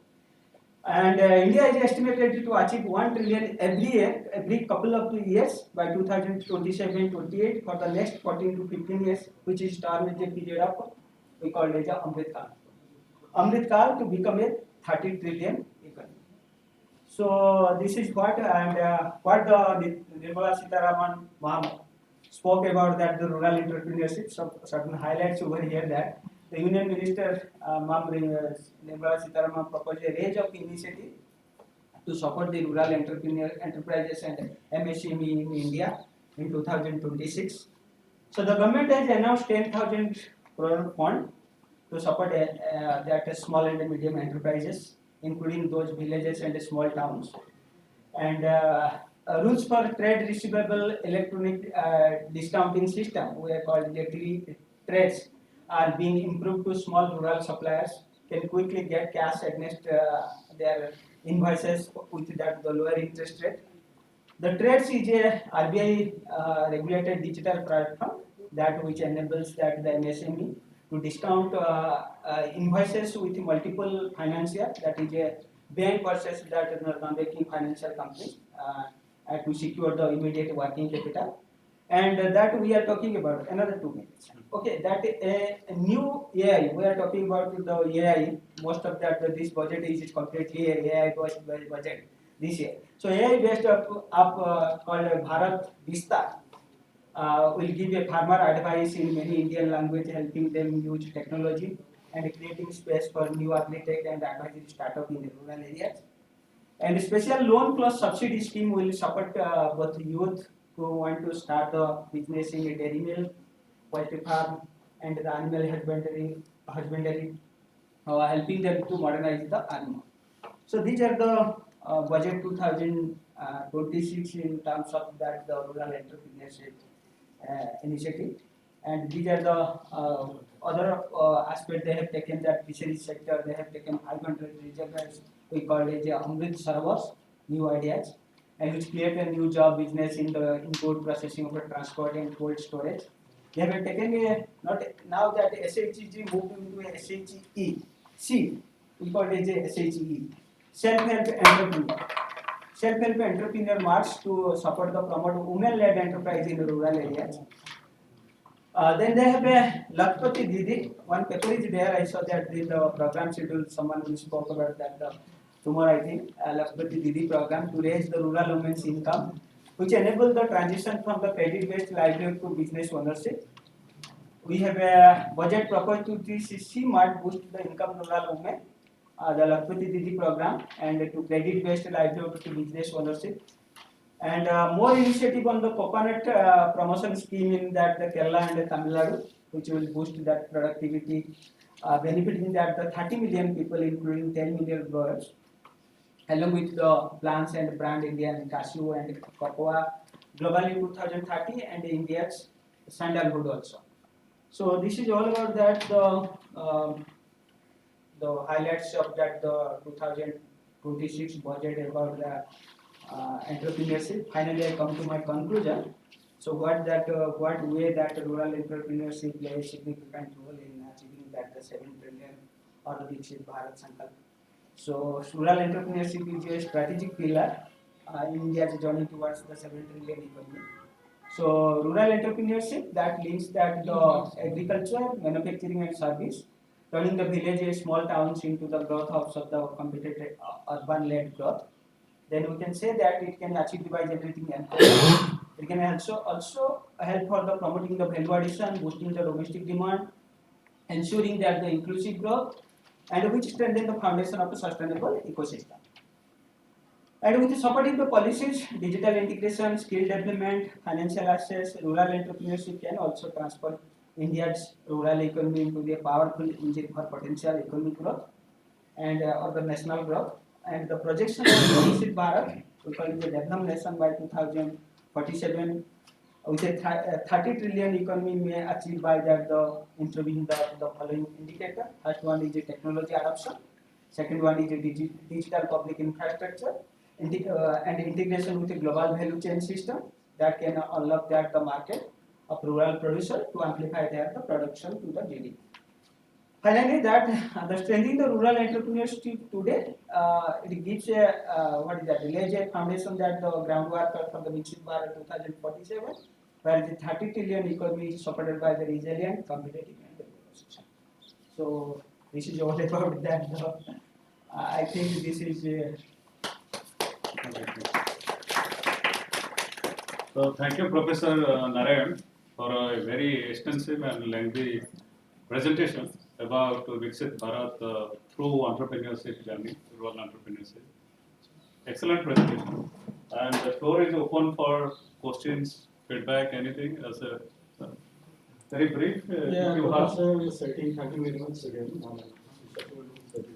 fact, the paper which was essential for this summit.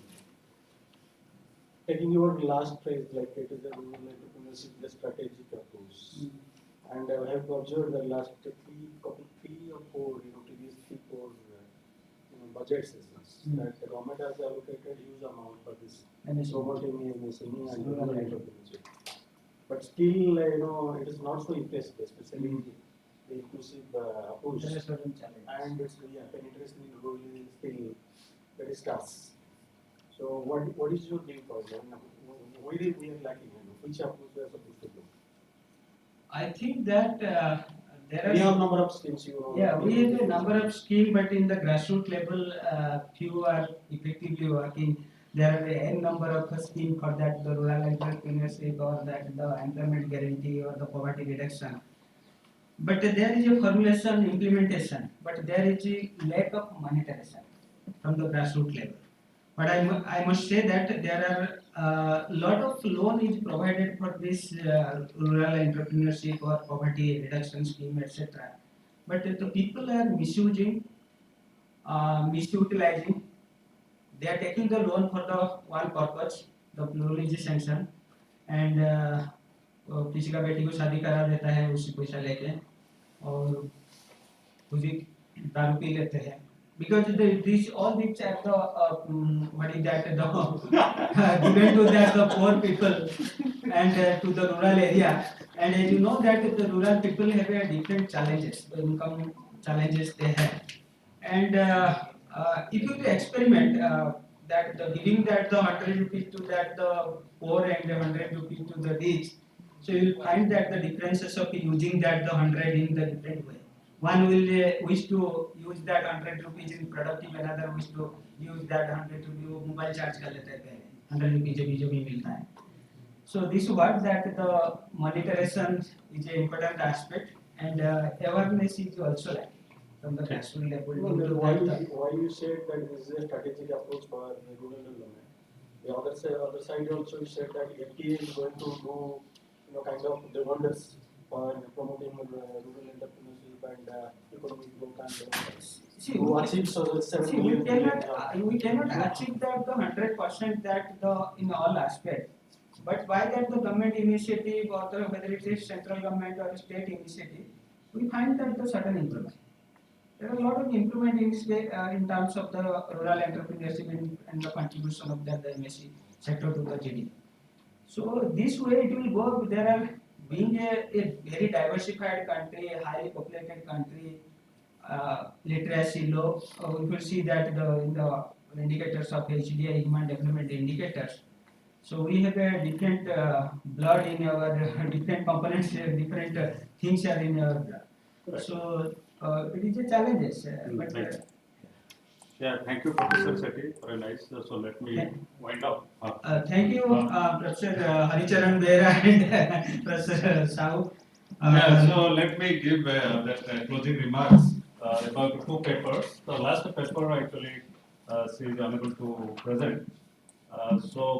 Whatever Professor Hari and Professor Narayan is quite optimistic, and Professor Hari is also optimistic, but with a certain if and buts or so actually in the morning Venkateswar sir already set the stage for entrepreneurship. If you look at actually whatever issues are there, we started this journey in 2016, right? January 16. We are celebrating 1 decade of a startup India story. In spite of all hurdles, right? Starting from 5 unicorn to 125 unicorn in the last 10 years. It's a magic. It shows that we are incredible people. Our human resource is incredible. We should not blame that population is a problem. Rather, it's a solution for all of us. Today, population is asset, not a liability. Earlier, 70s, 50s, we used to do that. These are the liabilities. And another thing, Professor Prasad, let me briefly highlight, because Prasad is, he showed the hope. Far away from modern cities, far away from modern facilities, you see that pastoral communities, Bhotia communities, how they are doing excellent in terms of entrepreneurial journey. From traditional livelihood pattern to modern, and they are illiterate.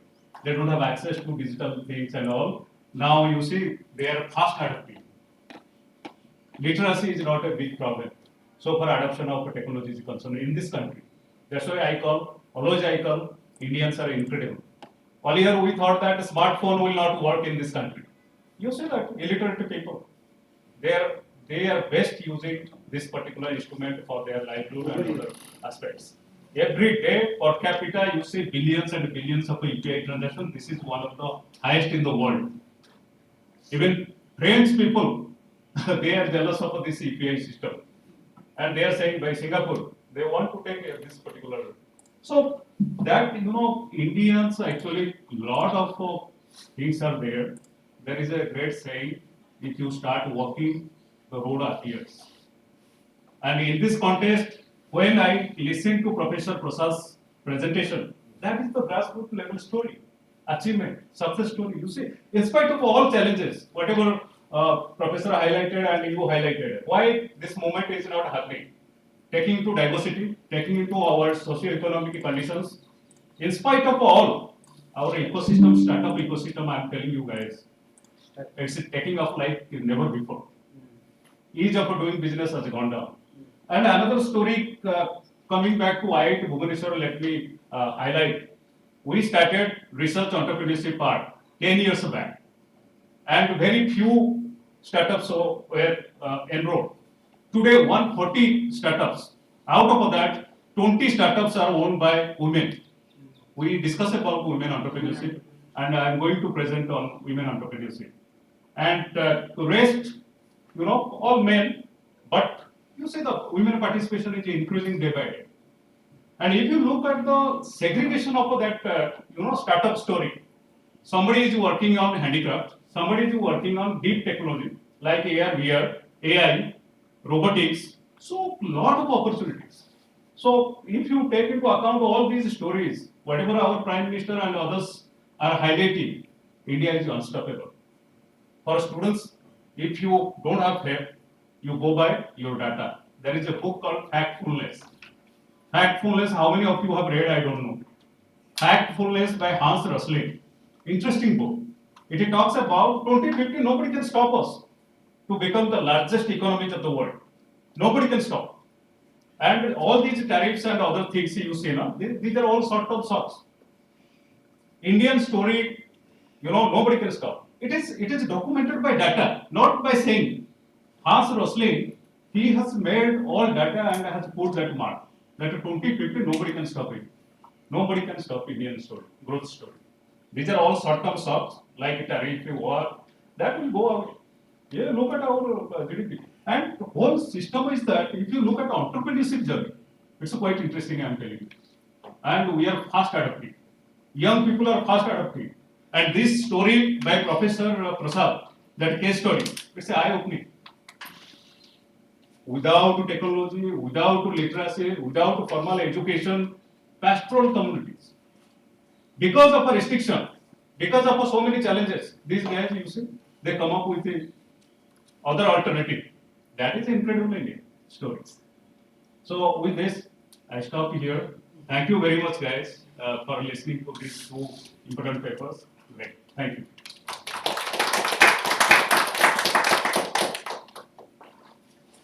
Thank you very much, the chair. It was a really wonderful session again. In fact, it is also a unique session. In fact, with two brilliant presentations by Professor Narayan Sethi and also Professor D. Prasad. One you focused on macro approach, the other is coherent on micro approach. One you focused on theoretical, the other he went on to this one empirical studies. This is really incredible. So let us have a big round of applause for this session. So we have a 5 minutes or 10 minutes break, 10 minutes break for the tea, and again we will raise. Thank you.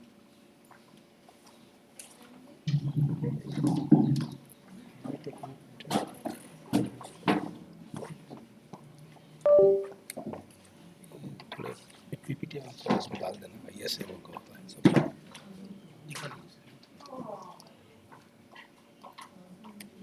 जितने आए हैं ISA में हम उसमें डाल दें पूरे नहीं नहीं आपके पास है सो ओ अच्छा जो मेरे पास इसमें डाल हाँ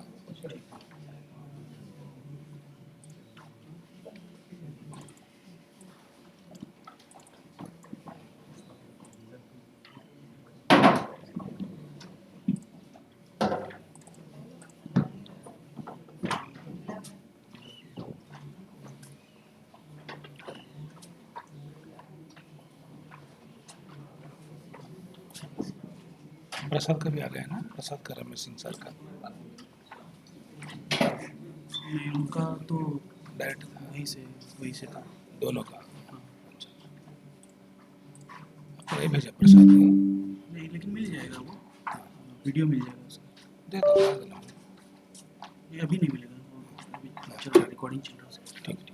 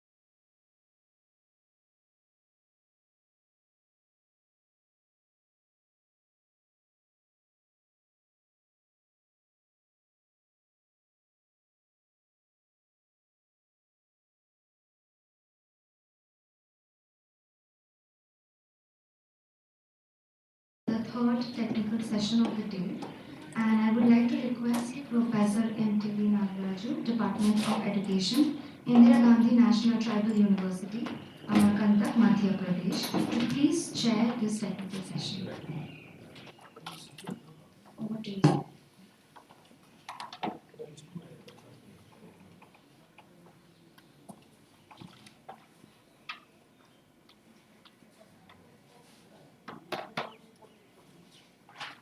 मेरा है presentation.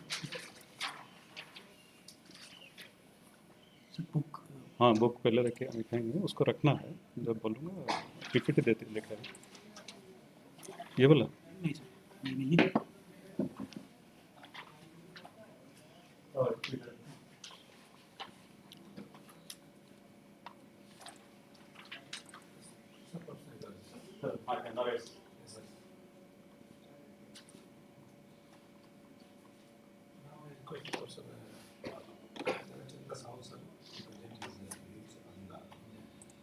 Female early stage entrepreneurs ecosystem in cross-country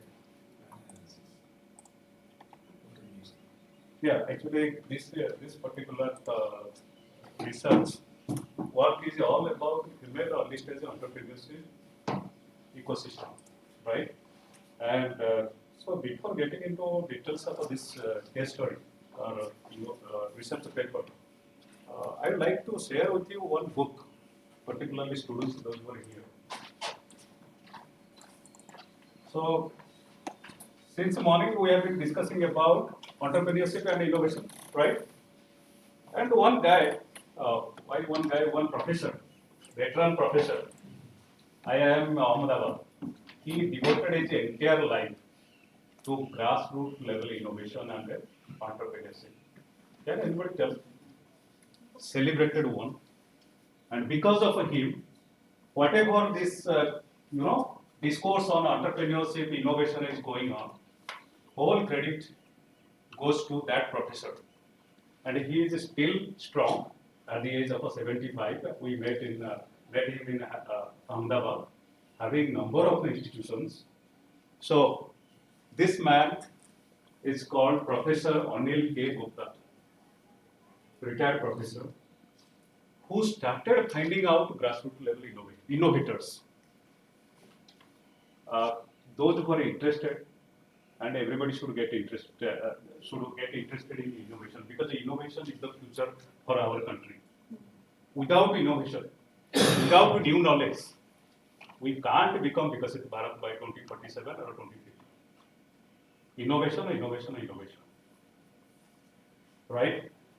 So this is the book for you guys and all of us, because we are all learners. Professors are also learners. The moment you say, I am not a learner, I am a professor, over. Your learning is over. Every day, every classroom, every student interaction is a learning point for everybody, for us. And this guy, what is his gist of his book? This book, why I am actually before my topic, why I am highlighting? Because you say that this guy has devoted his entire life to grassroots level innovation. Identified those who are not recognized by government, those who are not recognized by researchers, academicians. This professor started this journey. And this is the thesis. Whatever thesis you people write, out of this book, you can have several theses. When I got to know this book, I started reading. And what is the gist of this particular book? Minds on the margin are not marginal minds. Minds on the margin are not marginal minds. If you guys find some time, read books. I told you Factfulness. I don't know how many of you have read it. It's a popular reading, largest selling book in the world. Factfulness, Hans Rosling. There he has mentioned how we are growing, how Chinese are growing, how Americans are going, right? So this is a small book. You will get to know. So why am I highlighting this particular? Immense potential is there, even if our people are illiterate, right? Like that pastoral community mentioned, Professor Prasad mentioned. And this book talks about everything. Minds on the margin are not marginal minds. That speaks the volume of an Indian story. So far innovation is concerned. So next category, I am talking about women, right? Like rural area, which is neglected, illiterate, don't have access, they can't innovate. This is wrong perception, absolutely wrong perception. They are the real innovators. You will be amazed to see their frugal innovation technique. Frugal means cost effective, jugaad system, what we call it. And this book is a treasure. 30, 40 years of, campaigning, identifying. Till today, Professor Anil Gupta, he is very healthy. He is very, very healthy. And when we met him, he started talking about Koraput people. That I met one lady who is 80 years old, his hair is black, like anything. Then he started interacting. Then it's a traditional oil that lady used to put. It's very traditional. Lady is illiterate, tribal. So we are using so many things from babas, matas, so many oil to make our hair black. But that lady is not educated. So we have to capitalize that knowledge. We call it a traditional knowledge, we call it indigenous knowledge, we call it a tribal knowledge, whatever you call it, right? But we have to capitalize it. And this guy has spent his entire life. So the Jatra, he starts every year to identify grassroots level innovation. Now comes to second category of people, those who are neglected, those who are not participating in Indian growth story. Who are they? Women. 50% of our women, total half of our labor force, less than 19% participate in our organized labor. Behind Pakistan, behind Sri Lanka, Bangladesh, our women participate less in the organized labor force. Then how can you expect that this less participating community or section of our society will join this tedious, very risky path or risky campaigning? That is the story. I told you that IIT Bhubaneswar is the research and entrepreneurship part. 20% women. That too, those women, their education background is very high. Their family background is well established. I hardly find very few people, those who are, from low income background. But after a couple of number of case studies, there are low income background, less educated women, they are going to excel, right? And all these are captured by this particular book. So let us go to my story, or whatever research we have done. So we have taken 20 countries' story. That what is the status of the women? Like I said, so in case of IIT research and entrepreneurship are less than 20% out of 140 startups. Right? So that is not the Vikasit Bharat story, whatever Professor Sethi was telling. So our participation in labor force, our participation in entrepreneurial journey is not that encouraging so far women is concerned. Women's story is concerned in this country. If you want to be Vikasit Bharat, 50% or at least 40% of our labor force women, they should participate in the growth story. Otherwise, we can't achieve that target. Okay? Similar things we should ensure in case of a developing sustainable entrepreneurial ecosystem, whether it's rural women or urban women. Yes, urban women are having upper hand, but we have to create that ecosystem for women, those who are less privileged, staying or located in rural areas, right, like pastoral communities and all. So here, the story is all about female early stage entrepreneurship, entrepreneurial ecosystem across country panel analysis. We have taken 20 countries because of our paucity of data. Okay, and these are all information collected by independent agencies, those who are looking into entrepreneurial ecosystem, those who are collecting data. So what we found. So what kind of problems they face in terms of finance. in terms of a family support. First, it starts with the family. All of us, women, right, female, in our society, patriarchal society, not only here, across the globe. So women, they are entitled to take care of our kids and the household chores.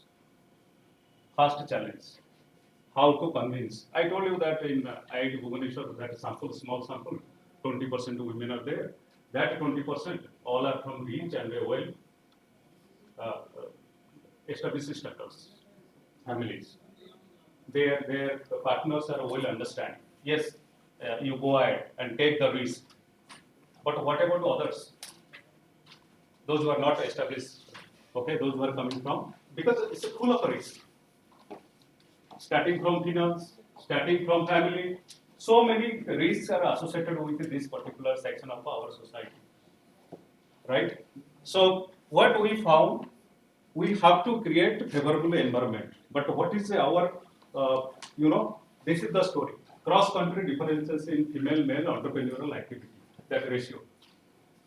It's not encouraging. Not at all encouraging. That to India, you see that highest to lowest. Highest is red, lowest is light yellow. This is across the globe. It's not an India-centric story, right?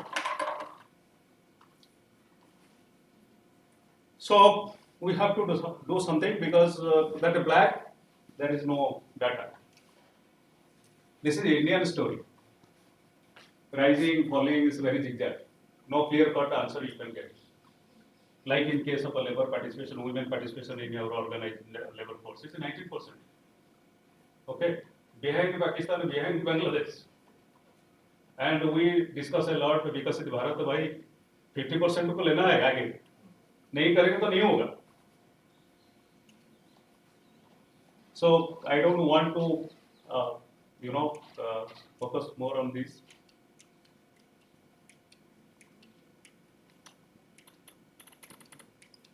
It's a little bit down. Okay. Here. Okay.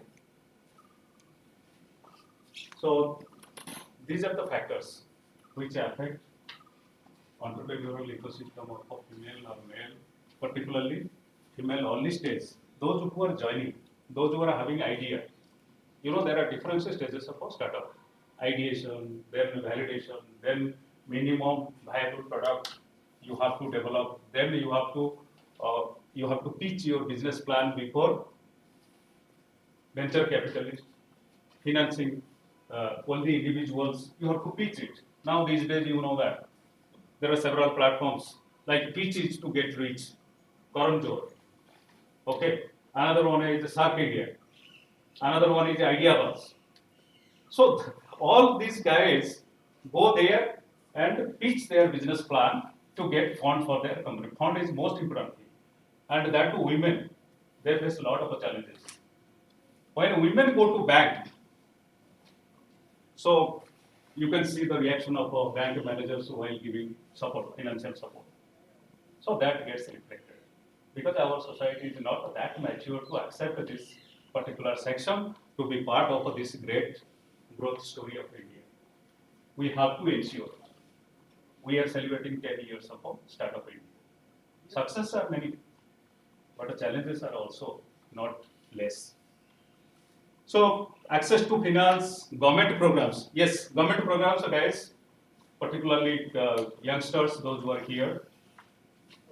One state consistently taking the best award so far entrepreneurial ecosystem is concerned. Which state is that? Any guess? I don't have chocolates otherwise. Because now incentives should be given everybody. Okay, starting from your unemployed youth, women, right? And the classroom also. They are asking, sir, calls chocolate hai kya? Then we will answer. Like our kids. Mobile phone de do, otherwise I will not eat. You see this conditioning, classical conditioning. Now it's getting into our classroom setup. Okay? Students are demanding. Earlier, those what What I was asking, which state is consistently making huge headway, breakthrough so far entrepreneurial ecosystem is concerned? Absolutely. Who is right? Okay. Dekho bhai. Only professor can tell. Right? So Gujarat is consistently making the best price. We went to Gujarat because our IIT research entrepreneurship part, we had a great meeting and we saw their ecosystem. You can't believe. Actually, truly they deserve. Truly they deserve.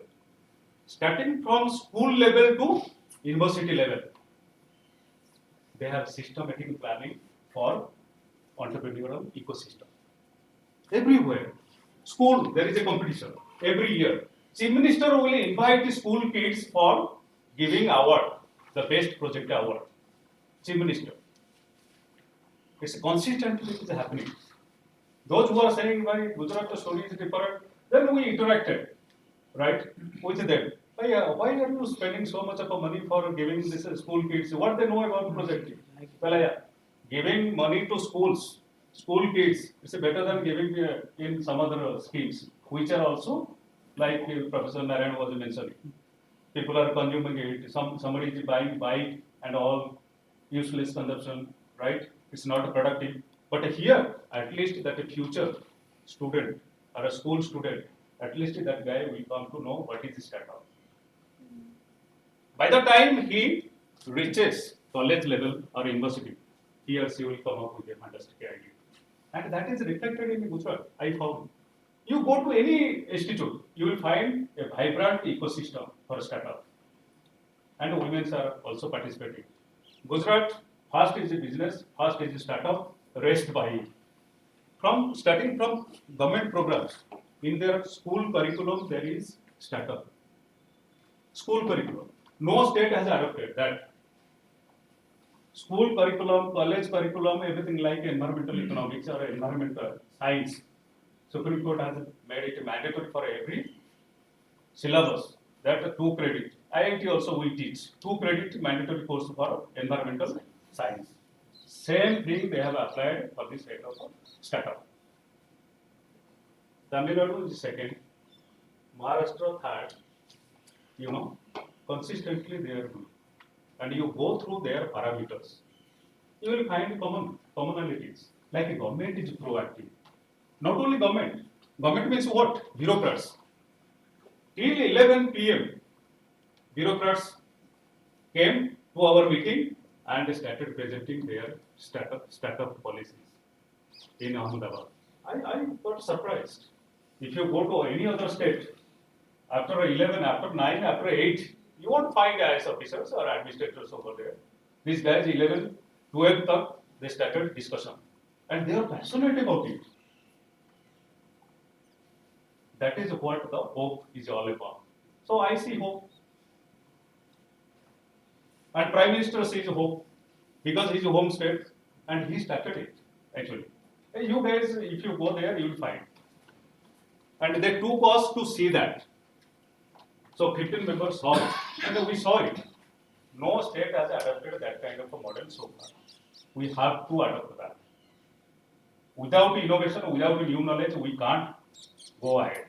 Today, America and others are telling. Israel, small country, because of innovation, because of entrepreneurship, we are importing, 40% of our arms ammunition from Israel. China, everybody is talking about China is great and great. More than 40% arms ammunition they import from Israel. Small country, desert, there is no land. You see that. Surrounded by hostile neighbors. So many, 2-3 years they have been into war. Okay, had it happened to us, so that could have become different story. How they survived? Because of innovation, because of a new knowledge. जिसका पास new knowledge वो आगे जाएगा. China देखो, AI immediately DeepSeek. NVIDIA $5 billion within 1 day. उसका valuation नीचे चला गया because of a DeepSeek. That is the power of new knowledge. That is the power of entrepreneurial ecosystem. We have to have. Otherwise, there is no shortcut. There is no other way. That's why Prime Minister, all of us, we have a responsibility to take. So here, tax, bureaucracy, cultural and social norms, entrepreneurial education was a part of that syllabus, right? Internal market dynamics, physical infrastructure, all should be pro women. Then only women entrepreneurship, which are neglected section of our society, they can contribute significantly to the growth story of India through entrepreneurial journey. So this is the objective, whole objective that since that we have taken 2009 to 2000 and early stage entrepreneurial activity across the 25 countries, including developed and developing. So these are the variables we have taken: access to finance, government programs, tax, bureaucracy, culture, and norms. So similar lines, they have collected data. We have just utilized that data to find out which factors are, adversely affecting, which are positively affecting women, early female entrepreneurial ecosystem. Okay. So this is the, total female early stage entrepreneurial activities. All these independent variables are defined like we mentioned in the earlier. So I'm coming back to the findings.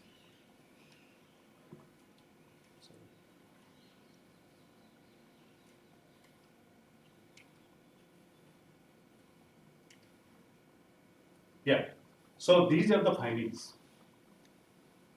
Across the countries, developing countries are there, developed countries are there, but I don't want to generalize here because the sample is very small, right? We have to do micro level analysis. One of our students she is doing on micro level analysis both that women participation in Indian entrepreneurial journey. So we are doing that. But what we got, that study highlights female early stage entrepreneurs interact with the research ecosystem, challenging gender neutrality. Most of the studies they talk about there is no gender discrimination or disparity so far entrepreneurial ecosystem, but we found there is gender inequality.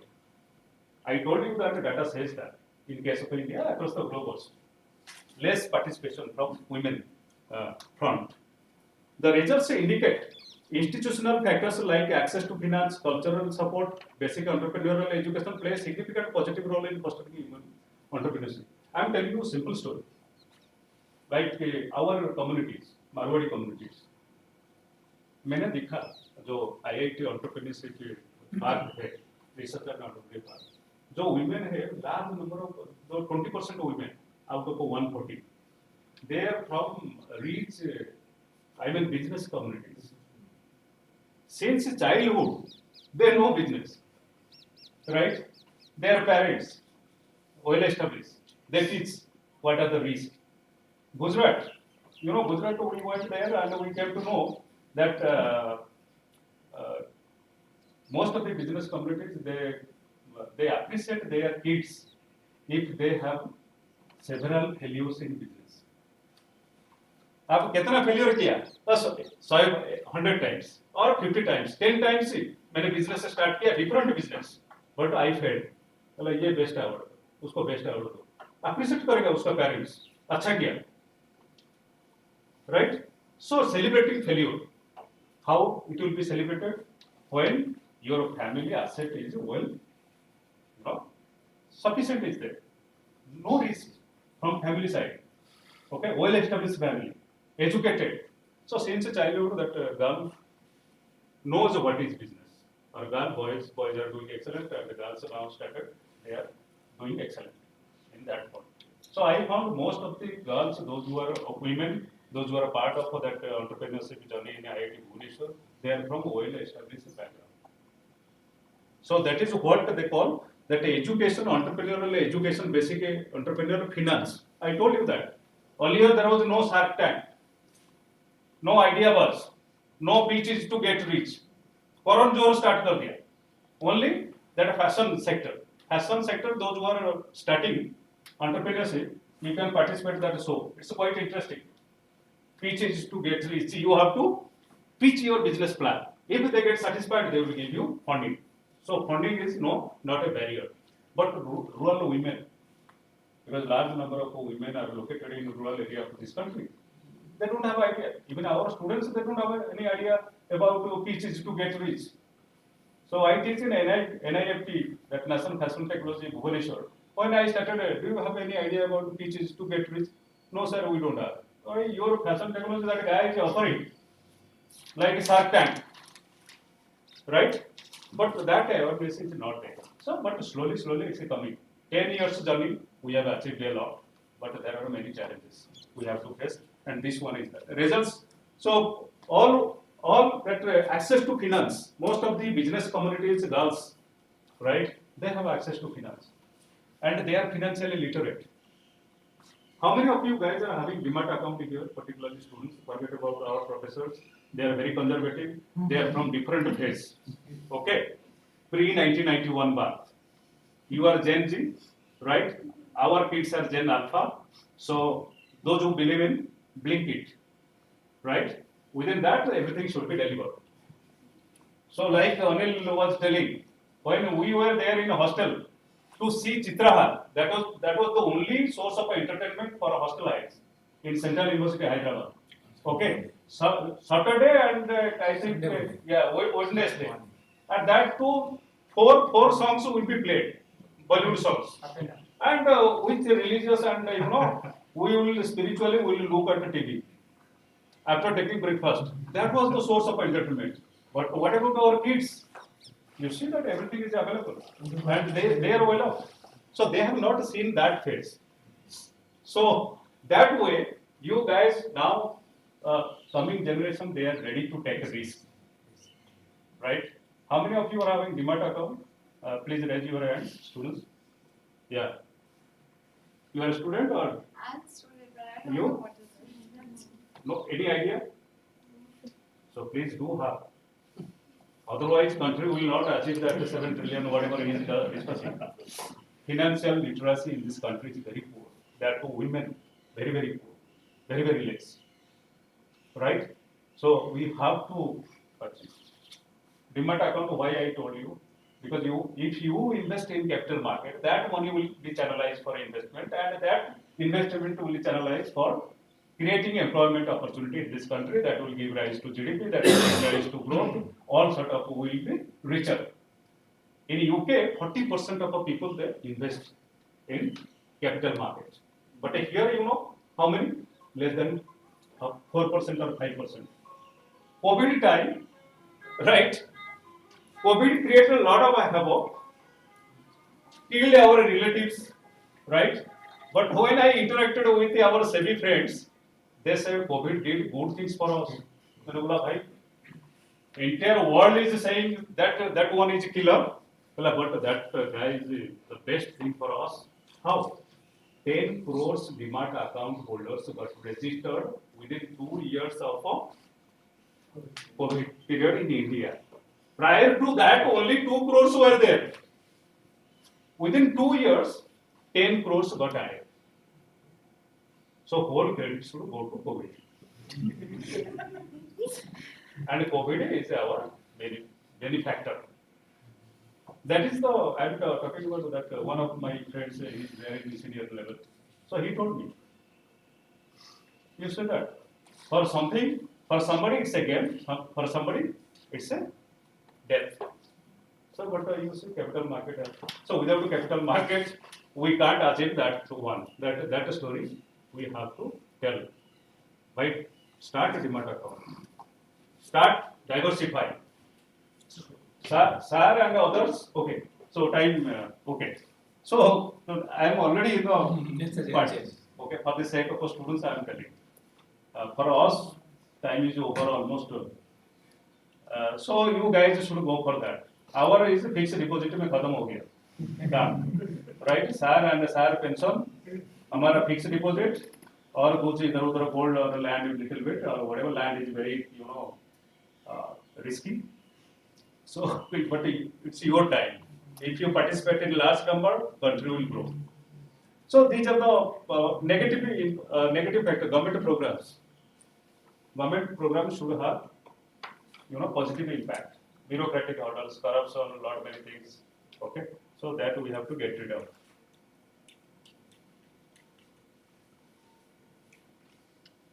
Policy implications, these are, I told you, Gujarat is a model.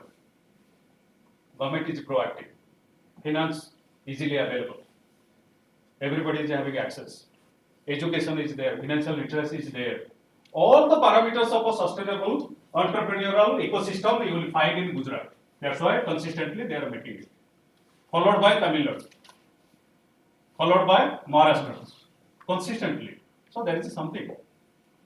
Some people say, "Arey, wo to chal raha hai, Jumla." We thought it was Jumla. I personally, I was, but when I worked there, stayed for 4 days, saw their ecosystem, I said, no, bhai, it's not Jumla, it's a real. Thank you very much. I stop here. Thank you, Professor Sahu. Any observations you have? Please. Yeah, please. So, sir, and you talked about Gujarat, Tamil, followed by Tamil Nadu and Maharashtra.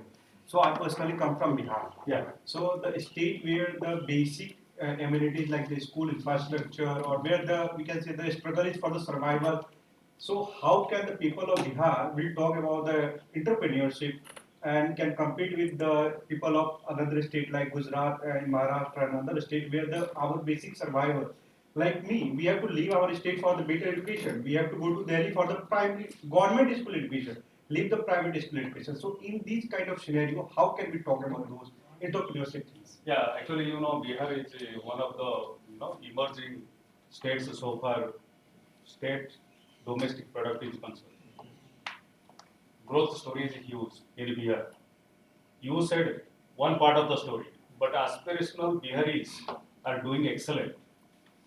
You look at the GDP, GST, gross domestic product, that is the quantitative indicator of economy. Bihar is ahead of all. Orissa, Bihar, these are coming up like anything. In spite of all, I am not saying that we don't have challenge. We have challenge. We have a historical reasons. Okay, whereas Gujarat and others, they are historically a business communities, right? Orissa, if you look at a startup ecosystem, it's not that great, but slowly they are starting, right? And Bihar is more hard working. Everywhere you will find they are working hard and they are establishing themselves. So problems are everywhere, but these states, they have adapted.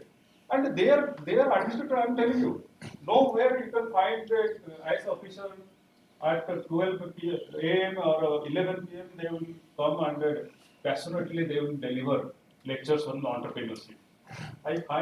First time I found in, so that is the spirit. We should replicate their model. I am not saying that. We have our own problems like he highlighted. Population earlier we used to say population is a liability, but today everybody is saying, भाई India population भेजो हम लोग export कर रहे हैं population you know that or not? Japanese people came and all are 80s, now they need Indians for what? They came to IIT Bhubaneswar. Then we started thinking that our kids will be recruited by these guys.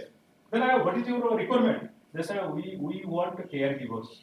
We thought they are coming here to pick up our, BTech guys for big companies, right? Then we started, what caregiver? We want a nurse. We want people. Then we started, by what? No, actually, our people are old because the average age, okay, it's becoming old day by day. China is also the only country which is young. So we will export why? Nobody can stop. Okay, caregiver कौन होगा? हम लोग already there. They said we are giving very good package, but that guy should give they are forgetting. Dementia is there at higher age. आप उसको tablet देना है right time में, खाना देना है, सब कुछ देना है, right? We want that kind of a people. So we thought, our future is great. Ultimately, our people are our asset. Today nobody is saying these are liabilities. I am telling you, all politicians you say, they are saying demographic dividend. We are going to capitalize it. Earlier, अरे इतना population हो गया, बर्बाद हो गया देश, ये बुढ़ा सब बर्बाद कर दिए, इतना so whatever, right? But today that is changed. it's a economic resource, asset, population. Europe is old. America is going to be old very soon. China is already. But it's our time. So with this, I stop here. If you have any questions, I have already taken so much of time. But for the sake of students, I am telling. Yeah, please. Sir, I'm from West Bengal. Yeah. Their child marriage is still there for females. I'm telling my own cousin was Yeah. married at the age of 9. Yeah. And it is true, sir. Actually, I come from a semi-rural area.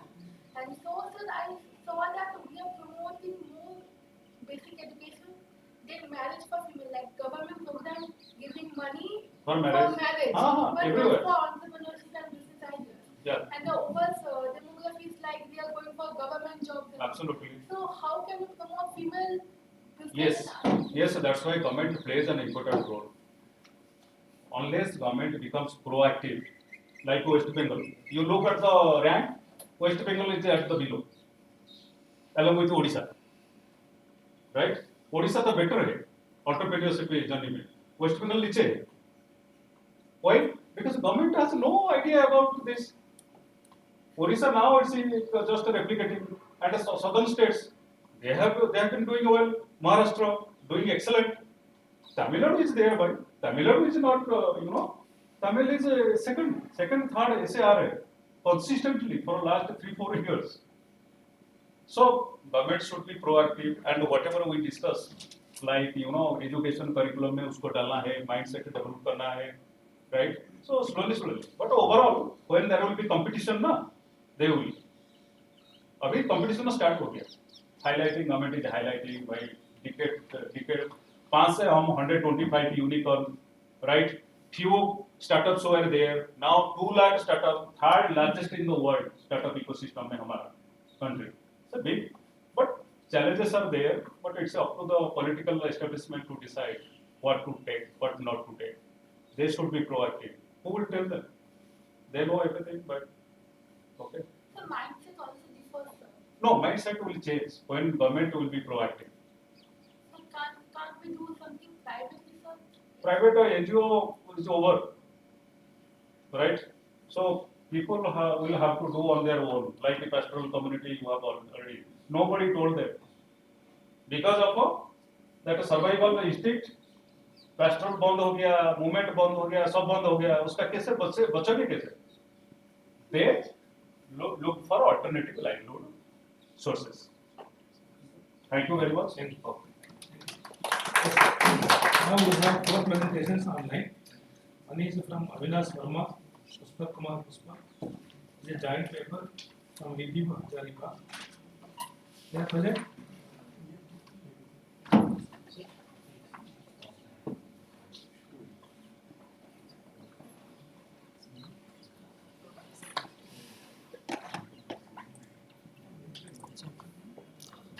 Sir ये research presentation ये होगा हाँ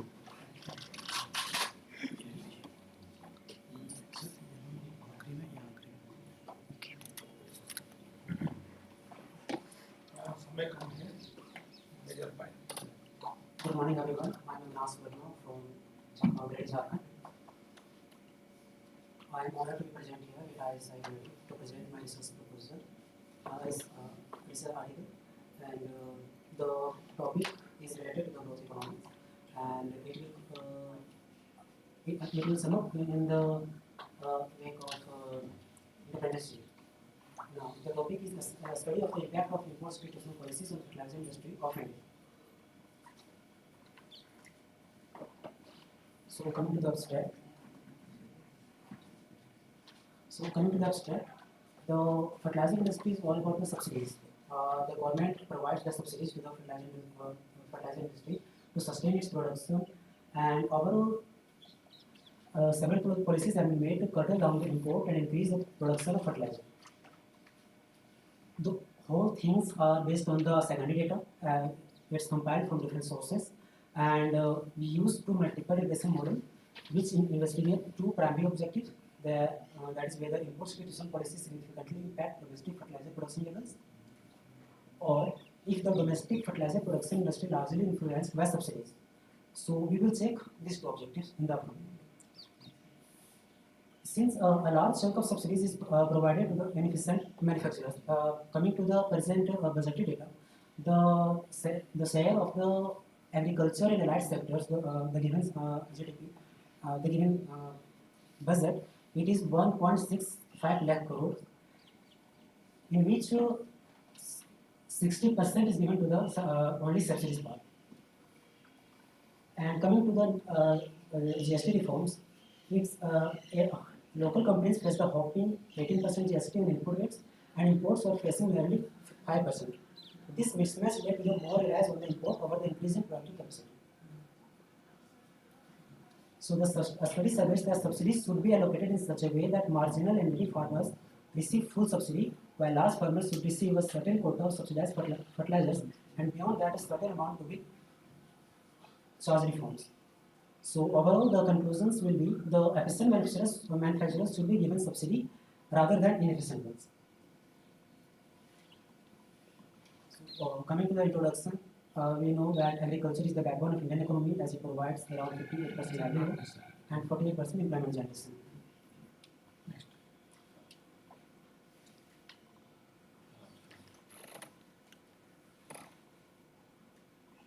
So overall, the introduction part. Okay. So the overall introduction part summarized as we import. There are three fertilizers that I taken: nitrogenous fertilizers, potassic fertilizers, and phosphatic fertilizers.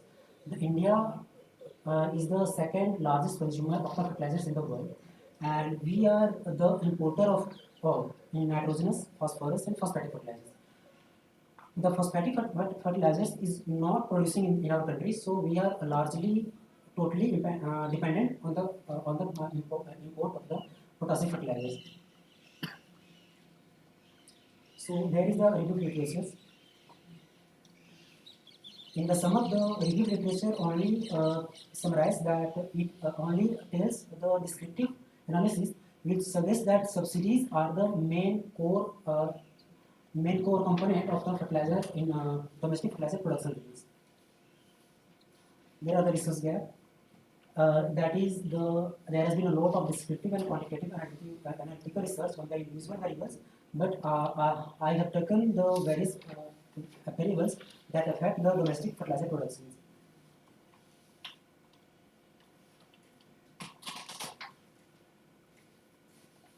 So there are the two objectives. That is the examine the impact of import substitution policies on the Indian fertilizer industry's production levels, and to study the impact of fertilizer subsidies on the domestic fertilizer production. There is the methodology, which will be quantitative and descriptive analysis, and the data will be compiled from the secondary data.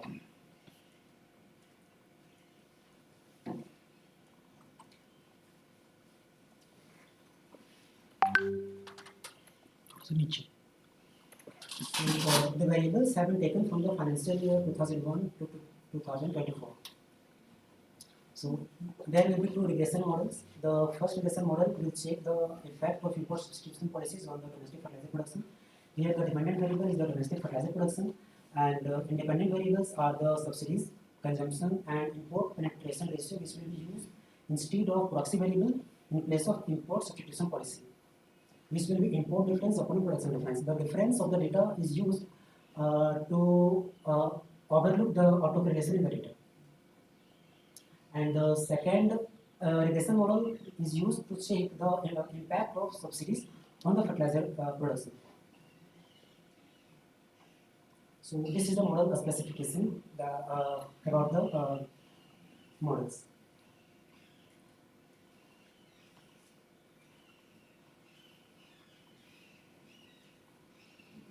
So these are the data that I have compiled from the secondary data.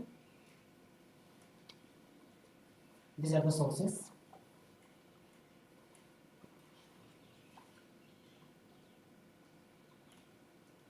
So overall, these are the trend lines of the above variables. This is the trend line of the fertilizer productions, which are increasing. This is the demand, which also increasing. And this is the import, which shows the zigzag lines, but overall it is also increasing. And this is the trend line of the fertilizer subsidies over the years after the COVID. it has also increased. The respective variables, we have taken the difference to avoid the auto correlation in the data. So this is the result that I have taken from the EU software to sum up the regression lines. The results are the below. Here the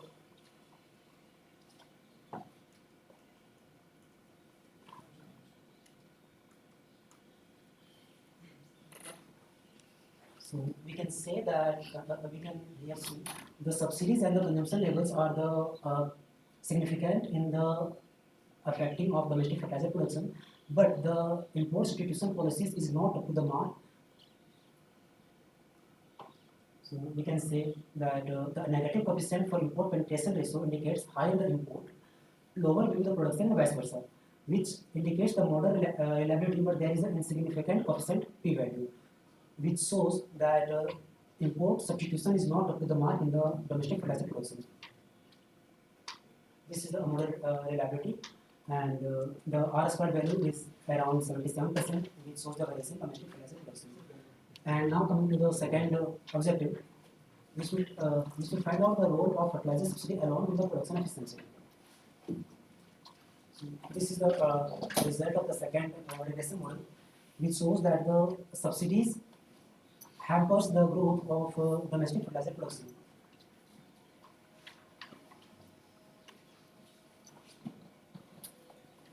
This is the model performance that the R squared value is around 50.5% of the variation in year difference in production level, and it may indicate diminishing returns from continued subsidy expansion, because if we give continued subsidy, the structural issues in how subsidies are distributed or targeted, it may also suggest that need to shift away from blanket subsidies toward more performance-linked or targeted interventions.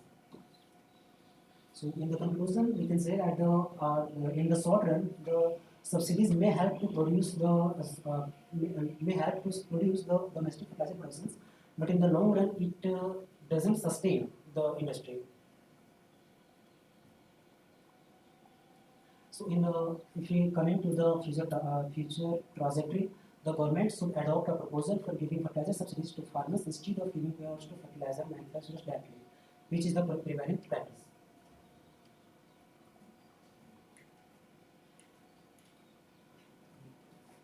And the Standing Committee on Chemicals and Fertilizers explained in 2020 report that because manufacturers receive subsidies depending on their cost of production, the government pays high subsidy returns.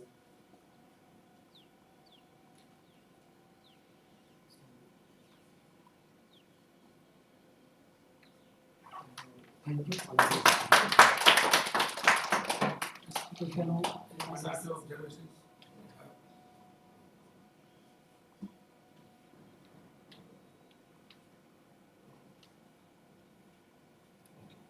Correct.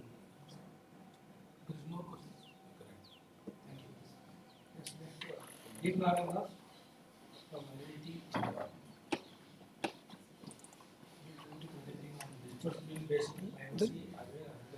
कौन सा आपका point नहीं ये नहीं हाँ ये नहीं है दूसरा डिजिटल ट्विन का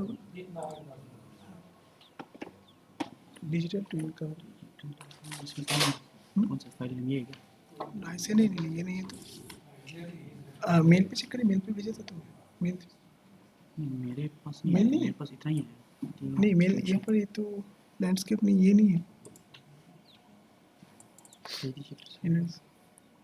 हाँ वो रूरल मेल नहीं है जिस मेल पे मंगा गया था। अच्छा तो मैं आपको भेज दे रहा हूँ कि किसमें भेजिए किसमें सर आपको रूरल एंटरप्रेन्योरशिप समिट का मेल क्या यहाँ से एक्सेस हो सकता है? तो वहाँ पे है लास्ट अभी फॉरवर्ड कर दिया ना लॉगिन करते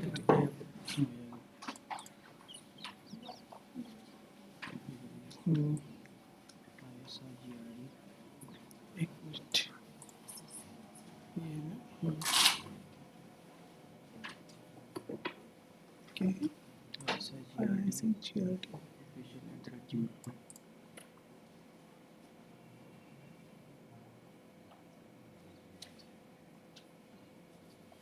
ISI charity official@gmail.com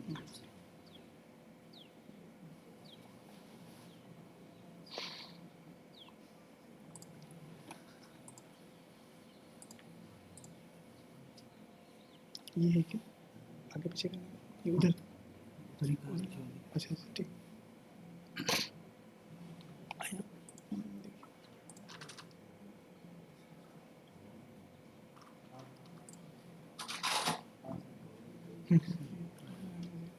क्या हुआ?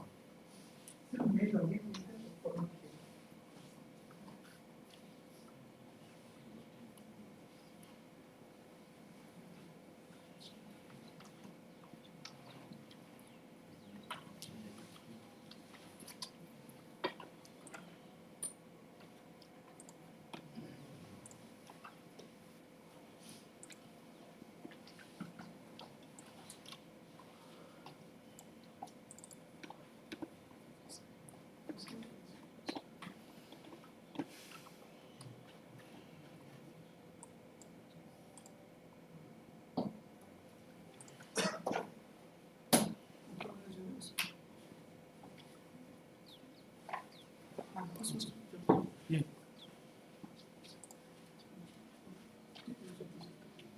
Good afternoon, everyone. I am Vikram Das from IIT Department of Computer Science, and today my topic is digital twin-based privacy-aware agriculture ecosystem.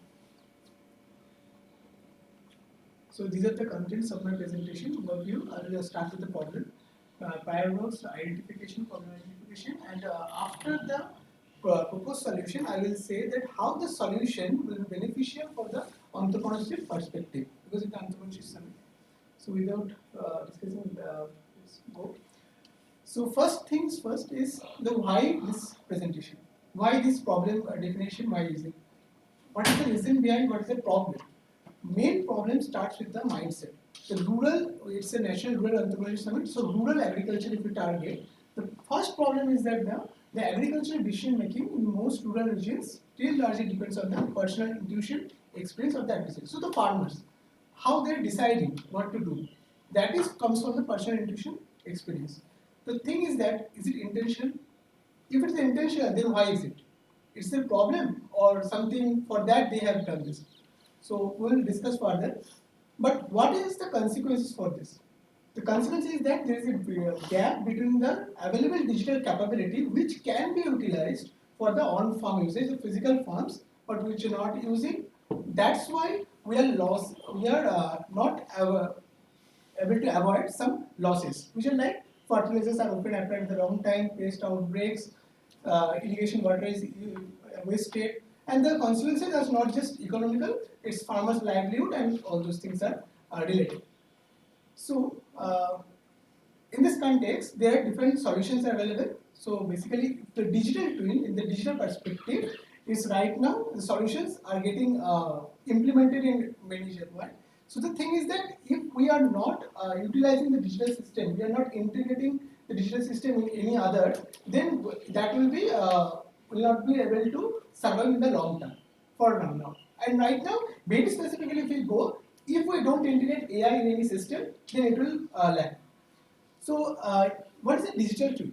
So, digital twin is a continuously updated virtual replica of a physical system. So, basically, a land is there. The land, if I apply something, operation, like if I apply water or if I change the soil or something, then there can be some severe consequences can be there. But why will it take the risk when there is a digital twin? Digital twin does what? It just creates a virtual replica, a software-based replica is there. You do the applications there. Whatever consequences will be happen, there will be you will be able to see the bad or good, whatever. When you see that no, it's good, then you apply in the real world scenario. So there is no loss. But what needs this one? The digital twin. This is the architecture. There is a hardware, middleware, and software. Hardware is the hardware, the physical system present, that is the farm. Physical farm is present. In the physical farm, there are multiple layers are there. The physical layer is actually the physical farm. Then the data acquisition layer and the processing layer comes in the middleware. The data acquisition layer does by the sensors, which are actually on the farm. It's physical sensors. Those are collecting the data, and that data is getting modeled by some machine learning models. So machine learning, what? Machine learning means we are feeding some data and understand the pattern and generate the relationship what should happen. Right now the thing is that how much accurately it will behave, that depends on the data. So if I just for now considering that the digital twin is acting 99% accurate, so it will be obviously whatever will happen to the physical system, physical farm, that is happening with the digital twin. For now, it's not our agenda that how much accuracy is there. So we're just expecting that 99% accurate. So data acquisition layer actually sensors sending the data to the middleware. It is creating the models, and that model actually visualizing the whole farm. There, whatever thing, whatever applying, we are applying water, we are applying any soil changes, whatever thing we're doing in the software level, the consequences we can see, and finally, if we satisfied with the solution, then we can apply in the real world. So if the application layer is a dashboard. The main difference, the question can be here, then dashboard monitoring. If suppose monitoring is there in the industrial, there are monitors are there, the some smart grids are monitoring the energies. So those things, and what is the difference between the digital twin and the dashboard based monitoring system? The main thing is that the what is solutions, simulations. It means that you are applying something and you are getting the consequences of that, whatever, good or bad. But it is not available with the monitoring system. Monitoring is just monitoring. We have to take the decision. Here, I am applying the thing, and decisions I can take from the consequences. So that's why digital twin is different from the dashboard-based monitoring system. So, deployment scenario where it's active digital twin applications like Krishi DSS. It's a predictive agricultural Krishi DSS platform is there, and there are active R&Ds are there in IIT Madras, IIT Bombay, and other IITs also available. But I just highlighted these two. That is the Pravata Technology Foundation and IIT Madras Incubation, and Silent Technology Innovation Hub by IIT Bombay. They are actively working on the agricultural systems for applying, integrating the digital technologies with the agriculture. So there are different types of DTs are there. These are digital twins, like network of DTs, collaborative DTs. Those are actually functionality different. How they will act depend on the infrastructure, depend on the requirement. We can integrate some of the DT. So what are the issues with the digital twin now? Mostly the DT-based solutions are centralized. Centralized means the database should be there. A machine learning model, whatever I am saying, that the data has to be stored, so it has to be stored somewhere at the server. The server is centralized at one point. So now the thing is that what it does, this digital twin system, who will provide the digital twin system to the farmer or any individual? That has to be a corporate or someone, a third party. Means not a single. A farmer cannot build a digital twin. Obviously, it's a very means. I'm not saying that they cannot learn from the YouTube and can not build that. But it's the most natural thing. They will not do that. They will procure for someone else.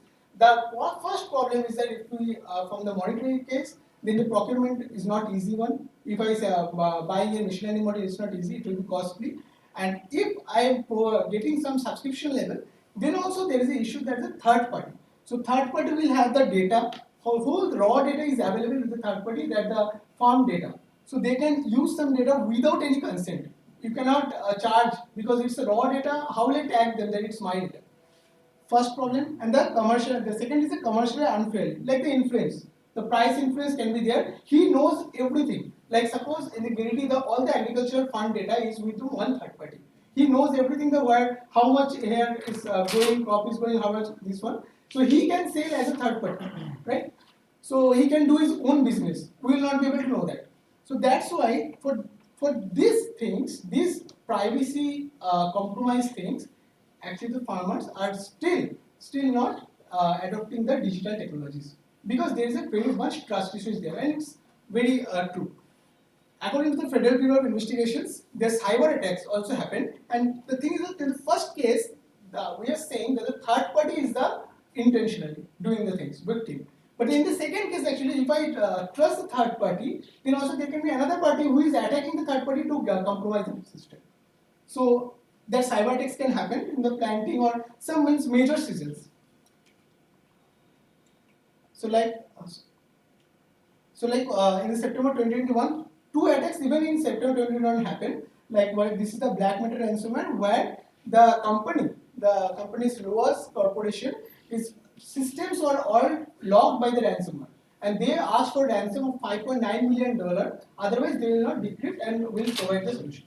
So this is one kind of cyber attack. Another is this Crystal Valley. Itself in September 2021 again, this company has to shut down all the systems to get rid of the ransomware attack. So these are the solutions. These cyber attacks happen actually. So there are two cases now. All of the privacy issues are there, and also the centralized issues are there. So for this, there is another solution: federated digital twin. It's a very emerging solution right now, not applied in the most of the cases. Digital twin is emerging, already emerged, but not this one. Federated digital twin. What happens here? In the digital twin, we apply the federated learning. Federated learning is what? It's distributed. We are saying it's a centralized server is there, obviously. But the thing is that in case of digital twin, I am saying the whole data of the farmer land is getting shared with the central third party. But in this case, we are not sharing the raw data. There is itself a model is there with the farmer. Local model is there. Only we are sharing the data. It's in the technological perspective. We are sharing some parameters. It's not the raw data that how much land is there, how many sensors are there. Not like that. So we are just sharing the parameters. It is aggregating in the central aggregation server, and then the whatever decisions are taken, that is further given to the again local system. So this is the federated learning. Basically, it's applied in the first. It's emerged as in the healthcare solution. Where the thing is that suppose a cancer treatment is going on. Now the cancer treatment is very few hospitals are there who are doing good things. So the thing is that the hospital cannot share the patient data in raw form to others. A central data repository I am making, I cannot share the raw form data without patient consent, and mostly patient will not agree to that. So the thing is that we will not share the patient data. We will process the patient data, and finally some parameters we will share through the central server. The server will not understand anything. From those data, a central model which will understand and will increase the model accuracy to take more good decisions. And that will be again updated with the local things. So local hospitals, so you can see here in the first picture, it's a centralized learning. You can see the hospital, this hospital ABC's data are at the central server. ABC collected data. Raw data is sent, but in this case, ABC's data is not sent to the central servers, just the parameters. Through parameters, the central server gets updated, and finally the decisions are given to the local. So it's through federated learning what is solved. So first tell about the applications. It's IIIT Allahabad. They have started with some federated learning projects, and Telangana also government also taken some initiative with the federated learning integration. So what's the problem? Main core problem. So through digital twin, we solved the first issues, but then the privacy issue is there and central server. Through federated learning, we solve the privacy issue right now. So if there is any attack happens, with the cyber attack happens, that's very common. Our data will not be compromised. We don't need to think. So farmer now can adopt. The problem again comes here. First problem is that regional variability, crop conditions limit the effectiveness of the centralized agriculture monitoring. The thing is, what I am to say, that suppose for the agricultural crop growth, there are different parameters are there. We cannot everything do model mathematically. The thing is, suppose we make a model, it's 99% accurate, like I said for the digital tool. And in totally different scenario, in America, it's the crop is growing, but it's a totally different types of things are happening. The environment different, soil different, and they are also getting 99% accuracy. But when it will be aggregated in the central server, the main machine learning model will think that they are saying this and they are saying totally opposite. How it's happening? So the overall accuracy will be decreased. Suppose 99% they are in the local, but in the global 95% accuracy. So the decision will be compromised now. So the I will not be able to take good decisions. So for that we have to be regional isolation. Suppose for Giridih there will be one model. For Dhanbad there will be one model. For Kolkata there will be one model. Like this way. It has to be separated, regions. So they will give more better decisions to that zone farmers or something. One point is this one. Another point is that what I said, there is a centralized server, so there can be single point of failure. If a DOS attack or something happens, the server will go down for some time, and that time, suppose I have to say in the stock market, even 1 second is matters. If I don't click, then it's gone all. So like this thing. So these are the two problems still is there. So that's why I proposed a solution that's a fog FDT based solution. Fog FDT, where is it? Fog is a fog layer. In the tier 1 in the figure, the tier 1 is the sensors available. After that, without any cloud-based systems, they directly send to the central servers at the right side, tier 3. But in the fog-based system, there is a tier 2 in the middle layer is their fog layer, which is actually aggregating the data And finally, if required, if that's very very important, if required, then they send only the data to the central server. So that means what? The central server is not busy all the time. The regional servers are actually doing the operations. So this through fog reliability solution, what we can do, increase responsiveness for the digital twin. It will be means if you are suppose playing a game online and it's lagging very much, you will not play. So the same way, digital twin will be more effective. The reduced bandwidth consumption and regional intelligence solution, it's more effective. That's why I said that the accuracy has to be increased. Otherwise, why will I use? First, the performance. Next is the security. So it's a fog-enabled federated digital twin where the edge layer means in the first layer are the farms. In the fog layer, the federated clients. There are the models are there. Like I said, for Giriti, there will be one machinery model who will tell them what to do. And finally, cloud layer, federated server. So I already told this one. This is a federated averaging, like just a very simple federated learning algorithm. What happens that suppose there are 4 clients are there, they are sending their parameters WT1, WT2 like this way, and the main cloud server is averaging the parameters and send back to the clients. The very simple horizontal federated learning. Obviously, it will not be applied in the most complex cases.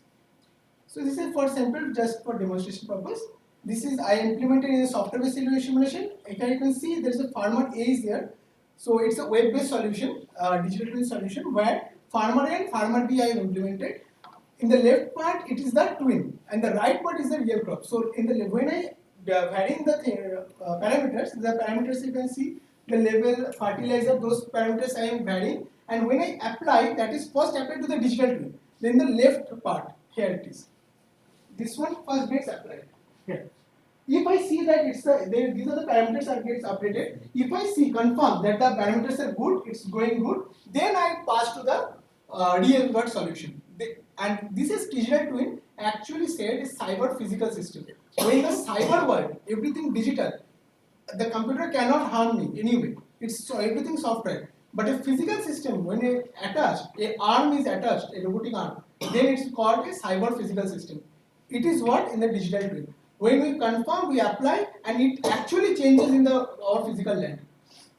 So this is the global recommendation. What I said that all farmers are supposed doing changes that is updated in the regional model, and those regional models actually update in the global model, and global model will sell the profits. So how it will be applied from the entrepreneurship perspective? Now, thing is that we assume a service provider offers a subscription-based DT service to the farmer. So digital twin. The digital twin solution I made.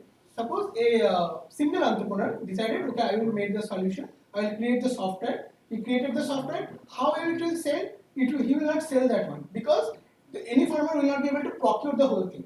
He will provide a subscription-based service. First part.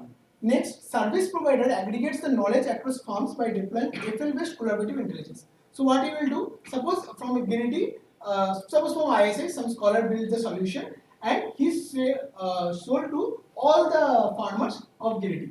Now the farmers, from the farmers that the data is collected to his server. His server, it's a fog layer, in the fog middle layer is there. Regional level isolation is there. The person doesn't have any data, just the raw data, raw model is there. Sorry, not raw, the parameter model is there. So he knows what happens there. He is providing the service. He is getting some profit for that. A monetary profit obviously there. Now the second case is that, third case, sorry, in this arrangement, farmers contribute to the improvement of the global intelligence model directly. And another thing is that that model is also sold to the government agencies. Why it is? Because the overall intelligence, the central server, who will acquire? That's the government. Government will know everything, means what is the status of our India, suppose. What is the status, how much it's growing, so they can build the policies. Like I said, the government agencies can obtain reliable, privacy-preserving, regional level insights. Yes, just one insights, not the whole data. And finally, as per the requirement, we can enable the evidence-based planning, targeted interventions can do, and make long-term agriculture policies. So the discussion in the final part is that why the farmers will contribute. The first thing, that why will I contribute to the data? So for that one, it has to be reward-based system. So suppose if the first thing is that he will use this because there is a less risk on the farmland, some say bad conditions. The next thing is that why will he share the data to the center? Because if I share the data, I will get some rewards on behalf, and my data is not getting compromised also. In the conclusion, I already told the information. So just in the future scope, what we can do, blockchain-based audit trails we can integrate. So there will be more transparency in the system. And also we have to apply some government level policies like DEPA policies there, which is actually not stopping the data flow. It's controlling the data flow, how the data will be channelized. So it will not be compromise someone's privacy, and also that it will be effectively useful. So that's all. These are some references, and thanks. Any question? I think they have not captured the basic point of your paper. Your technically speaks. Yes, I told the main opportunity is Where it is grassroots level usually, that you have to first start there. grassroots level, sir. Like what is said here. Because they have understood that it is a data analysis, it is a cloud-based analysis, it is a blockchain analysis. Farmer, in where they have to use this as a entrepreneur, and how it will connect to others, how it will become as entrepreneurship. That is they have not understood. The point, Am I wrong? बोलिए जी. No, that point is that what I said first, the farmer will not be able to implement legislation.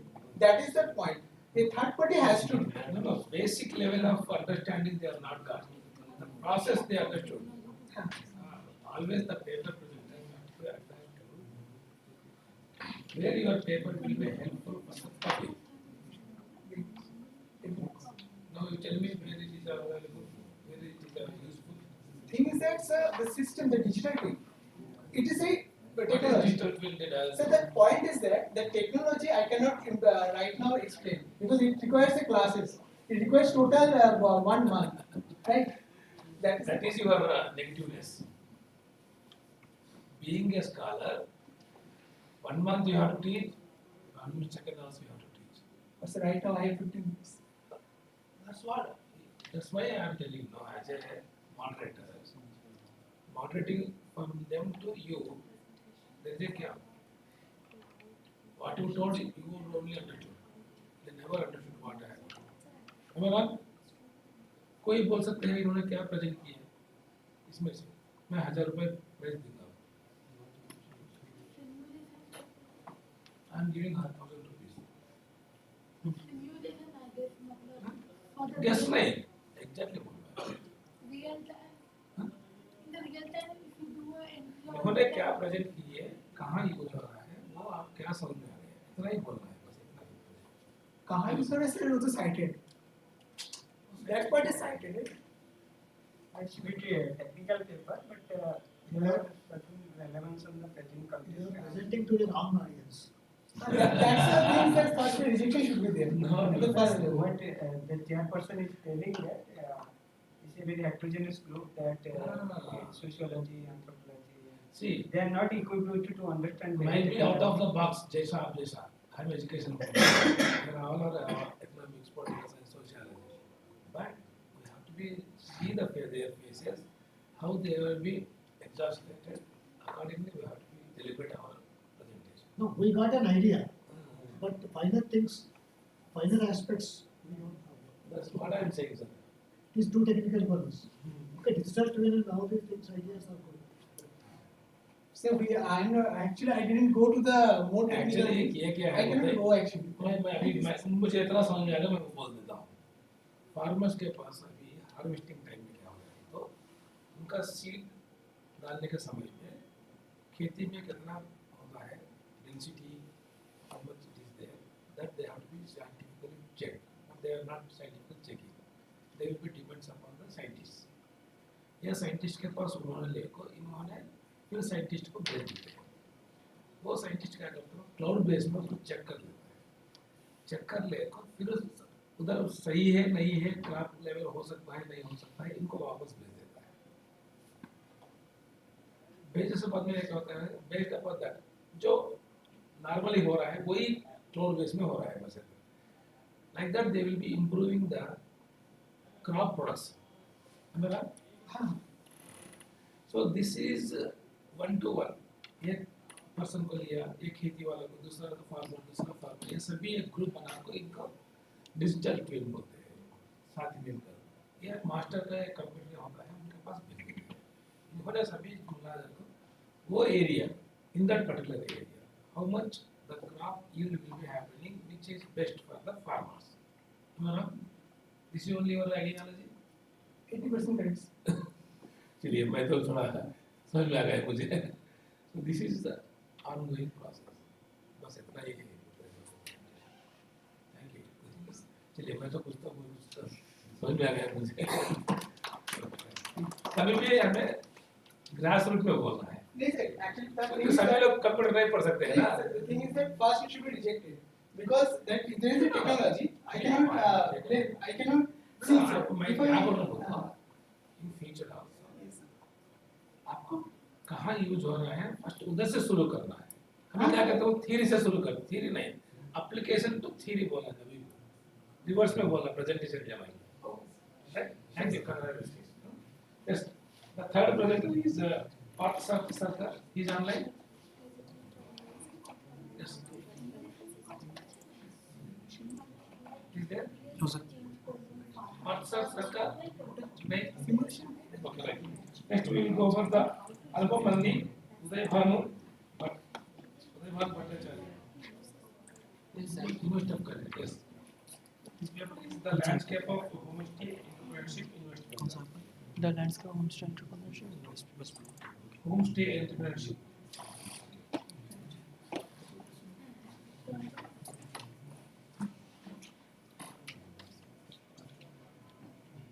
Okay.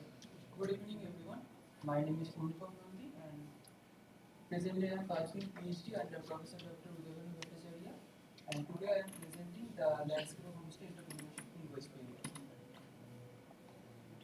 Entrepreneurs have a number of characteristics we have already covered from the seminar, but the evolution of a person's traditional career into an entrepreneur is generally called entrepreneurship. And tourism is a form of entrepreneurship, and homestay is a subset of tourism that attracts a specific segment of tourists who are eager to experience the ways of life of local communities and moreover enjoy the environment.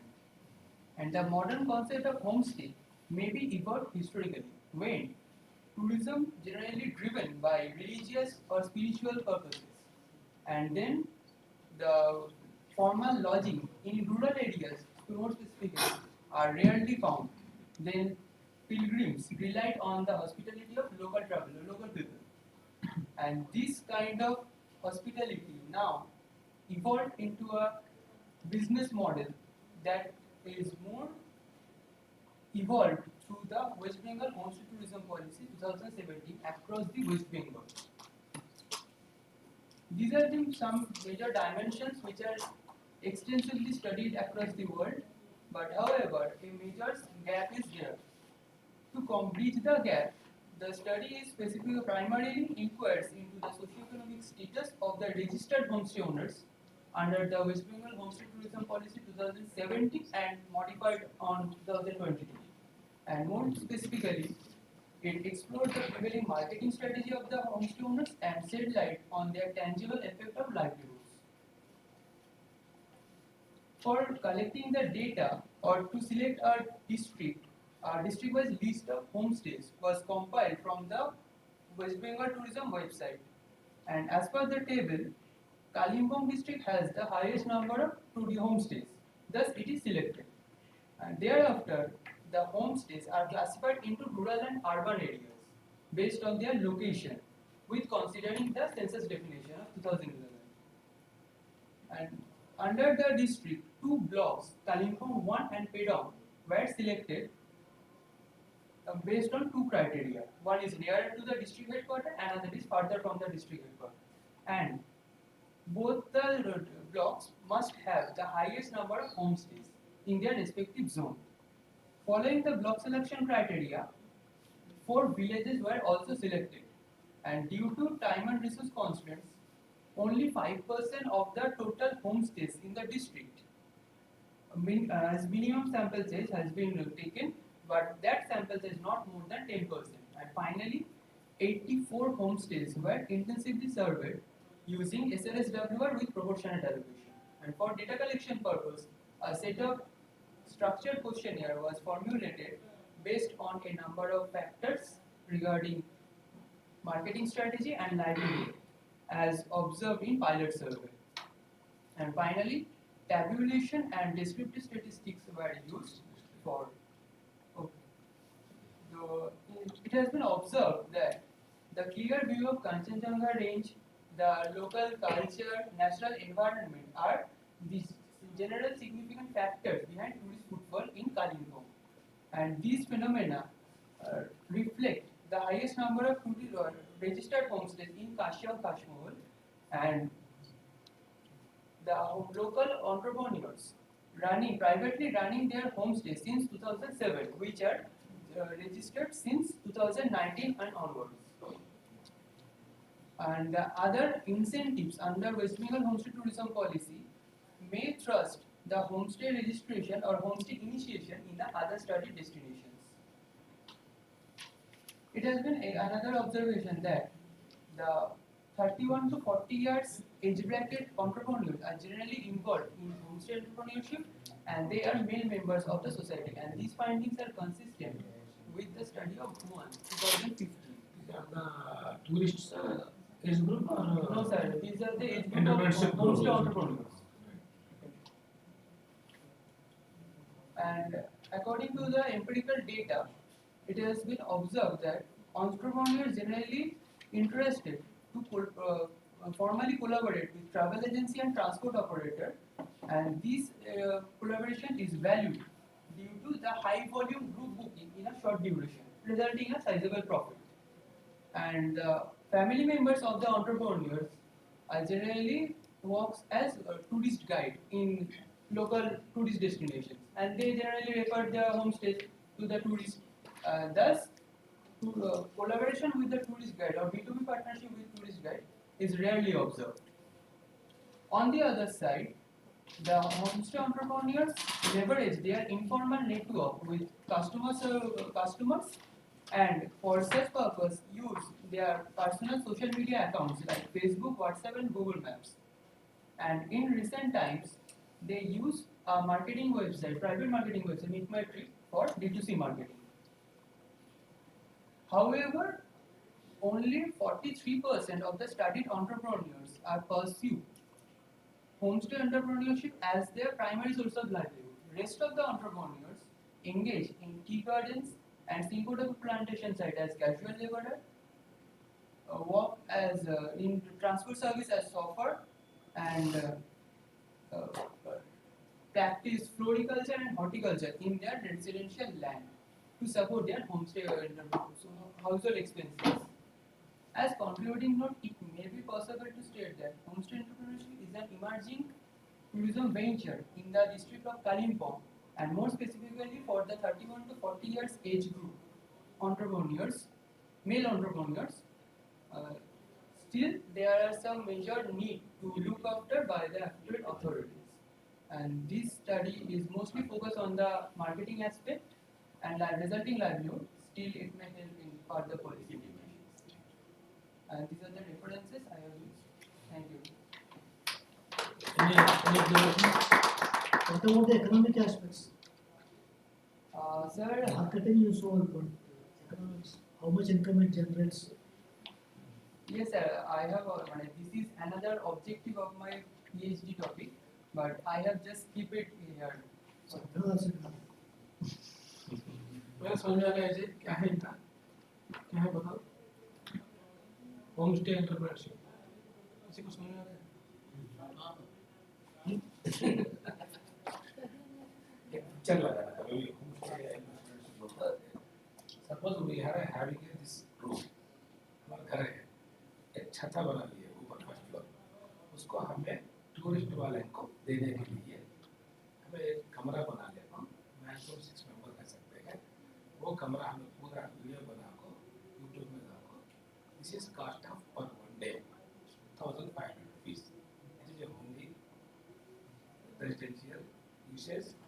large type, all things are there.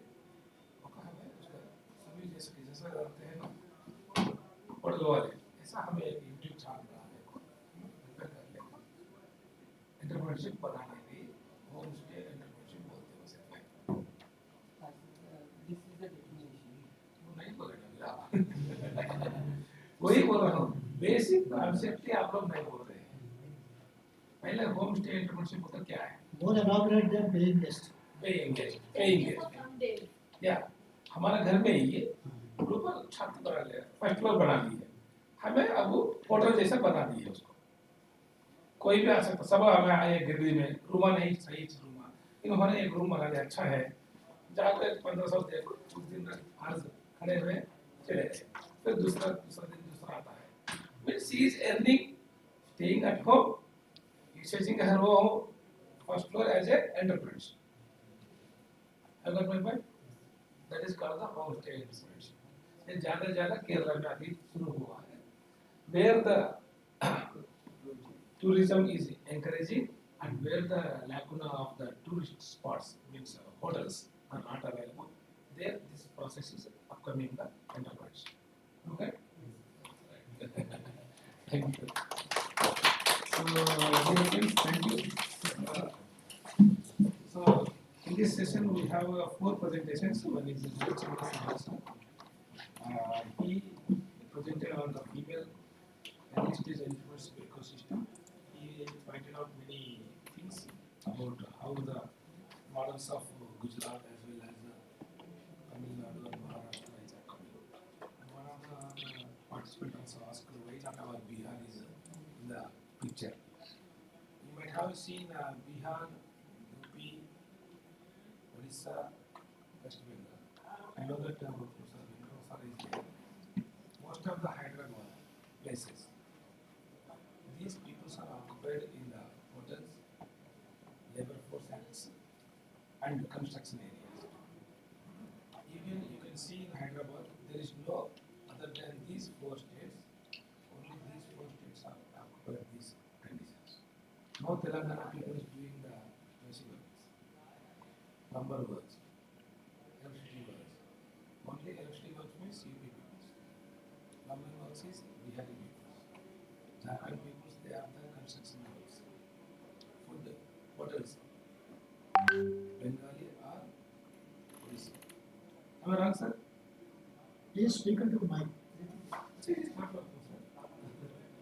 Actually, no. So these things are going on everywhere. I'll take one example of the state. So means पहले आप लोग देखे 70-80s में कहाँ भी चाय मिलता है वो तो उधर तमिलनाडु वाला होता था रेलवे में केरला और Tamil Nadu. I know that the star is traveled across the India. Wherever he wants to be get out, he will sitting that where is the Tamil Nadu and Kerala person is sitting that chai. There only he will take and he will move. क्योंकि उन्होंने पानी से पैसे बचाए. Same thing the Gujarat people also do. आप कहाँ भी देखिए, Agarwal families, Marwadi families are only from Gujarat. Whatever the automobiles have works and they be नहीं तो कि ना ये hardware से workshop. Punjabi 6 automobile. Mobile. All these things are they are occupied across the India today. This is called the entrepreneurship. कहाँ भी देखो आप ग्रिड में भी आप देखिए आपको कोई एक इलेक्ट्रिसिटी से आप मिलना है वो तो आप जाना है उधर गुजराती वाला तो होता है नहीं तो मारवाड़ी वाला तो होता है नहीं तो राजस्थानी वाला मार्बल्स राजस्थानी वाले ही होता है. So this is the particular states they are making the entrepreneurship. Like that, every state is having its own image in the entrepreneurship. That is highlighted by the Professor Sahu. Followed by the another presentation is Pushkar Kumar Pushpu. He also impacting on the import substitution policy like fertilizer industry. He pointed out the how potassium and the phosphate and the nitrogen things will be helping in the preparation of the entrepreneurship across the field work at the farmers levels. He made one analysis of regression analysis. I found that the regression analysis is gives the residual also, but you are not quoted the residual value. That is missing in your presentation.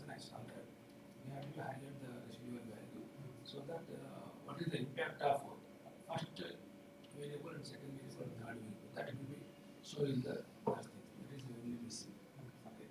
Then third one is Deep Narayan has also presented his work on the privacy aware of agriculture things through the digital field. So how the farmers will be using the digital technology in their upcoming way of fertilization and upcoming way of the farmer first machines. These things also he presented. And finally we have seen the homestay entrepreneurship in the West Bengal. So it is upcoming entrepreneurship and now also the Nirmala Sitharaman presented rural entrepreneurship. This is also one of the points there in the homestay entrepreneurship. So thanks to all the four presenters, one is also online also. So thank you for the organization, giving me an opportunity for chairing this session. Thank you audience for your well-deserved presence in the session. Thank you, Ananda.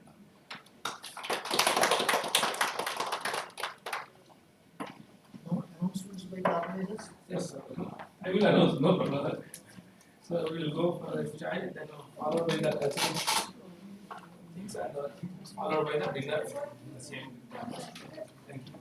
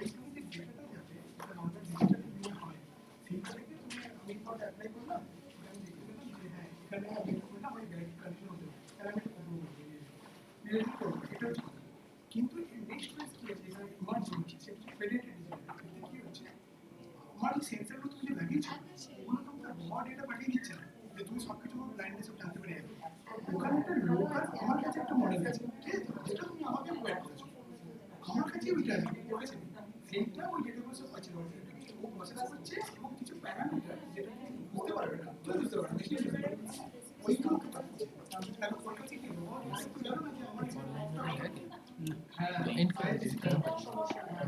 কারণ যদি ওটাই হয় আমার যদি soft data